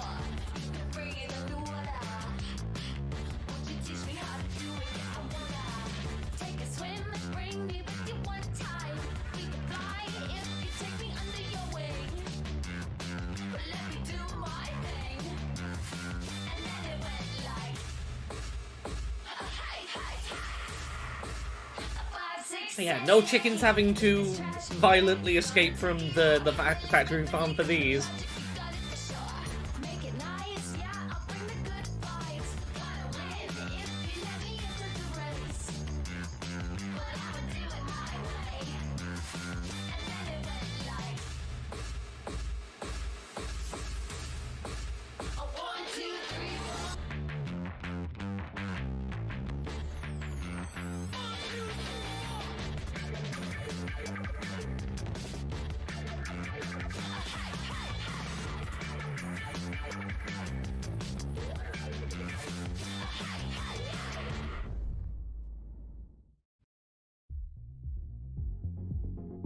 Oh, wherever possible, I am just genuinely a believer that I would rather eat vegan meat alternatives than actual meat. What a way to Basically, start, anytime am I the right? option is there. Ramadan will knock your socks off every time, even if you're not wearing socks. Unlike real meat, it's Hey, y'all, consistent my name is texture. I don't have to Leanna worry about Rupert, like and gristle I am and your illustrious stuff. host for this evening's fresh test. I'm very thrilled and very honored to be your Oh, guide through today's interestingly, journey during the through Accessibility women-led Summer game Showcase, studios someone and from game the companies women-led as games we explore was the in depths the of chat and incredible was like, gaming we need to get you on experiences women-led with games this next year, and I'm like, year's oh, fuck edition yeah, of mommy. Summer Game Fest Women-Led Game Showcase. Slow clap. Slow clap. Before we jump right in, just wanted to take a quick second to say that absolutely none of this would be possible without the incredible work of two of our sponsors. Yes, I will say that Stray for Fawn women-led games. and Women-led Disobey. games came and Both of watched which the we'll be AA learning they came a and little watched bit the further AA down in the showcase showcase. and We have chatted a and really were like, exciting showcase for you today, filled yeah, we love with what you're doing. And I was like, cool, exciting thank trailers you and, for like, being the with only one of the set, 'cause showcases we to acknowledge love that the AA exclusive. exists. You know, it's a moment. So without further ado and further Leanna rambling, They are very much the let's only dive showcase that in is with our acknowledged first AA of either many year. adventures, shall we? Imagine you suddenly Exactly, found collecting all the yourself blue hair ladies. transported back into a Actually, yeah, there we go. fictional There's another bit of 1990s evidence rural that they're not India. transphobic. They You're actively thrust came into to a trans tale of women and were like, hey, ambition, you should come be in the women a thing friendship. next year. Gotcha, There we interesting. go. That's another data point for probably not transphobic. Let's dive in with the first adventure Or at least we probably have up not today, anti-trans Palace on the women. Hill.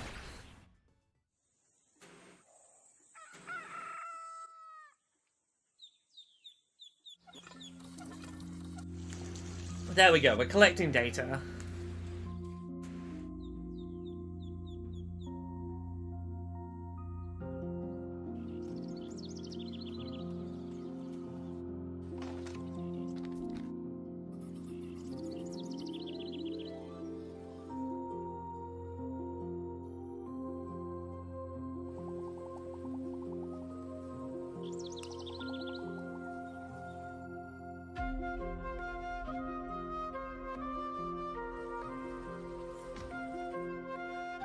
You want to be an artist, but you are needed helping out at home to pay the bills by family, yeah.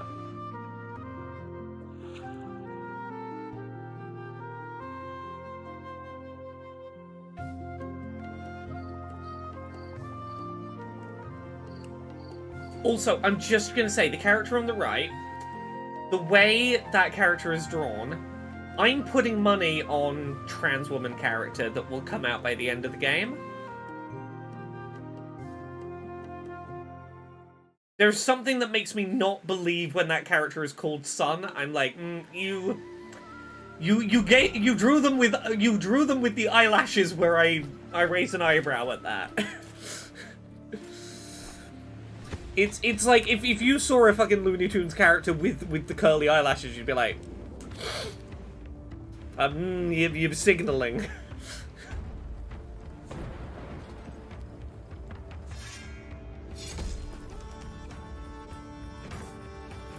Look, I might be pulling a short. I gotta trust the radar when it does its thing. Purely so I can feel proud when I'm like, aha! Oh, I saw what you were doing.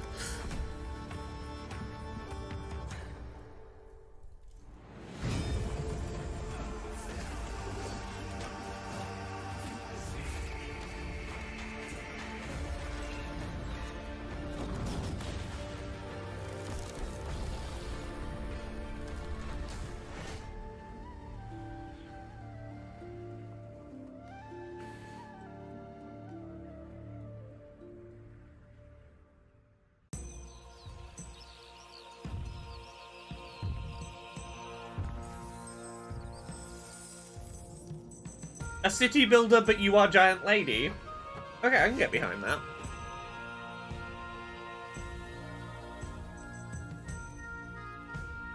Oh, what was that film I saw recently where I walked out of it and I went, this film is going to give some young lesbians a giantess kink that they didn't know they had? What was it? It released recently. Love Lies Bleeding? Love Lies Bleeding was a film that released recently that, without any spoilers, it's gonna awaken a kink in some lesbians where they're like, oh, I didn't know I needed my 90s butch lesbians to be that tall, but now I need them to be that tall.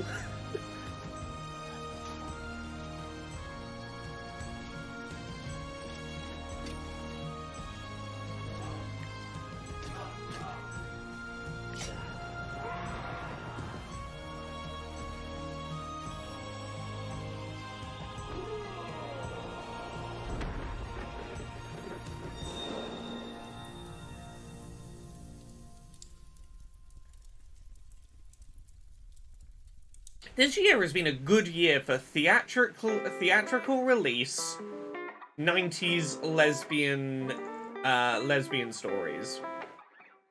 Because there was what? Love Lies Bleeding. What was that other one? Designed by a former chef.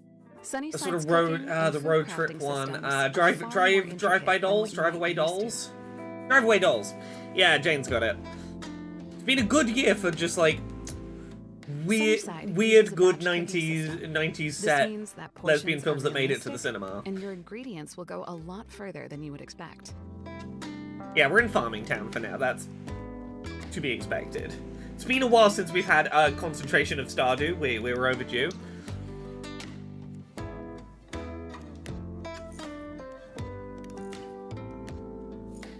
The ingredients that you need can be found through a variety of the systems available in the game. Also, I don't know if you just arrived, Jane. The Latin American Games Showcase, easily the best one we've had all week so far. We just finished that. That was genuinely a really good showcase. I hope the nugs were good. The nugs are good. I'm finishing them now. They're great. There are even ingredients for Cool. cooking that can be created through food crafting. Yeah, we've just been plodding along. Or even prepared yourself to then be used in future cooking. Often across multiple appliances.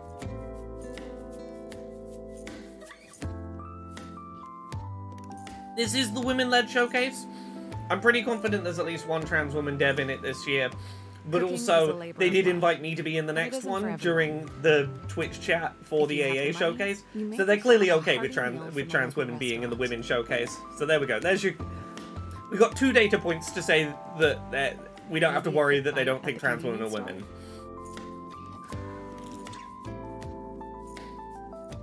Or even just a snack from the vending machine can be enough to hit the spot. But for those who are willing to tackle one of the most complex systems in Sunnyside, what awaits you is a progressive experience full of discovery.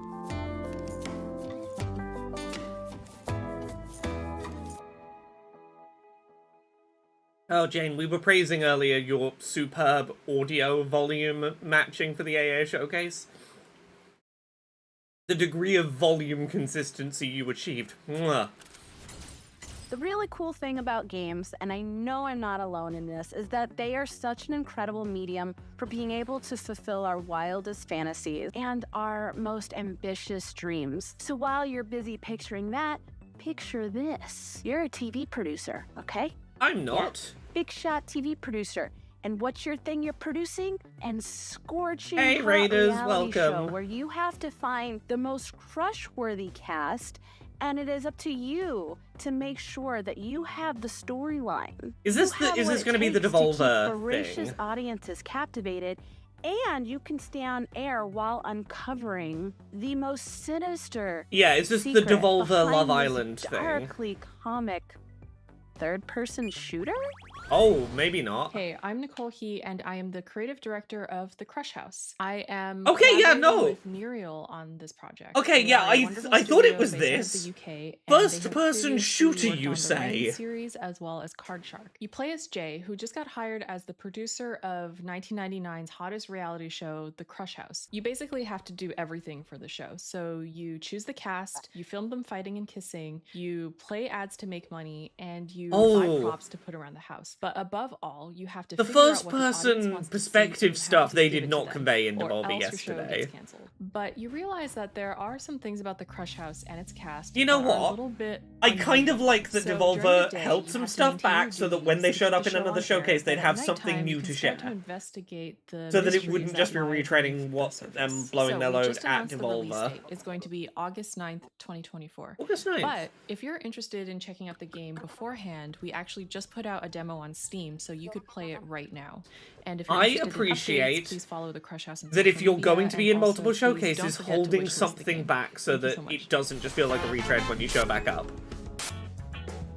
The Crush House is crushing it as the country's #1 reality show, and things are heating up this week. It's much better than, say, that one year that sponsors, and savvy Square network Enix had execs Kingdom Hearts won't 3 believe trailers at what's in 4 store different for our cast showcases. of potential lovers and haters.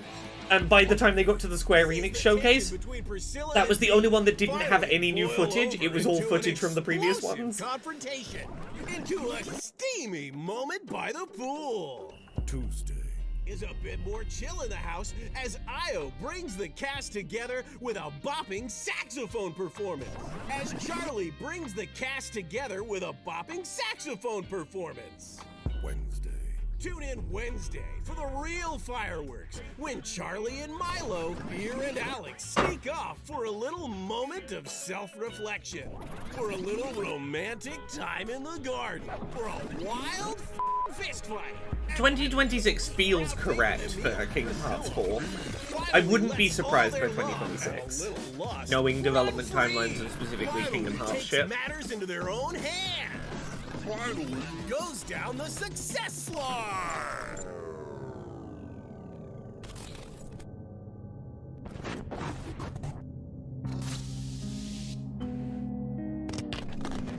Do not miss this week in the Crush House. There will never be anything like it ever again.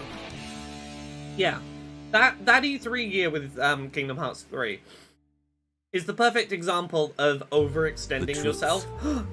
The truth is an Duck ugly Detectives: The business, Secret Salami. This game's great. but Play I it. ain't no ugly duckling.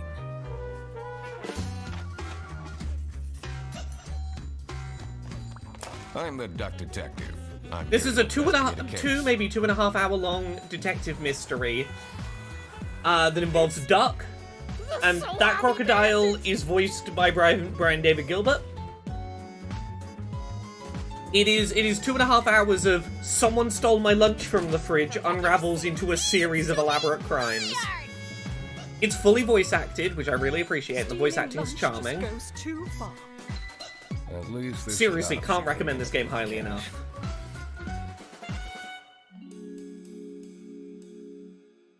It is a very bingeable, you play it in a single sitting and go, that was fucking great. Just crow things! Yes, I believe this is by the people that did the You're a Rain Cloud, Rain on Your Parade, I think they made. I think that's what it was called. Well, this game is be chaos. Be an agent of chaos. There will be objectives per level, but the objectives will all be achieve this chaotic thing we need you to do. Yes, it's an Untitled Goose Game alike.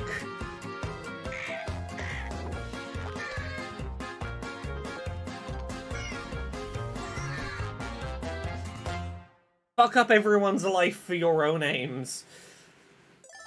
As we reach our halfway point, and wow, that went by really fast. It did. We just wanted to Honestly, take a quick women-led moment games to has been pretty well offer paced so our far. sincerest gratitude to two of our sponsors today. It's not First, we it's have not dragged Stray its Farm, heels. an It's independent it's studio moved that at a we good love pace. from Switzerland with a passionate. There are very few showcases this week where I've gone, oh, you're already halfway over. I thought you would be longer. And offering a vibrant life I to just can sink respect right it. into. And Disobey, an incredible women-led marketing agency that stands out as a pillar in the gaming community because of their amazing focus around authenticity and community building, both of which are incredibly important, especially right now when everything's, you know, kind of on fire. These pillars are just the start of what makes this company such a unique voice within the current industry landscape. You're definitely going to want to make sure you stay in the loop with both of these incredible sponsors on socials to keep up with all of their incredible projects ongoing now. Speaking of staying in the loop, you love a good segue, folks. Let's immerse ourselves in a selection of narrative-based games, starting with a modern point-and-click adventure set within a neo-noir world.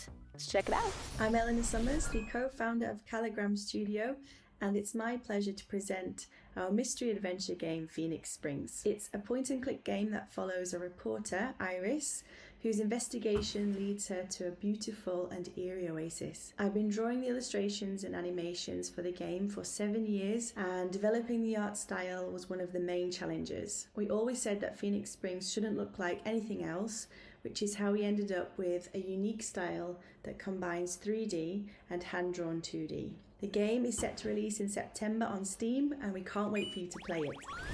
Yeah, I know. This is the marker pen one. Makes me promise not to go to the Oasis. Yeah, you sure did achieve. If your main objective was a game that looks artistically like no other game, you fucking achieved it. 7 years well spent, I think. Life is slow. The air is clean. Secrets are kept. But should I stop looking for answers?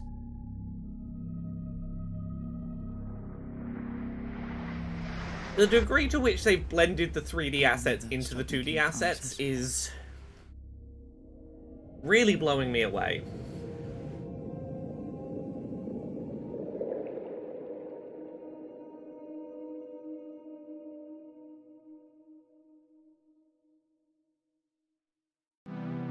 Another night in the city. The kind of night where even the dark can't hide the crime. Mind you, that might have something to do with the fact that I've got a cat's eyes. Name's Albert. Just a fucking photorealistic cat detective. Albert Wilde, Quantum PI. In this town. There's nothing like the rush of being on a case. All 6 of my nipples are tingling. All 6 of my nipples are tingling. The body, it ain't normal. But then, what is normal in this jungle city of ours? I'm digging this in a similar way to my love of, oh god, what is that claymation point-and-click detective game that's a musical that this is reminding me of? Quite elaborate name. Dominique Pomplemoose. Dominique Pomplemoose. Solitaire? Okay, that's a good name.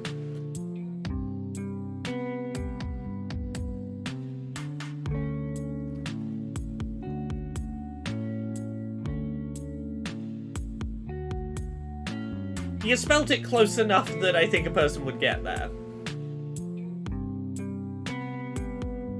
Oh, Dominique Pomplemoose. It is indeed grapefruit in French, yes. Eso solo puede significar una cosa. Se jodió el plan de Agua Prieta. Yes, if any of you have never played Dominique Pomplemoose, it is a detective point-and-click adventure mystery, maybe like an hour and a half long, that is all claymation animated, where every character who talks does so in song, and every character has a unique musical genre that they sing in, and conversations are musical duets.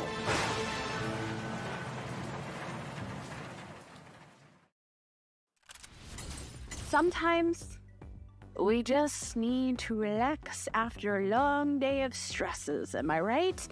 There's no shame. You're safe here. This is a safe place. You're good. So let's de-stress with the exploration of the world of mind-bending gaming experiences with a cozy 3D puzzle experience that will soothe with some unique diorama assembly mechanics, all wrapped up in a visually stunning wooden package. There's a joke somewhere in there. We're just gonna roll right past that. I'm creating a cozy game with my friend. In this game, you get to be. Is it a cozy game? The Wholesome Direct wouldn't agree. They didn't let you in. Okay, this might have been in the sizzle reel. The one that gave me anything that says it's cozy, I'm like, oh, did you get the Wholesome approval? Did they approve you to call yourself cozy? Those days when we'd lie on the floor with a whole day and no rush, no plans, no worries. We're rediscovering that sense of inner peace, piece by piece. Woodo. It's not a. If you had a fake knockoff of this game, would you call it pseudo Woodo? I think I'm hilarious. You don't all have to agree, but I think I'm great. Pseudo-Wudo. Thank you. I'm glad you were. Look, I know I forced you all to laugh at it, but I'm like, nah, fuck you. It's a good joke. Enjoy it. Occasionally, I'll make a Pokemon pun, and I'll be like, that pun is fucking great. I need it to be appreciated. That's a Laura K. Buzz moment, Hexpix. Yes, it's a Laura K. Buzz moment. Padum Tish. Okay, I gotta tell you about my other Pokemon pun that people didn't appreciate enough at the time, and then I had to force them to appreciate more. There is a song by a singer, Kimya Dawson. It's called Keep On Writing. And there is a line in it that says something like, "And if you see me and I'm screaming about auditions for Annie." And I cut it short, so instead it sounded like, "And if you hear me and I'm screaming about Oddish," I cut the word audition in half, so I'm screaming about Oddish, and then I just threw a picture of a screaming Oddish on screen. Not enough of people appreciated my Kimya Dawson / Pokemon puns. I reposted it a second time, and Kimya Dawson found it and commented on it, and I was like, fuck yeah, don't care if no one else appreciated that pun. The person who wrote the song gave that pun validation. Right? I posted that and expected it to be like my most viewed TikTok ever. I thought that was going to be like my one-hit wonder viral TikTok, and like 6 people liked it, and I was like, you heathens. You heathens, you're not ready. You don't deserve this. I don't know what this game is. The main character looks like a Pushmo character?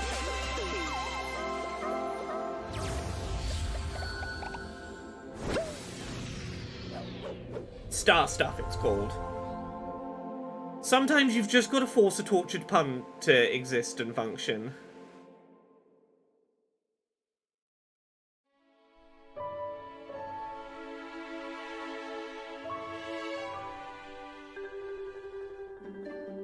You know, if Jane's still here, this is other. Look, the 2 best things about having married Jane. 1, if I have to stream 6 hours of video game trailer reactions, she brings me chips and nuggies, and that's, can't put a price on that.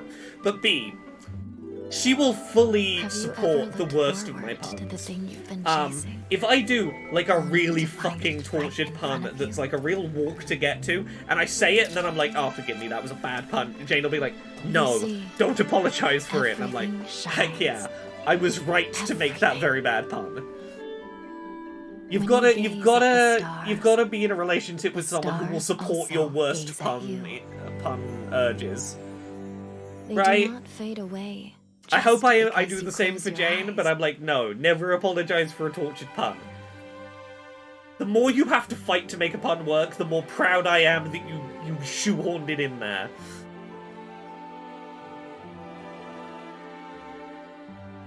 Simba, I have no idea what kind of a sad one means. It could fall anywhere on a spectrum, so I don't know whether to encourage you to share it or not.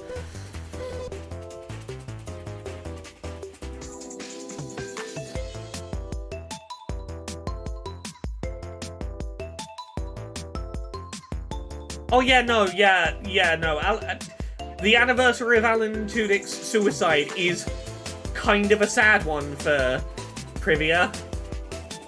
I guess you were accurate calling it kind of a sad one, Thimba. Gwendolyn Graves in the YouTube chat says, Jane's very punderstanding. Yes. Yes, Genevieve. I did say Alan Tudyk, I meant Alan Turing. I'm sorry, stream attacks. My brain is trying to manage a lot of things. I'm sorry I said Alan Tudyk.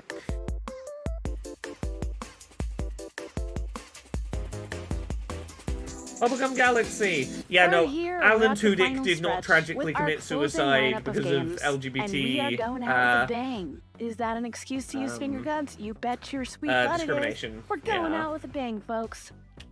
Get ready for an adrenaline-fueled ride with games that pack a punch and ooze larger-than-life personality. Starting with Abyss X Zero, a gaming experience where you will be challenged to command two Alan legendary Turing. heroes. Sorry, I was thrown by Switch-wielding fun factoid in chat is about destined to clash in an gay man epic suicide. showdown. I'll be honest, Because of wasn't ready for that to heart-pumping be the puzzle action and the fact that cardio is apparently good for the you. breaking Let's get that LGBT adrenaline trivia. pumping with a closer Breaking look trivia, at what 70 years Abyss ago a thing X Zero happened. has to offer.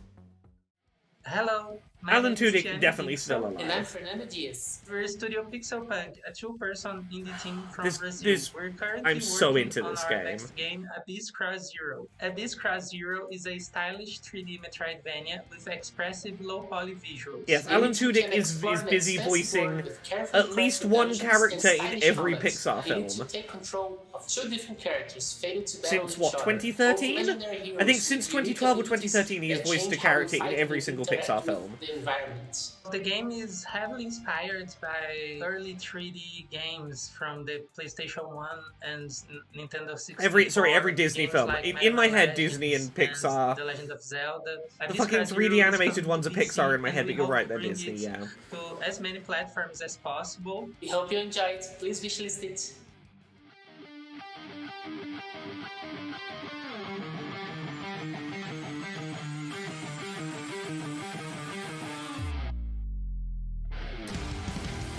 Okay, we got one showcase left today after this. We've got Future Games Show. And then I think we're done for today. And then tomorrow is Xbox and PC Gamer.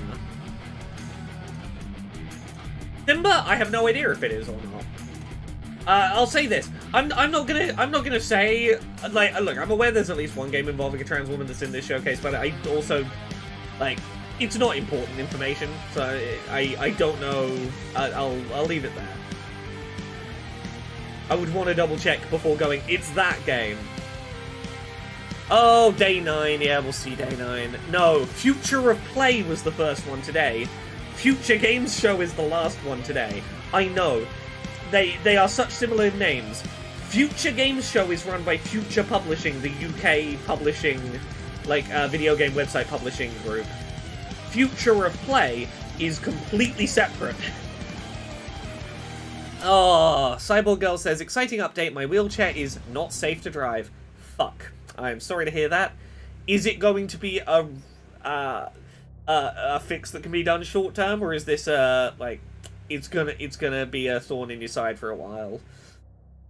Tiana and Fernanda Diaz are two trans female developers from Brazil. Oh, is that the case? Hell yeah!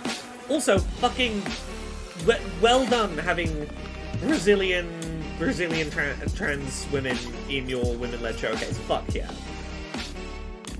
Nothing is short-term with New Motion. Okay, yeah.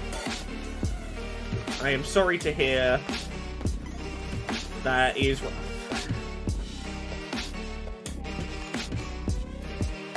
The parts that would fix it were ordered a week ago.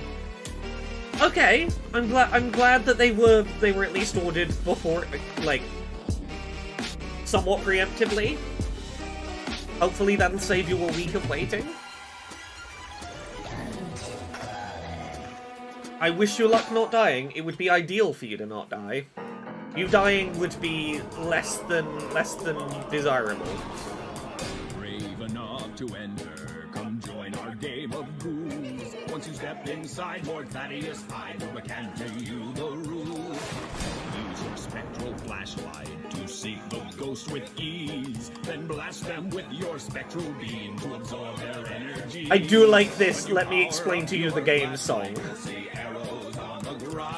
Keep them in view, for they point to where keepsakes can be found. Explain to me your game mechanics in song. Fuck yeah. Ghouls and ghosts will start to shriek at hides, haunt and seek. The spirits of the manor hide your keepsakes all around. The more skillfully you hide them, the less likely they'll be found. With your powers of possession, move furniture and more. The guest tonight will get a fright and run right out the door. Ghouls and ghosts ghosts will start to shriek and hide. This is one of the most memorable trailers that there's been all week. I respect the hell out of their trailer design.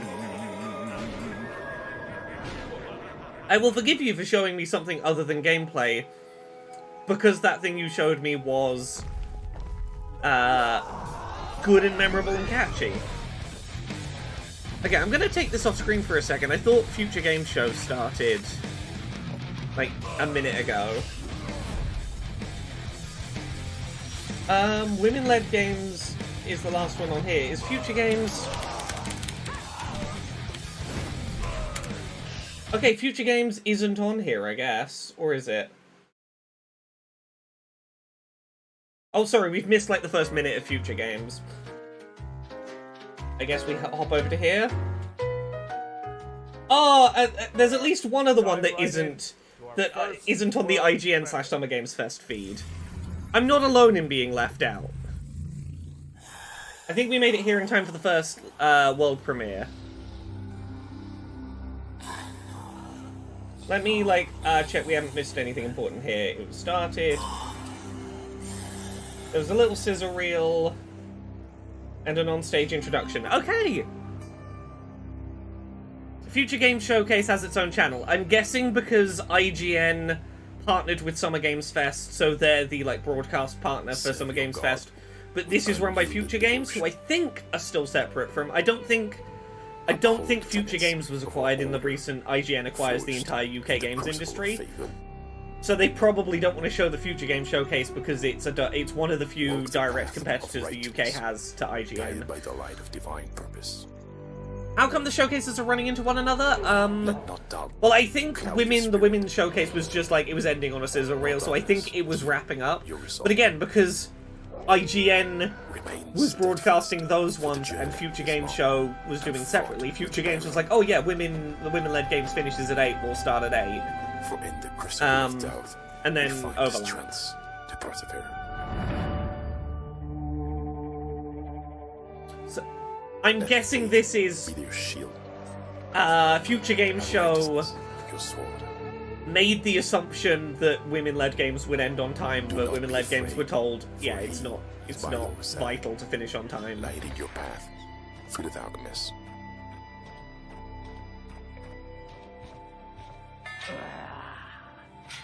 Ogden's Cross. What's he cross about? Oh, Cyborg Girl says that's just like women. Oh, women-led game showcase. Can't finish on time. Always be running late, those women. Game coming to Steam and the Epic Game Store. Be sure to add it to your wish lists. Next, we've got a gameplay trailer for First Dwarf, a third-person action RPG where you build and defend bases on a crumbling fantasy planet. I assume this man is a voice actor. The way he's doing his delivery tells me he's a voice actor, and people probably know him for the voice he's doing. Perhaps because each nightfall feels like it might be your last. Mechanized cyber dwarfs? One thing remains constant. Nothing beats the thrill of excitement a new sunrise brings. Okay, this was like 2 hours long, I think, last year. I don't know if anyone can check. I don't know if they've announced how long Future Games is this year.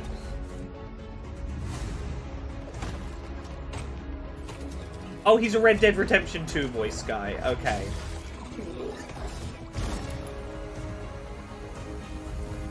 There probably was a Future Games thing earlier this year. I imagine there was probably one around Summer Games Fest season, the Game Awards season as well. They do these occasionally. Oh, he was the main guy in Red Dead 2, okay. True purpose is found in having a place you can call home. A place to nurture and care for. Even when you believe your task is complete. There's okay, let me literally just double click on this and see if... Do they say roughly a length? Like it's the first time. Nope, just hosted by Roger Clark. Okay. Likely 2 hours based on the previous shows. Yeah, that was my assumption, was last year was about 2 hours.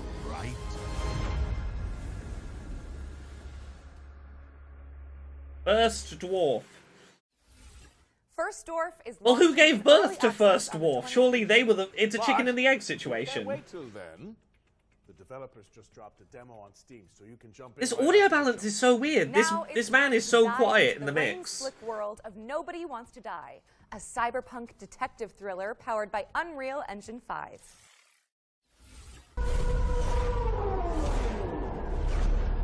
Yeah, I'm pretty sure he's like not mic'd up properly.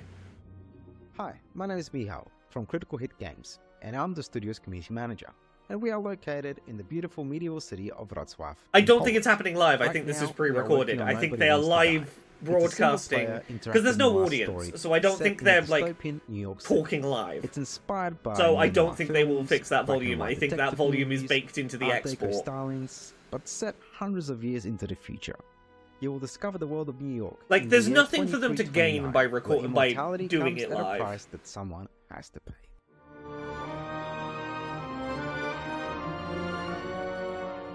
Choosing the perfect music and composer for this game was so important. It allows players to feel truly immersed. What day of the in week this are we on world today? Is it We're honored to Saturday be able to today? work with Nikolai Strinski I think it's Saturday. to create an incredible soundtrack for Nobody Wants to Die.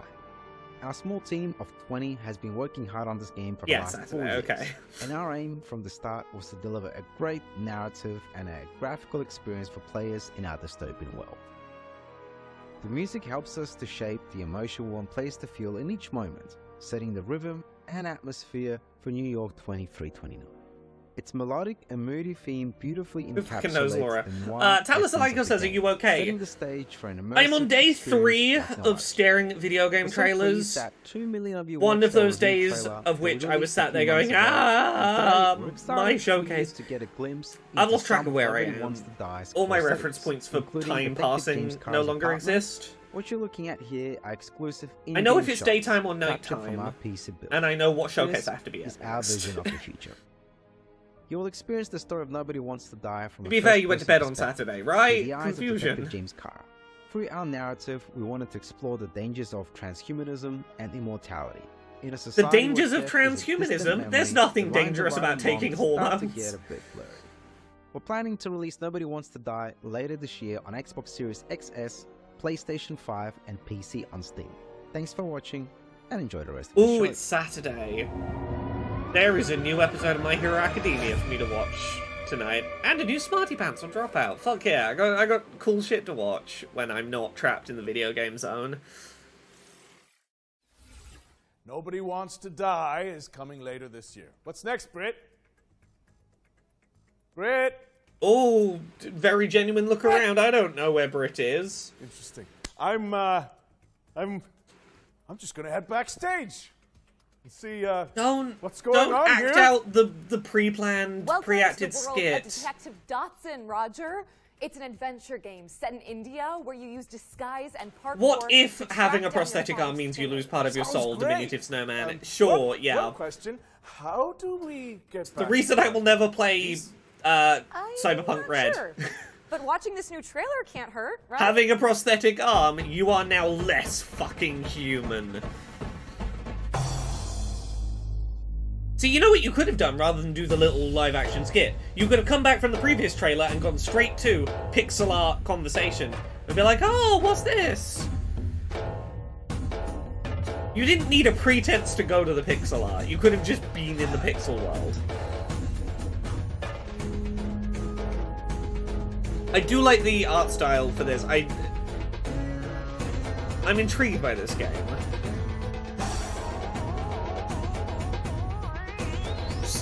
Also, you know, it's not fair for me to suggest that Cyberpunk Red thinks that disabled people are less human.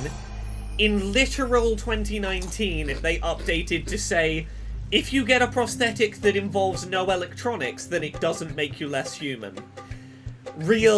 Catching up with the times. 2019, Cyberpunk Red went, As long as your prosthetic isn't electronic in any way, then you're not unhumaned by it. And the developers just launched a demo for the game on Steam, so you can dive in. No, there's literally, Cyberpunk Red has a literal, like, humanity mechanic. During There's, this like, year's how Spring human Showcase, are you? Our host cracked open the That, ones like, watch fucking, your you book. used to be like, oh, you got a Spotlighting 3 of the prosthetic most eye, you're hot less fucking anticipated human. games coming in 2024. Cyberpunk Red is a With tabletop, that tradition, we've got tabletop another rule set. trio of games to share that should definitely be on your wish lists. First on our list is Once It got better, Let's but, throw like, it over to yeah. the developers so they can tell you more about this new weird survival shooter. Also, using the tech in Cyberpunk setting to change your gender also originally made you less human. Hello, Metas. Welcome to the mysterious world of Once Human. I'm Derek, the head of Is operation this game of called Once Once Human? I thought it was called Less Human. I was like, how on the nose? Launch on PC on the 9th of July 2024. I'm very honored to introduce Once Human to both new and old friends today and bring you more exclusive news. Once Human is a post-apocalyptic open-world survival game where you'll take on the role as a meta, striving to survive in a world corrupted by stardust and exploring the enigmatic now-taught continent. You must fend off outraged creatures alongside other metas, reclaim the old world, and uncover the truth behind the apocalypse. Many have If labeled you us showed as me the this most footage anticipated and survival game didn't of label it, I would 2024. believe you And if you I will told me tell it was you like what the makes alpha Once for Human so unique. Starfield. Your adventure will unfold in a seamless open world. There were some of those shots where I was like, yeah, you could tell me this Adventures was through like 2 mountains, years pre-release sunny beaches, Starfield footage. foggy swamps, wild plains, rushing waterfalls, dark caverns, and the mysterious underwater and the frigid tundras. Your exploration will stretch the boundaries of your imagination. The diverse flora and fauna in the open world add more possibilities to your journey. Let's see what survival skills you've got. Hunting, fishing, and planting are all part of the experience. The influence of stardust has led to widespread mutations across the continent. Stay cautious of the mutated deviants and the fanatical cultists lurking in strongholds, as well as the areas shrouded in deep fog and the riddle spots scattered across the land. Yeah, Karlovich, you're not wrong that you can get that humanity back by going to therapy, but it always felt weird. It's like when in church you're told, it's okay for you to be gay, it is a sin but God will forgive you. It's like, yeah, I still feel weird that like it's a problem in the first place. The Wanderer, a walking buff that roams the world with its searchlight, and the Laura, a monstrosity that it's mainly a case of someone on the team just clearly never thought about it. Like, I don't think it's malicious, I think it's someone just you encounter even more cryptic creatures in the skies above and the oceans below. Don't forget about the rift entities. Some of them are packing I won't giant forget about the Gatling rift guns. entities. Some look like massive trees, and others might even haunt your dreams. Bad luck, Metas. Did I mention that Once Human might be one of the most diverse open-world survival game out there? You must eliminate spreads in strongholds and dungeons for materials to craft your custom equipment. Okay, he means Plus, mechanically you can capture diverse. divisions One of the from most all over the mechanically world diverse and open use their worlds. special abilities I to do help love you that it was like one of the most diverse That open is a worlds chef. out there. Not Goes to quite shot of handles white man with a security, and gun. The Tina Skull is a bodyguard. You can build your settlement anywhere in the open world, or even create a mobile home. With over 4,000 metas in a server, watch out for ambushes and looting. Remember to forge alliance with others to build settlements and get in on 12 versus 12 compressible round. And that's not all. I'm not saying it looks bad. I'm just saying some of the ways they've chosen to pitch this game We also aim to cater different make me players' chuckle. preferences. We've got themed seasons and all kinds of challenges rolling out soon. It was called These include PvE world bosses and PvE content something that human? encourages you to pillage and open plunder. human, old But human. wait, there's more. We're also adding survival challenges where meta must compete Something for beginning with extremely O, scarce resources. The creativity of I thought Once it was Human called Less doesn't stop there. Human. You Once can Human. unleash your I knew it began with imagination an by O. building I was like, island it sounded with like truly Less unique Human, but it wasn't that. Internal land. Once Human, cool. Feel free to customize Thank the you, island chat. to your liking and even change the objective of the season. We create the world, and you bring it to life. Hey, you're the game devs. You bring it to life. 2024. I don't want And to bring forget your to game add to it life for Steam you. wish list. You bring On it the to 10th life of for me. June, we'll kick off the final round of open beta of Steam. Don't miss out the exclusive cosmetics on the first day. $3 are now available. Oh, cosmetics you can only get if you play it on one specific day. See you on the other side, Menace. I don't like that as a fucking mechanic. Once human Cybergirl, I haven't forgotten about the Rift enemies. I will never forget about the Rift enemies. I mustn't forget about the Rift enemies. 2 more ones to watch. Ask me tomorrow. I won't have forgotten about the Rift enemies. Another world premiere for you now. Probably. It's a co-op game I have where you have ADHD, to but if I remember synchronize one your thing from movements to today, succeed. it will be the Rift Let's enemies. see it. Whoa, nice work. Haha, we definitely did that organically and didn't pre-plan it. What a coincidence. Yeah. Okay, this might be the most pretentious of the game showcases. No, I've got a purple X. I have the purple X. I guess if you hit that. Oh yeah, I press. Okay, can you move it across? Okay, 2-player co-op game where you have to share information because one of you can't see what the other can see. I like that as a game thing. I love games like this. That opens a panel for me above the door. Okay, what does it say, please? We'll figure it out. Game showcases make me feel like I have a 2-second memory when, like, it's just everything. when there's so many of them happening. Yeah. It's, I will hit that. Oh, it moved. Oh, very nice. I did alright in the middle of today. At the start, I needed time to ramp up to remembering shit. And now I've remembered too many things I can't remember more. But there was a beautiful, Wait, no, just explore. like, 3 hours in the middle where I was pretty good at remembering stuff-ish.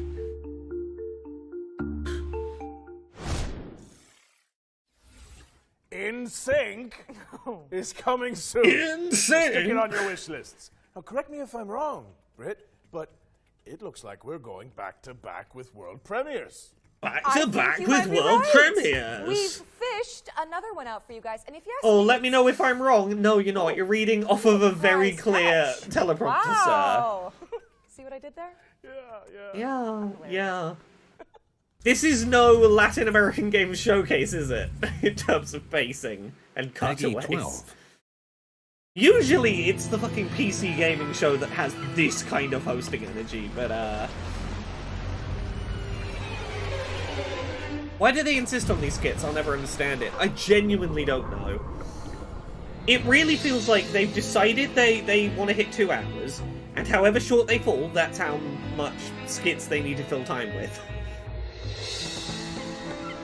Youth Pastor energy, that's perfect. It is Youth Pastor energy. Oh, well, you want to know about video games where, you know, you struggle against intense competition? Well, let me tell you about a guy who struggled against the most intense competition there was 2,000 years ago. It's my man, Jesus Christ. I don't think this is Dredge 2, but I was having Dredge moments initially.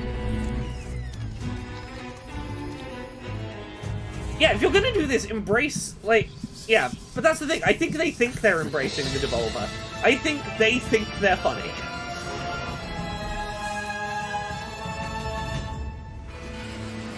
Dredge, the Iron Rig. Is this a separate game, a DLC?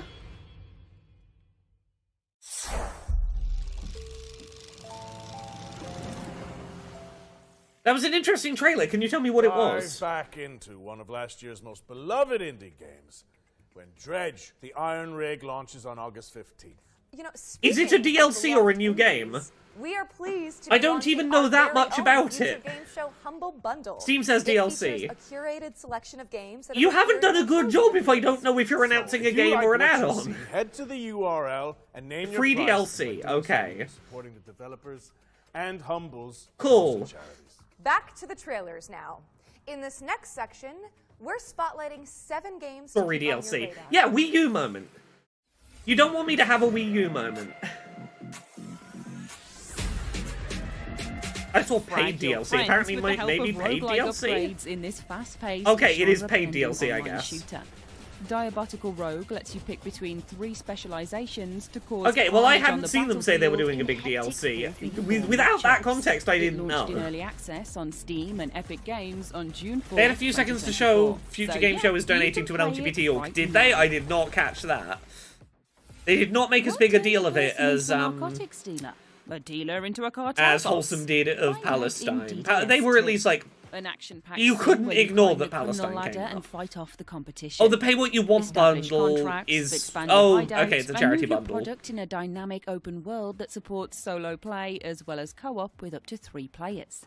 DDS2 is coming to PC on June 20th, 2024. Keep your eyes on this one, says Local Thunk, developer of breakout hit Balatro. Star Vaders is a tactical roguelike deck builder where you pilot a mech. You know to what? I defend will keep an humanity eye on from it if the an alien Balatro guy scourge. says to. Players can Star- what was customize it? their Star- digital decks to take out the Star intergalactic something? invaders with Eureka Star Movement Vaders? synergies. Star Vaders is coming soon to PC, and you can check out the demo on Steam after the show. Oh, it's a Step into the standard shoes Humble of a bundle, plucky but airship pilot in it Clockwork can Ambrosia, donate some a stuff to steampunk charity, I guess. Metroidvania where the focus is on crafting rule-breaking weapons and armor. Explore gorgeous pixelated worlds to uncover the secrets of a missing civilization, enlisting curious companions and taking down leagues of automatons. Check out the Clockwork Ambrosia demo on Steam today. Turn foes into friends and search for your lost soulmate in Sword of the Necromancer Resurrection, a 3D remake of the 2021 action RPG from Grimorio of Games. The A Clockwork dungeon crawler steeped Ambrosia? in mystery, players must level up, don't collect know what it was gear, called. and recruit fallen enemies to survive in atmospheric environments. Or just Fight past Clockwork death Ambrosia. And twist fate when Sword of the Necromancer Resurrection drops on PC and consoles later this year. Okay, yeah, they called it the Clockwork Ambrosia, but it's just called Clockwork Ambrosia. That would be why I couldn't Anti-Blast find it is an there. explosive action platformer They just said the inspired wrong by name. The GPA greats. Race, bounce, and slide your way through surreal, destructible environments, wielding a mighty hammer to bash goons and topple the game's eclectic bosses. Anton Blast is dashing onto Nintendo Switch and PC this November 12th, but there's a dynamite demo available right now on Steam. Find your new home on the galaxy's edge in Farlands, an intergalactic farming sim with a cozy pixel aesthetic. Chop weeds and build a community as you chart the stars for resources. Okay, to Humble save your Bundle local defaults to star system 5% to charity. You from can set it to 80% Farlands with is 20% launching going in to early Humble, access but on that's not July something people tend to 24th. do. But there's a Okay. demo out today on Steam, so you can dive in right after the show. 3 hits and you're out. Step into the ring in Big Boy Boxing, a slapstick boss rush adventure inspired by the Punch-Out series. Quirky opponents are brought to life by fluid animation. Okay, as this you is a bob, fun, weave, and not- jab your way not through the Punch-Out. quadrant ranks, learning attack patterns and upgrading your skills to succeed. Big Boy Boxing is coming soon, so make sure it's on your wish lists. Remember, you can find all of today's games on our dedicated Future Games Show Steam. This page. man Search keeps for starting Future his Games Show on sentences in Steam. character voice Start and digging giving into up like downloads and 3 words fleshing in. out your wish list. Remember, you can get the Special things on your delivery. wish Our list. friends at Billy Goat Entertainment have sent us a new trailer for Parcel Core, the studio's extreme sports courier simulator. Let's take a look.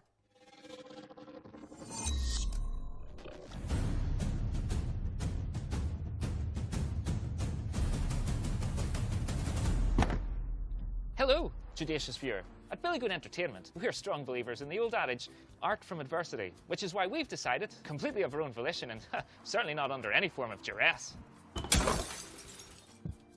to commit to delivering our new video. Oh, these are Parcel the. Core. This is the game. September 3rd. That's This right, is the on game, September Debs. 3rd. You'll have the That at the last Future Game Showcase made a really tone-deaf skit about crunch and workplace abuse as like a funny skit in the midst of all the stories about workplace abuse and crunch culture and layoffs. Oh yeah, they were also joking about layoffs. It's this lot again. another month. So, please help us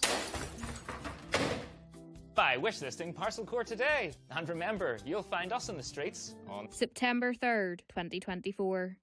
Yeah, this is the second time they've made a skit that boiled down to ha ha ha, workers getting abused in the games industry by higher ups. Ha ha ha ha. PlayStation and Xbox on September 3rd, 2024.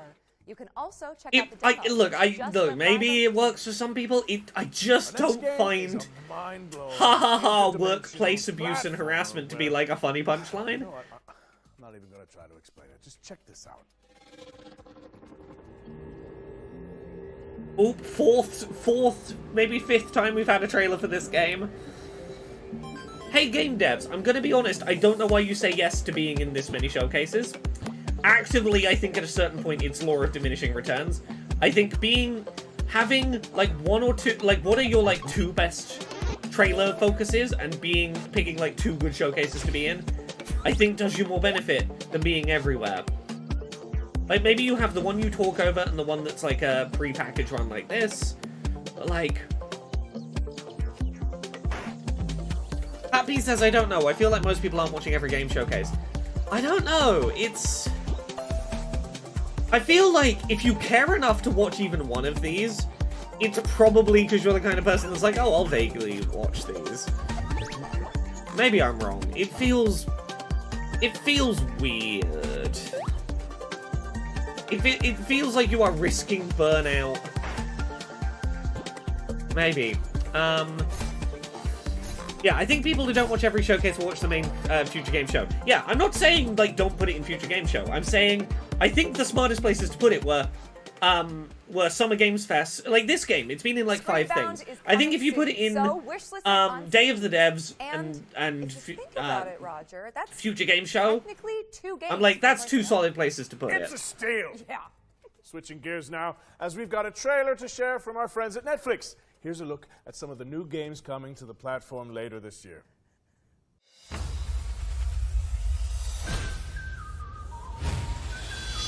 Yeah, Summer Games Fest or all showcases. Yeah, that's what I mean. It's like, I think like Summer Games Fest is worth trying to get it in. Maybe like one of the small showcases, like you try and get it in like Day of the Devs or like Wholesome or whatever.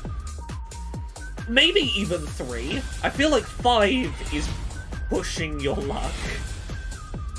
Also, we are having fun. Fuck you, Netflix. This is Netflix, right? We're doing a yeah, this is. Fuck you, Netflix. We talked about this the other day. Fuck you, Netflix. Resisting temptation will be And hard for you're consistently giving transphobic comedians money to make Harmonium the Musical.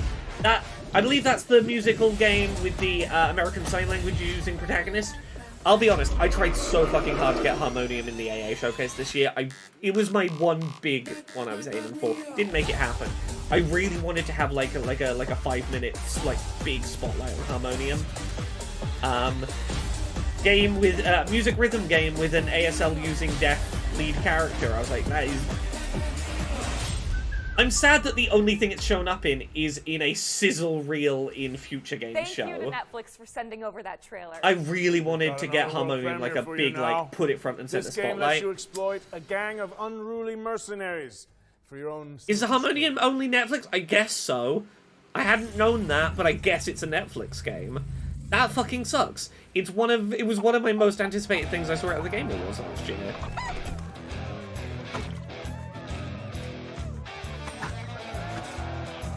Yeah, not only deaf character, Harmonium is a game led by a deaf singer. Yes, it is a game about a deaf character engaging with music made by a deaf musician. I think Harmonium is really fucking special. And, okay, Harmonium's also on Xbox. Okay, cool. That's good. I really did worry for a minute. I was like, oh god, did Netflix get exclusivity for it? But yes, no, Harmonium is one where I was like, I really wanted that to be the one more thing this year. Didn't manage it, but it was... Obviously, they did all the fighting. Yeah, in my head, that was the one I was hoping would be the one more thing. Who needs XP? If you don't know about Harmonium, go look up the Game Awards trailer from last year. That game is so... It feels like it's going to be really fucking special. Oh, ID and Xbox had it first, you're right. Was that first? Was that before... Game Awards? I thought the Game Awards came first. I might be wrong. I thought it was the Game Awards and then... Happy bastards. ID and Xbox. Maybe I'm wrong. Next, Britt? We're checking in with the Relic First Guardian, an apocalyptic Souls-like from Project Cloud Games.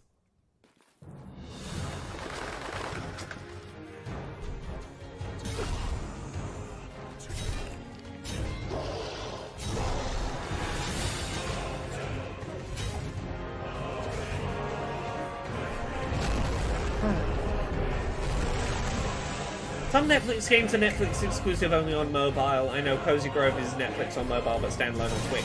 Thank you for that info, Rooty. I haven't paid attention to Netflix in a long fucking time, so I don't know what their deal is, so I appreciate the info.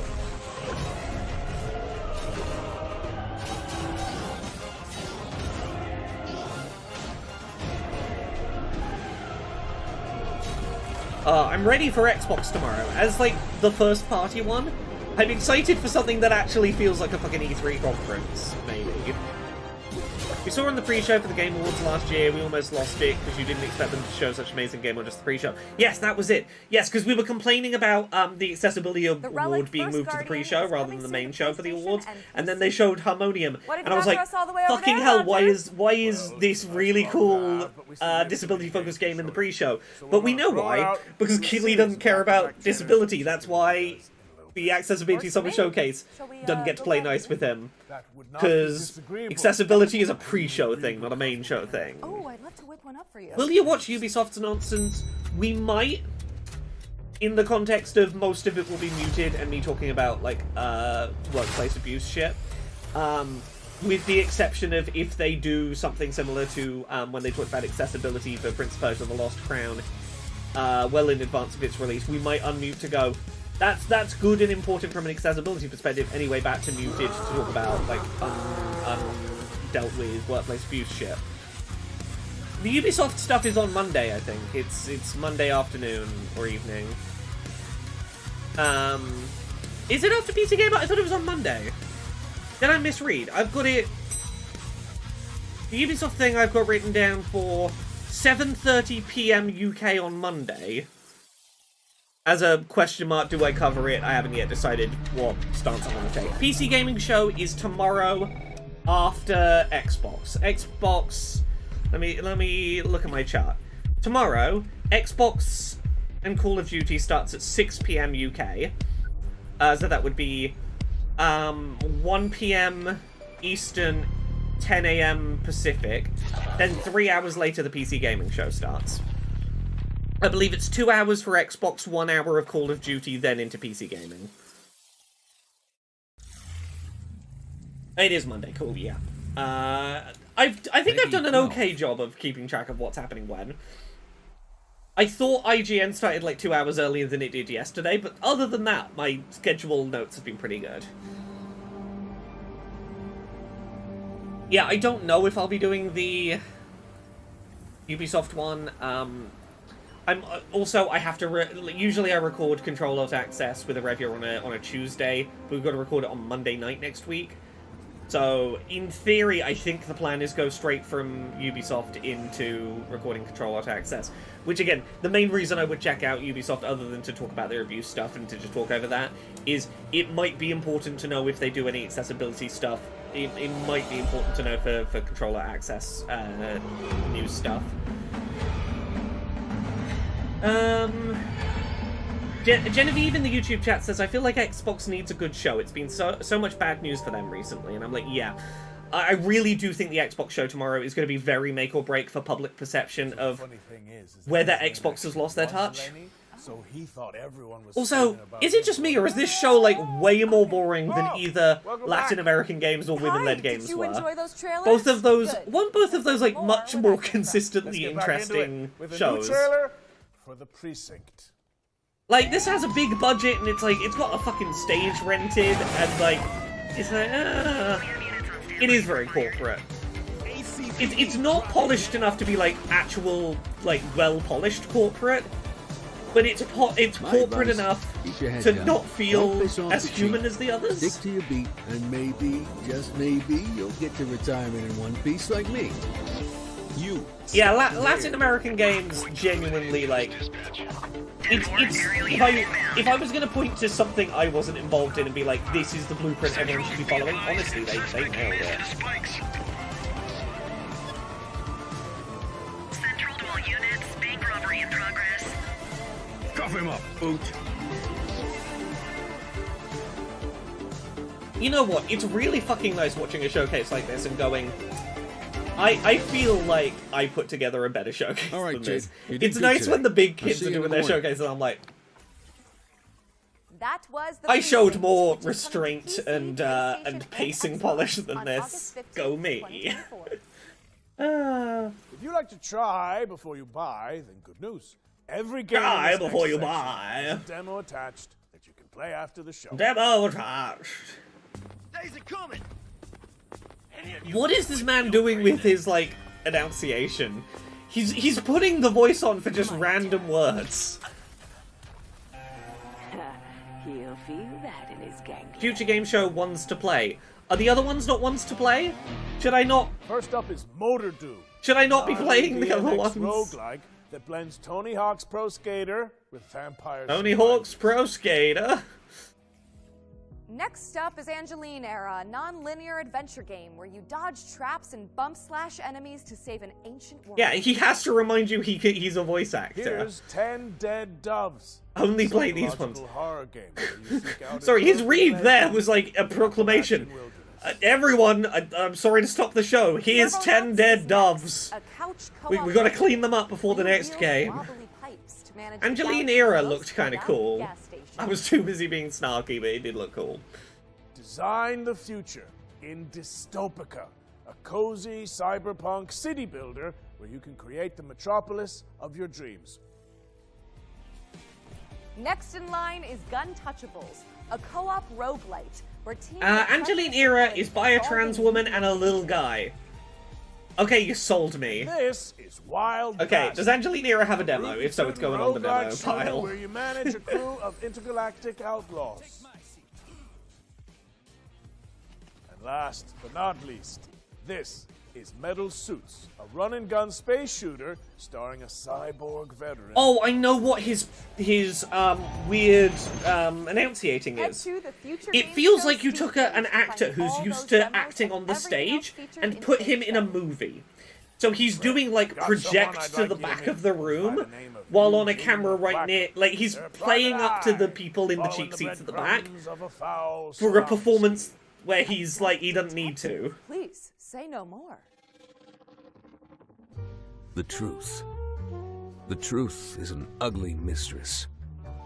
But I ain't no ugly duckling.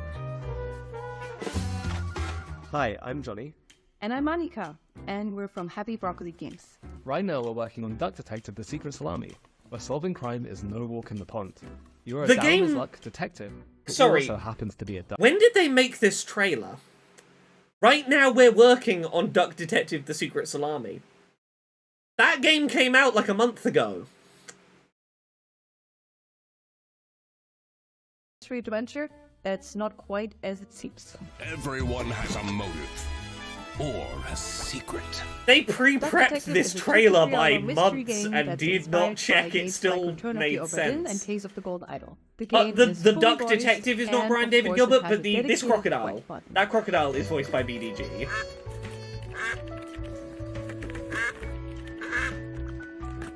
Today we're really excited to share with you the Duck Detective is coming to mobile later this year. Now, you can already play Duck Detective on Steam and Switch. Okay. Thanks for watching, and They're we hope you working on a enjoy the rest mobile of the port. show. This game is genuinely great.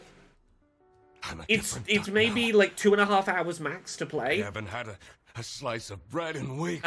It's fucking great. Duck Detective. It's so The good if you're in the mood Secret for just, I Salami. want to sit down for an evening and play a whole game and Duck feel Detective, satisfied with it. Secret Salami is out now on PC and Nintendo Switch. No, they're Mobile working on the ports mobile coming port later is what they this meant. Okay. You This see why it next felt thriller weird? is I'm for like, the we're working RPG on this fans game. I'm out like, there. the game's out there. is inspired by the 90s classics and features a soundtrack composed by Motui Sakuraba. Few are worthy of the title you are about to receive. The bishops are more than... Is this the one we saw earlier with the Golden Sun composer that was like a Kickstarter so they can pay him more money? It took the Malkora. Enough! Maybe I'm wrong, was this that? Ezekiel. The dome was under Motoi Sakuraba. Malkora. Yes, okay, this is... Yeah, they didn't show us footage earlier. They were like, here he is. Here is Sakuraba explaining why you should support a Kickstarter so he can make more music for a game. But they didn't show us what the fucking game was. And this is why I complained about the Kickstarter thing. I was like, don't tell me you want me to fund a Kickstarter before you've shown me the game I'd be funding a Kickstarter for. Because like now I've seen it, I'm like, yes, I would like to buy this game, and or I would maybe support your Kickstarter so you can have more of the Golden Sun guys' music. But you can't just have the Golden Sun man tell me they need to pay me, back them on Kickstarter, and not show me this pretty fucking cool looking game.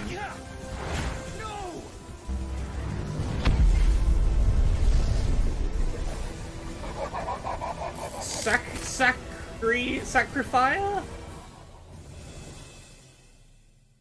Is that what it was called? Sacrifier is coming Okay. soon, but the playtest just went live on Steam. If you want to try it out before launch, I feel like it's time we add another game to our yearbook, right, Britt? I think that's a good idea. The best way to think about You know what? More Kickstarter than is a if that money decade vanished later, into thin air, would I miss finally it? getting a sequel to Warhammer 40K Space Marine. If you would Space miss Marine it, don't 2 back is a waiting in Kickstarter. September. Here's everything you need to know about it. Oh, okay, if you want to try the demo, you have to request access to the playtest and hope you get approved. One of those. Chainswords at the ready, because Warhammer 40k Space Marine This is a 2 different one to the staying in Kickstarter one. pages of Oh, our okay. Monster Watch yearbook, The Golden with Sun Man is doing gallons music of for Xenos multiple blood. games. Space Okay, Marine that's 2 why is the hotly first one, the anticipated Kickstarter one, follow-up needed to to show Relic footage. Entertainment's I assumed they were the same 2011 game because they didn't third-person show me shooter. footage of their fucking Helmed by game. Saber Interactive this time around. Genevieve Space says I got Marine 2 approved right promises away. Okay, even maybe I'll more get approved guts quick and then. Who glory knows? For up to 3 players I'll across keep its an eye on my phone in galactic case I co-op get an email campaign. saying I got approved. You are dropped into the clanking, capable boots of Lieutenant Demetrian Titus, voiced by Clive Standen of Vikings. Why, if they're going to approve right away, everyone, then why even bother? Why not just have a demo? Get into assault position by the bridge. Let us show them some of Ultima's hospitality. It's a Warhammer. Come forth and be slaughtered. Titus is a true space marine, the Emperor's personal angel of FOMO, death, maybe. a stoic ultramarine But I with feel a like it's gonna penchant for put, defending like- the Imperium. Though at the start of the game, he's dealing with the aftermath. I feel of like a you're suspicious missing out on demotion and an opportunity even more cost pressing on existential impulse matter. in The impulse Tyranid plays. Scourge threatening mankind. Space Marine 2 will transport players to the front lines of the Fourth Tyrannic War, with hundreds of creatures coating the screen as you trudge through the biomes of perilous planets. From Tyranid warriors, Hormagaunts, gargoyles, and quite likely much I will say larger of this, foes, it is an you'll be impressive overwhelmed number in of short things order on if screen you at and your once. team don't keep your wits about you. The grisly combat blends over-the-shoulder shooting with a deep melee brawling system, allowing you to parry, dodge, pull off brutal combos, and execute your enemies to top up armor supplies. I am a big fan of the the Doom 2016 style. You do a melee kill and it heals you or gives you armor, so you can like be really upfront and aggressive, and doing so will keep you alive. It's a metal maelstrom of chaotic conflict, and My- we're my excited jaw, to see what my Titus and the gang TMJ, will I face forget up what it stands against for. when the game launches later Something this year. mastibular Space jaw. Marine 2 is coming to He's really PlayStation, playing up. Xbox, and PC. I don't know on why. the Whenever I do like September. really So there's long still plenty stream of days time back to to back, scrub up my on the jaws wealth of 40k lore get before funny. you suit up and ship out on this gnarly Warhammer adventure. There's something about knowing I'm on camera for several hours that just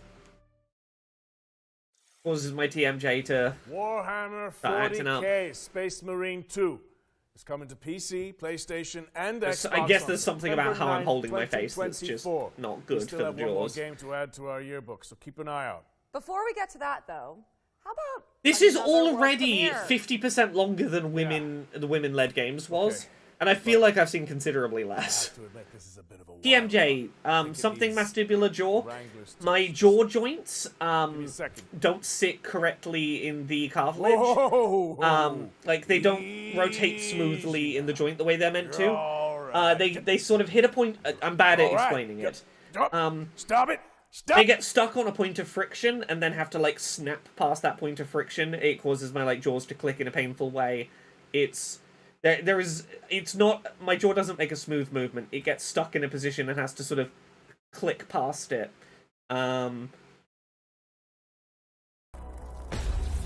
If anyone else has TMJ and can explain it better than that, that's my like, I know I have it. I know what it do to me. I can never remember the mechanics of what's happening in my face.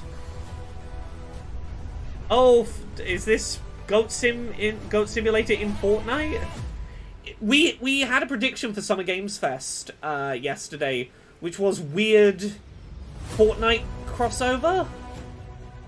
Oh, this isn't a Fortnite crossover. This is... We made a Fortnite-looking map in the new Goat Simulator or something. Yeah, Battle Royale DLC for Goat Sim. I think we would have been able to tick off Fortnite weird crossover on the bingo board. I think this would have counted. TMJ causes jaw tension and sometimes make the jaw lock up and sore, causing cracking and popping. Yeah.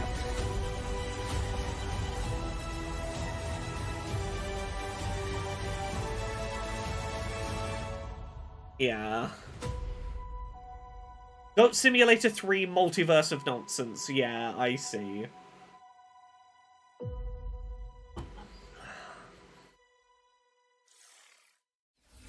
Go toe-to-toe with Capybara Thanos in Multiverse of Nonsense. I've worked out what's wrong with this presenter, man. He starts every sentence as if he's trying to do a Donald Trump impression, but like a half-hearted one.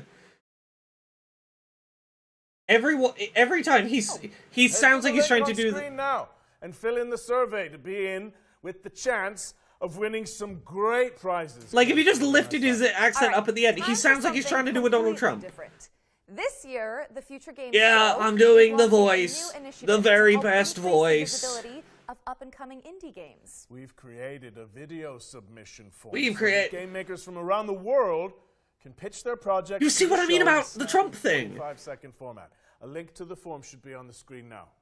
Think of it as an indie elevator pitch. In the coming weeks and months, we'll share the submissions on social media and highlight them during our upcoming live shows. To give you an idea Indie of what devs, we're looking for, pitch your games the to us FGS and we team might share them on handpicked some of social the media. most We're not going to give them a anticipated trailer indie spot in the games showcase. and They're asked like, the yeah. developers to create their own elevator pitches. And here's what they come up with.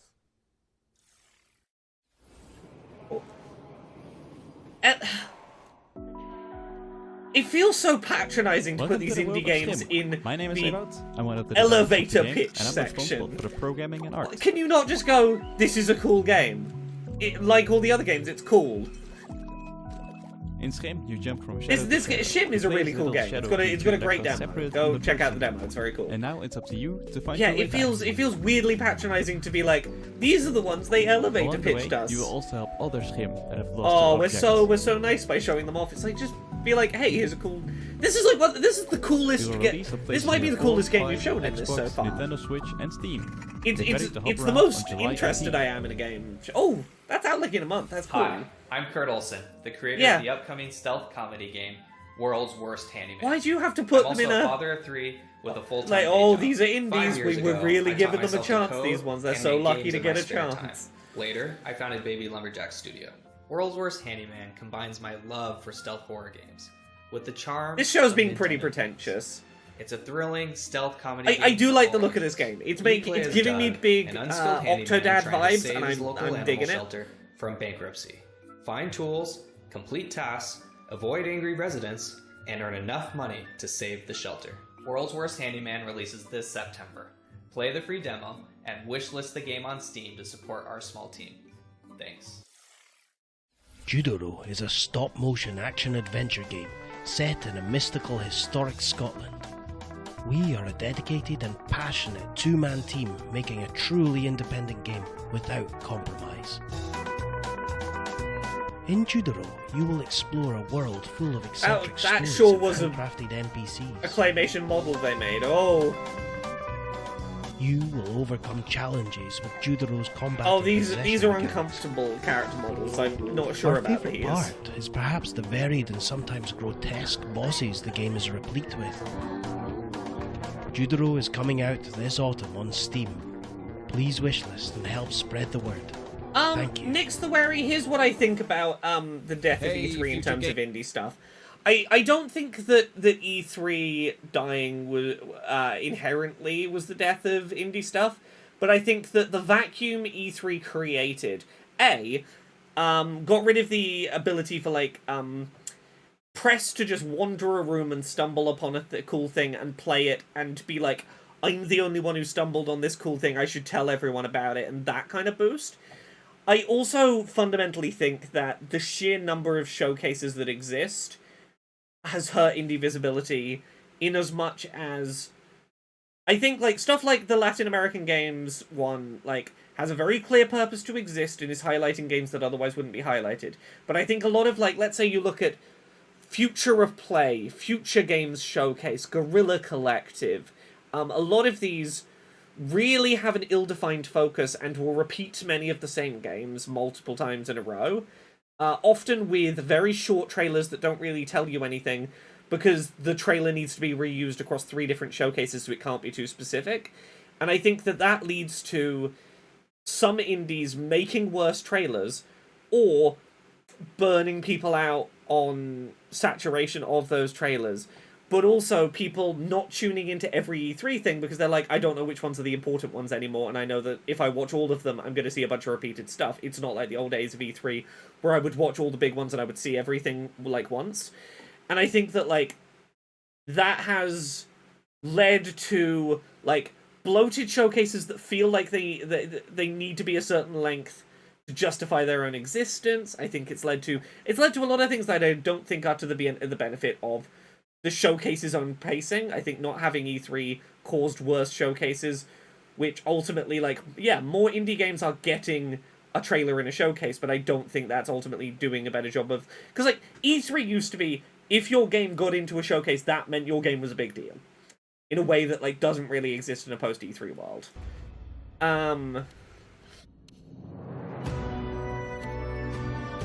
Look, I've no idea what he's done, and I don't care. I've just got to find him before they do.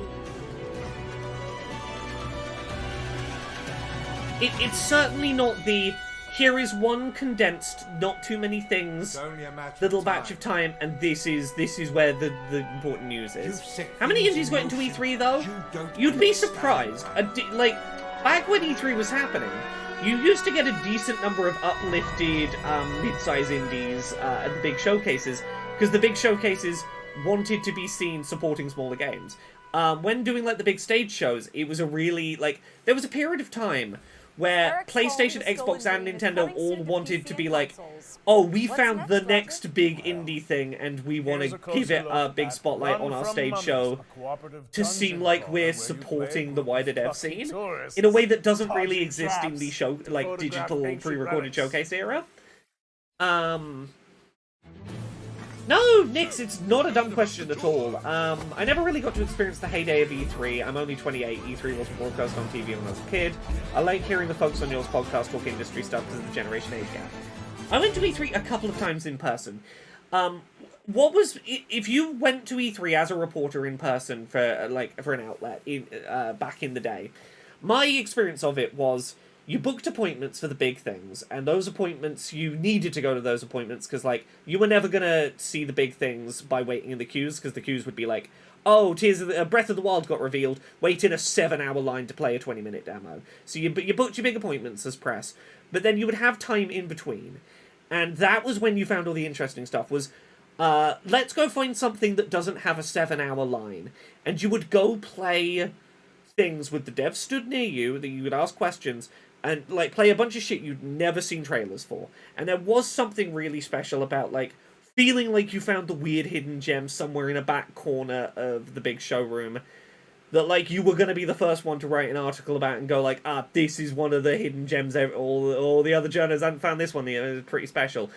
Like, that really did create a kind of indie coverage that, like, obviously was benefiting indies of a certain size and a certain, like, publisher level that like, got the opportunities to be there. But, like, it gave a chance to go, this thing looks cool, I'll check it out right now in this moment, rather than, like, days later remembering to check a demo out for it. In a way that I think in some ways helped coverage of certain kinds of games. One sec. But there's still Gamescom, but that's still less than what we had. Yeah, Gamescom is the closest we have now to what E3 was in that case. Like, Gamescom really has become the annual go find indies in a corner somewhere. Take me forward. no matter the danger. Lord Zerano, like, I'm not saying it's all negative. There are definitely some games that couldn't have had Hi everyone, spotlights Alex that now here, can. community I'm not saying it's all manager at negative, Fine I'm Games saying it's Studio. changed. We're currently working There is some on the stuff most that is ambitious different. game to date, Mandragora. Yeah, it's... Mandragora is a 2.5D action RPG side-scroller with deep Metroidvania and Souls-like elements. E3 was fucking We're hell on currently earth to working go on to. fine-tuning the many features that will be available in the game. If you could go there as press and have appointments in advance so you could go to all the business rooms, it wasn't so bad, but like, much like Gamescom, I will go cover Gamescom for work sometimes, and like, I'll go to like the press preview days, and the second it becomes open to the general public, I'm like, I hide in the business area. I'm not fucking going on the show floor during the public, like, I don't even stick around for the Saturday or Sunday of Gamescom. It's just not fucking worth trying. Aisha Salim, known for her work on Overwatch, and find yourself whisked away into the world of Mandragora with a dark fantasy soundtrack composed by Yeah, Crystal Simba says, I Santonio, remember the days where best we known didn't for know his game work as a showcases member of existed Sector because Flash. I was just a kid and the internet wasn't near what it was like today. Do you want to know what my first awareness of E3 was? It was E3 2006, I think. It was the one where Twilight Princess got revealed with that big on-stage trailer. Alongside our new publishing partner. And I knew about it because I went into my local Tesco and saw a video game magazine that offered a free DVD of Nintendo's E3 conference. And I had this like little portable DVD player in my room. And I had no idea what E3 was. And I watched this DVD of like clips of Nintendo, the people who make the games at Nintendo on a stage showing off trailers and the room fucking erupting in excitement. And I was like, oh, there's a place where like people got to try this game that's not out yet. It was my first real awareness of like video game trade shows as like a thing that press got to go to. Sai, calm down. Take a deep breath, Sai. Let's pull over. We can. Yeah, I love that Nintendo does multiple indie directs a year. Maybe I think put that's the cargo great. in a safe place. Xbox has ID at Handle the Xbox. police They don't with power. highlight it as well, but they You have know it. What cops do to people like us. Sai, please listen to me. Okay, this looks interesting. This is one of the first interesting looking things they've shown. What is this?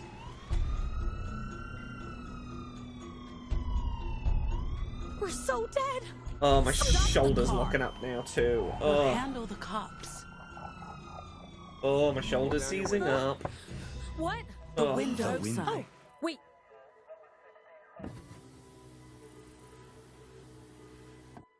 Hi. Hello. Hi, officer. What's going on? I'll need you people to step out of the vehicle. You're a loser. How badly did you screw up to get here? Highway patrol in the middle It's got of Road nowhere? 96 vibes, but I don't think it's the same people. Until you try to mess with my head. I said, exit the vehicle. Hey, officer, watch Not the enough road. work. Road. Jesus, fuck. Ay, Dios mío. Drive. Drive, Sai, now. What is this game? Stop it.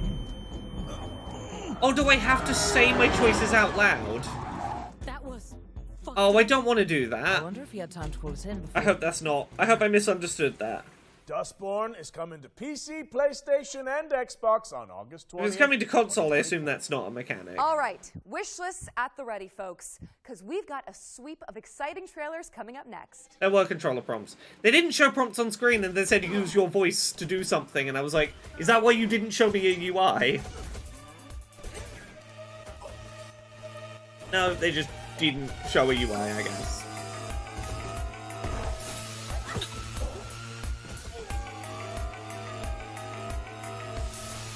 Oh, is this doing the, super hot thing? Time only moves when you move? Okay, I'm kind of into that. Here we go. An hour in, I'm finally starting to see some cool stuff. Enter the Chronosphere.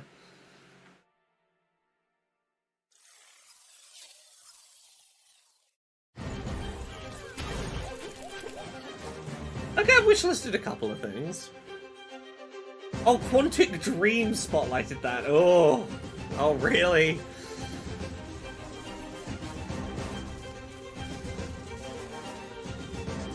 Nick's the where he says, I gotta start coming here more often. Feels like a safe space for my trans ADHD brain. Hell yeah. I can promise you, as a autistic trans ADHD person, this is a safe community for autism and trans ADHD and transness. You're certainly not gonna get judgment here. We got them good cozy vibes. Sorry, wholesome vibes. Nah, we try and be chill here. The majestic We're all LGBT and neurodiverse and disabled here. Progress. Become one of our esteemed engineers. Most of us, at And let least. the illumination of our great leader, William Kane, guide you. Today is your day. Join our annual lottery and plug into your true potential. Prove your worth and ascend to greatness inside Albatross Technologies. Oh, Zoe Lindick says, I somehow only followed 2 days ago. I thought I had years ago. Ass I can kick. Maybe you did. Internet services are weird like that. Oh, you're back. Good to have you here, Let's though. keep up the pace and jump straight into our Yeah, next trailer. for anyone who's like new, there's always new people that join during Summer Games Fest stream season. Usually I stream Mondays, Wednesdays, and Fridays, 10 PM UK, 5 PM Eastern, 2 PM Pacific. There'll be stuff outside of that, but that's usually where I aim for, like 2 to 3 hour streams 3 times a week, unless other stuff is going on that wobbles about.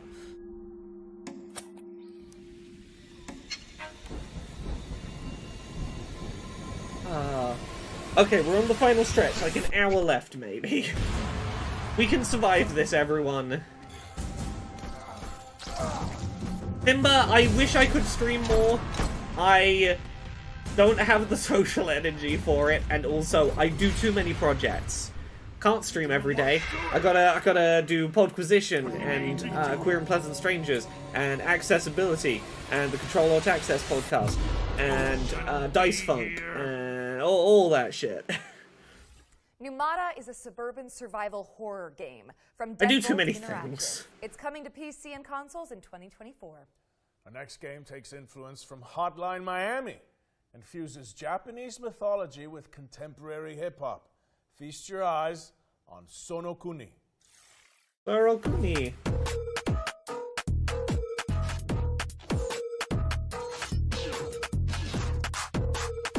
I want to see more of this where it doesn't just cut straight away.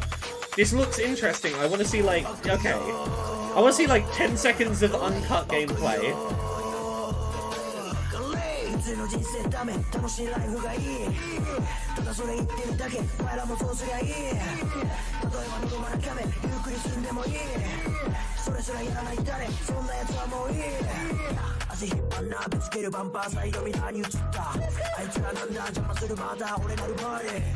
I can't tell which of these visual effects are edited in post for the trailer or which are part of the gameplay.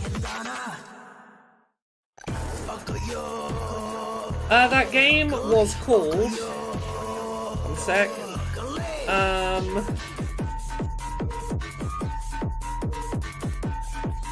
No, I wishlisted it. I've lost it already. Dustborn. Yeah, that sounds right. I wishlisted it and then promptly forgot. Your Voice, Your Choice was like the tagline of it. It wasn't the name of it. I'm pretty sure it was Dustborn. Sonokuni is a top-down action game from the Don Yasa crew, a hip-hop group from Japan that decided to make their own indie game. It's coming soon to PC, but for now, you can wishlist it on Steam. Eternal Strands is up next. An action game. Oh, where another you use Strand magic, game. Weapons, Another and game of the skills Strand to take genre. down enormous monsters. Here's the latest trailer. Oh, don't worry, Terra. As far as I'm aware, what's the current season? It's season 11 right now? This is it. I think I am planned to be on both seasons 12 and 13 of Dice Funk, so you've got at least 2 more seasons of me on Dice Funk at the very least. Bryn, you need to get out of there. Now! I was made for this, Aurea. Okay, I gotta get the Steam Deck back out. This looks kinda neat. No one's been this close in years. My hope is that we're going to find artifacts from the Enclave itself deeper into the shadow. Dustborn has an LGBT tag on it. It had better with character designs like it had.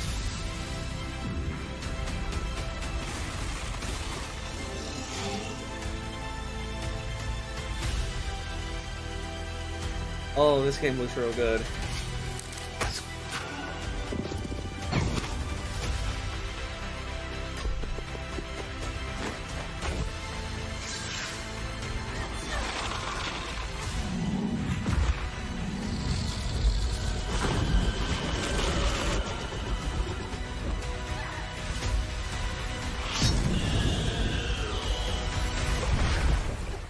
This place holds mysteries beyond our wildest dreams.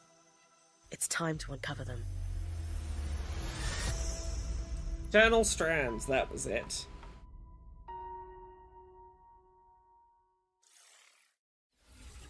Eternal Strands is coming soon, but if you're eager for more, we'll be airing an interview with the developers during our official post-show, the Future Games Show expansion pack. Will not be sticking around for your DLC, after Future. the summer showcase, so stick around for a closer look at today's games and some extra world premieres.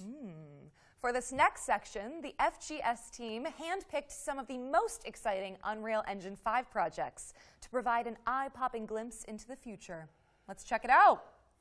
Why is the engine they were made in like, we're desperate to show you games made in this engine?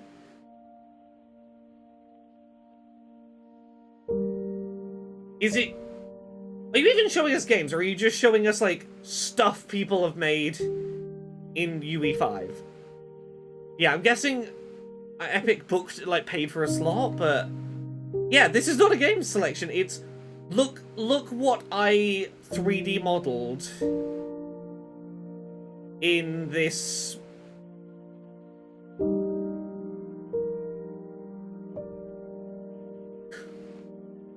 Yeah, this is tech demo section. It's, look how pretty this looks. Your video game could look this good, maybe. Make a game in UE5, your game will look like this. Every Unreal Engine 5 game looks this gorgeous, and is playable, and looks like this.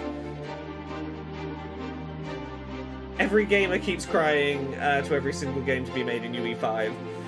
Yeah, this kind of shit has led to really good-looking modern video games having fucking YouTube comment sections under the trailers going, "This looks like a PS3 game, make it in UE5."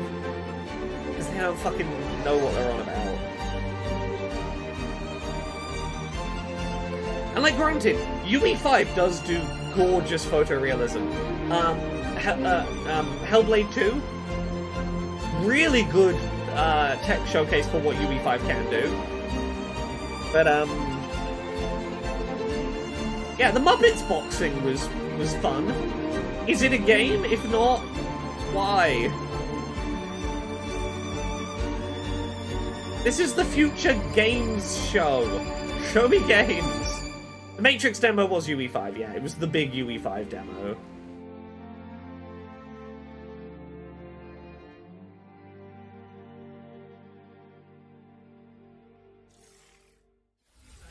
Thank you to the developers who participated in our Unreal Engine 5 showcase. Be sure to follow them on social media to keep up with these projects as they evolve. Now, as we all know, the only good bug is a dead bug. And there's been plenty of virtual pest control going on this year. But how about some more? Up next, we have a juicy update on Starship Troopers Extermination. Hi, I'm Peter Maurice. I'm the project lead for Starship Oh, that's Troopers not a joke. I thought he was I'm here to making tell a you joke little about bit an exciting Helldivers. update coming to the game called Carnage on Planet Is X4. there a fucking Starship Troopers game Carnage system at the same itself time is as basically Helldivers? Persistent bug bodies everywhere in the world. I thought that he'd don't made go one away. good We're joke bringing this. the movie into the video game. Being able to climb on top of the bug piles to get I the really best thought expansion he'd made point one of the genuinely bug. funny joke, It's but a no. system that we've developed in-house from the Oh, I ground feel up. so bad It's for the really Starship all Troopers about devs it. I'm that so they excited to share it with the community. have to try and market Planet this X in the 11 shadow is of deep within the Helldivers. Tibanus system in the arachnid quarantine zone. We're setting this planet within the rings of a gas giant. It's draped in mystery. We are going there to defend the T-Fang array. It's the most important listening post in the Federation, and it's crucial to Federation operations that we secure it Planet X-11's our first attempt in Starship Troopers to combine indoor combat environments with outdoor combat environments. This has been in early access since May of last year. Well, they didn't do a great job of getting people to know that. Helldivers did indeed understand its satire We've really homework. been excited to finally bring into the game. We've added armor to our bugs.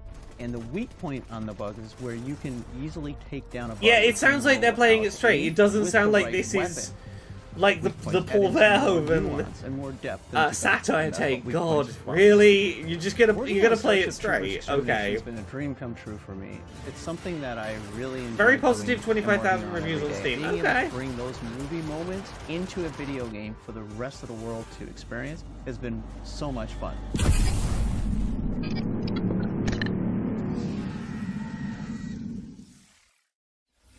Grab your friends and suit up in Starship Troopers Extermination, which is available now on Steam. We're following up on that bombshell with our third and final yearbook edition. Let's throw it over to Supermassive Games and Behavior Interactive. What's a yearbook edition? To dive into the casting of Frank Stone. What's a yearbook edition? They keep saying it. What is? Oh, most likely to keep you up at night. Sorry. The whole time I've been trying to work out what that meant. Okay. Dark Pictures Anthology. Please welcome the casting of Frank Stone into our future game show Wants to Watch Yearbook. This single-player horror adventure lets you define your own story in the expanded world of the iconic action horror game Dead by Daylight. Oh, this is the Until Dawn but Dead by Daylight. As they set out to film their I have no interest in playing Dead by Daylight, but this I could maybe dig. I tend to enjoy doing Supergiant stuff. Choices, challenging puzzles, and death-defying QTEs. I'm curious when we're going to get fucking season 2 of the Dark Pictures Anthology, but dodging grisly deaths along the way. The casting of Frank Stone is coming to PS5, Xbox Series S and X, and PC in 2024. And to give you a closer look at this exciting collaboration, Yearbook Edition let's is throw games it we over want to our you to friends at remember. Behaviour Last year they Interactive started and Supermassive by introducing Games. Hellblade 2 to it. Okay, I see. Games we think are maybe important. For the longest time on Dead by Daylight, we knew that we wanted to offer different types of experience to our players. And a single player narrative experience is definitely one of them. And our fans have been requesting it quite a lot. So obviously, I really don't need to Supermassive see this games much with of this their game. Pedigree, their portfolio Reminder: game is the Supermassive are perfect making partner a to story-based deliver Dead by that Daylight thing. You fantastic know, Until Dawn. They're making a Dead by Daylight. Cool. Is a classic in and out. Supermassive cinematic adventure game. Like, I guess maybe they're doing this in case you're a Dead by It's Daylight unashamed person who's never played a horror Supermassive game, but like, experience. It's a story that we've been thinking around for quite a long time, and it really fits the omniverse idea. Supermassive, not that Supergiant. underpins a lot of the Dead by Daylight lore. Sorry, did And I say it kind of Supergiant? slipped together as a very natural When they fit. said this originally, I thought they were going to the Hades dev, and then I was like, oh, the Until Dawn ones. Which is investigation of a missing child, which leads us into a very dark, quite grisly serial killer horror story. But as the story unfolds from there, things go in different directions, and we bring in a lot of different subgenres of horror. Think that belongs to the Are all of the Dead by Daylight villains going to show up? Is it going to be like, oh, Chucky's here because of your choices? You could actually believe happens, something that you can understand, relate to. At the same time, part of it you don't understand, and it creates a mystery. We're always going back to the classic slasher horror movies and characters that we learn to love and hate at the same time. What? One thing we really latched onto quickly was the idea of how a piece of creative art could become a vehicle for horror. And in our case, that's a Super 8 film that's being made by a group of teenage characters. Okay, I on the like site that. Of an infamous serial killer's crime. A bunch of teens are trying to make a horror film at a serial killer site. Of horror that we really like. Oops, it's getting a bit real. Right off the start of the project, talking. I like that as a horror setup. That's connected fun. Because we're passionate about horror, and we basically get our inspiration from the same sources. So it was great talking with them and seeing that a lot of the sources for inspiration they're using have been the same that we've been looking into at the genesis of Dead by Daylight. Yeah, in that Blair sense, Witch, Dead by our Daylight, Choose Your fans, Own Adventure. and also new players that Sorta. will experience this can see that both titles are from the same lineage. So for fans of supermassive games that still haven't stepped into the fog of Dead by Daylight, this is going to Look, be I have no interest in Dead by Daylight's mechanics, but I'll play a narrative. I enjoy Supermassive's narrative adventure horror. I will usually give them a shot. It would be nice to understand some of what Dead by Daylight is apparently about. The casting of Frank Stone is coming later this year. And with that, we've wrapped up our Ones to Watch yearbook for the summer showcase. I thought you were finishing. I was like, It no. also means we're closing in on the end of the show. But that doesn't mean that we're done with the world premieres. Here's one more. Here's one more. Yeah, they're the Dark Pictures anthology, Until Dawn, all that stuff. Someone else do that. They make the choose your own adventure horror games that you probably know of. Mongoose always ruins everything. Okay, are they finishing in like 15 minutes then? Is it maybe only 90 minutes this time? Your friends can't stop me. Ha ha ha ha ha ha. This is what if Crash Bandicoot was made by some real, like, if the art team for Crash Bandicoot are people who clearly make furry fuck art. Because, like, I can't look at that character model in the top left and go, like, oh, you've drawn your OC fucking before. Like, that art style, like, the specific way you've anthropomorphized them tells me you've drawn that character fuck. Cool looking mascot platformer though, like cynicism aside. It does look like a cool mascot platformer.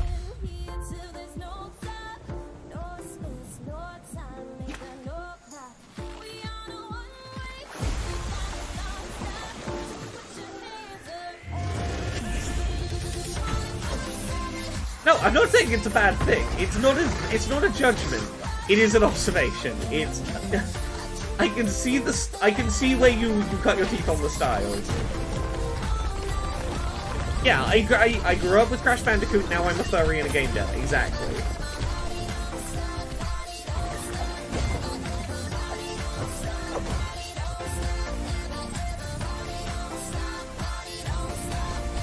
Nico DeRico, The Magical World.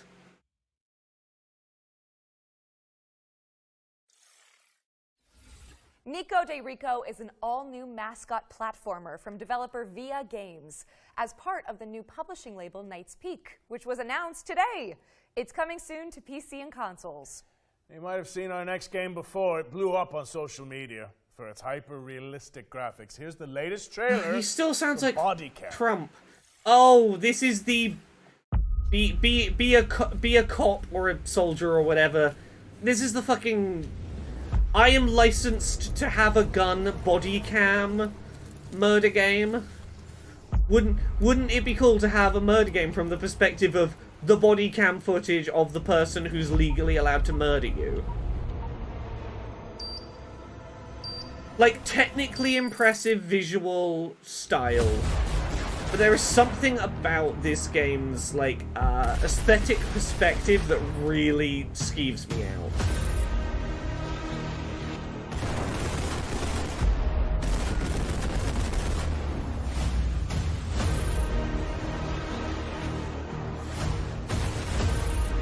It's a little too fucking, like, grounded in its murder for me.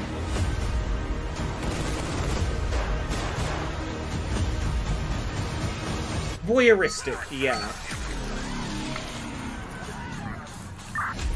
It's there's no layer of separation. It's just Body cam is out watch now on photorealistic Steam, so go check it cop out. murder. All right. From first Time for our person. final trailer.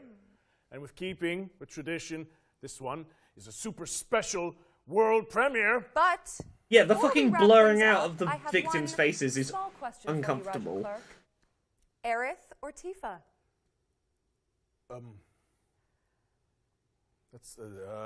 That's interesting. I feel like that's kind of a loaded question in this scenario. Oh, no. What are they on It's about? just a hypothetical, you know? There's no wrong answers.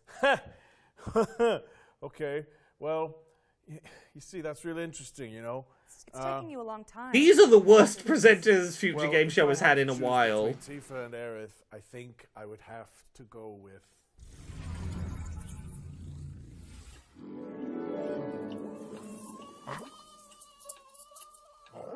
Oh, I really thought we were getting like a Final Fantasy VII DLC trailer or something, the way they were talking there. Nope, just completely unrelated thing. She voices Tifa. We'll do a joke. Who should Cloud be with? Oh, the last trailer is fucking nothing. A quick taste of what's to come from Woodrunner Games, an indie studio featuring. Is that really their on one last Cuphead thing? And Rick and Morty. The game's full reveal is expected later this year. A trailer for a trailer. Coincide with the next Future Games show. Interesting. The one more thing is we'll have something next time we have a showcase. Man. You know what though? I'm just glad we got to do this together. That's such a weird ending choice. Damn right we were. Thanks for sharing. Oh, that was such a wet guys fart for of an tuning in. ending. But don't leave just yet, cowboy. You do that as your penultimate thing. You do Right one after decent this trailer with as your more last trailers thing. and deep dives on the way. There'll also be tons of follow-up content on GamesRadar.com and our FGS social channels on YouTube and TikTok. Oh, there's no more Before we take showcases off, today. we'd This is also the last like to one thank today. the hardworking developers, Eldo Stale. PR representatives, and everyone across the games industry who worked with us to make this summer showcase a reality. Even in such turbulent times, we couldn't have done it without you. Don't forget to head to the Future Games Would Show you Steam believe page to this find was only all of 7 the minutes games longer? and check out some of the demos This we was 7 minutes longer than the I know AA we mentioned it showcase. a lot, but your wish lists go a long way. This was So, 7 minutes longer than the like the AA project, showcase. go No, sorry, ahead no. and show There was it. another half hour in Roger there. It was Clark. 37. And I'm Britt Barrett. I had my maps And up this for a has second been the there. Future Game Game Show Show I Summer really Showcase thought the pacing was 2024. worse than it was for a second. Great job. Right, one sec. I'm gonna fucking mute this for a sec. What's being shown tomorrow? Tomorrow we are getting Xbox's showcase for about 2 hours at 6 PM UK, 1 PM Eastern, 10 AM Pacific. So that'll be like 2 hours. Then Call of Duty for like an hour. Then PC Gaming Show. That's all there is tomorrow. Monday, ? Maybe we'll cover it, the Ubisoft one. Tuesday, Dragon Age The Veilguard is getting 15 minutes of gameplay revealed. And then maybe we cover it Friday next week. Yacht Club Games is doing a thing. And also at some point this month, Nintendo Direct is happening. It might be...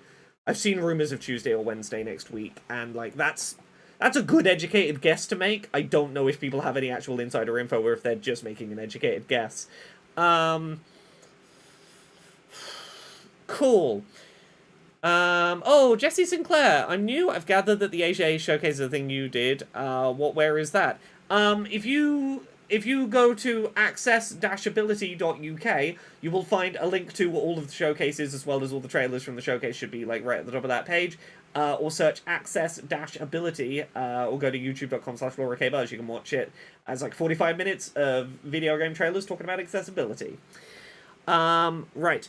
I'm gonna go get some rest. I will be back tomorrow to watch Xbox and PC Gaming Show with you all. Have a good rest of your day. This has been about 6 hours of stream, so I'm gonna go decompress. Have a good one, everyone. I'll catch you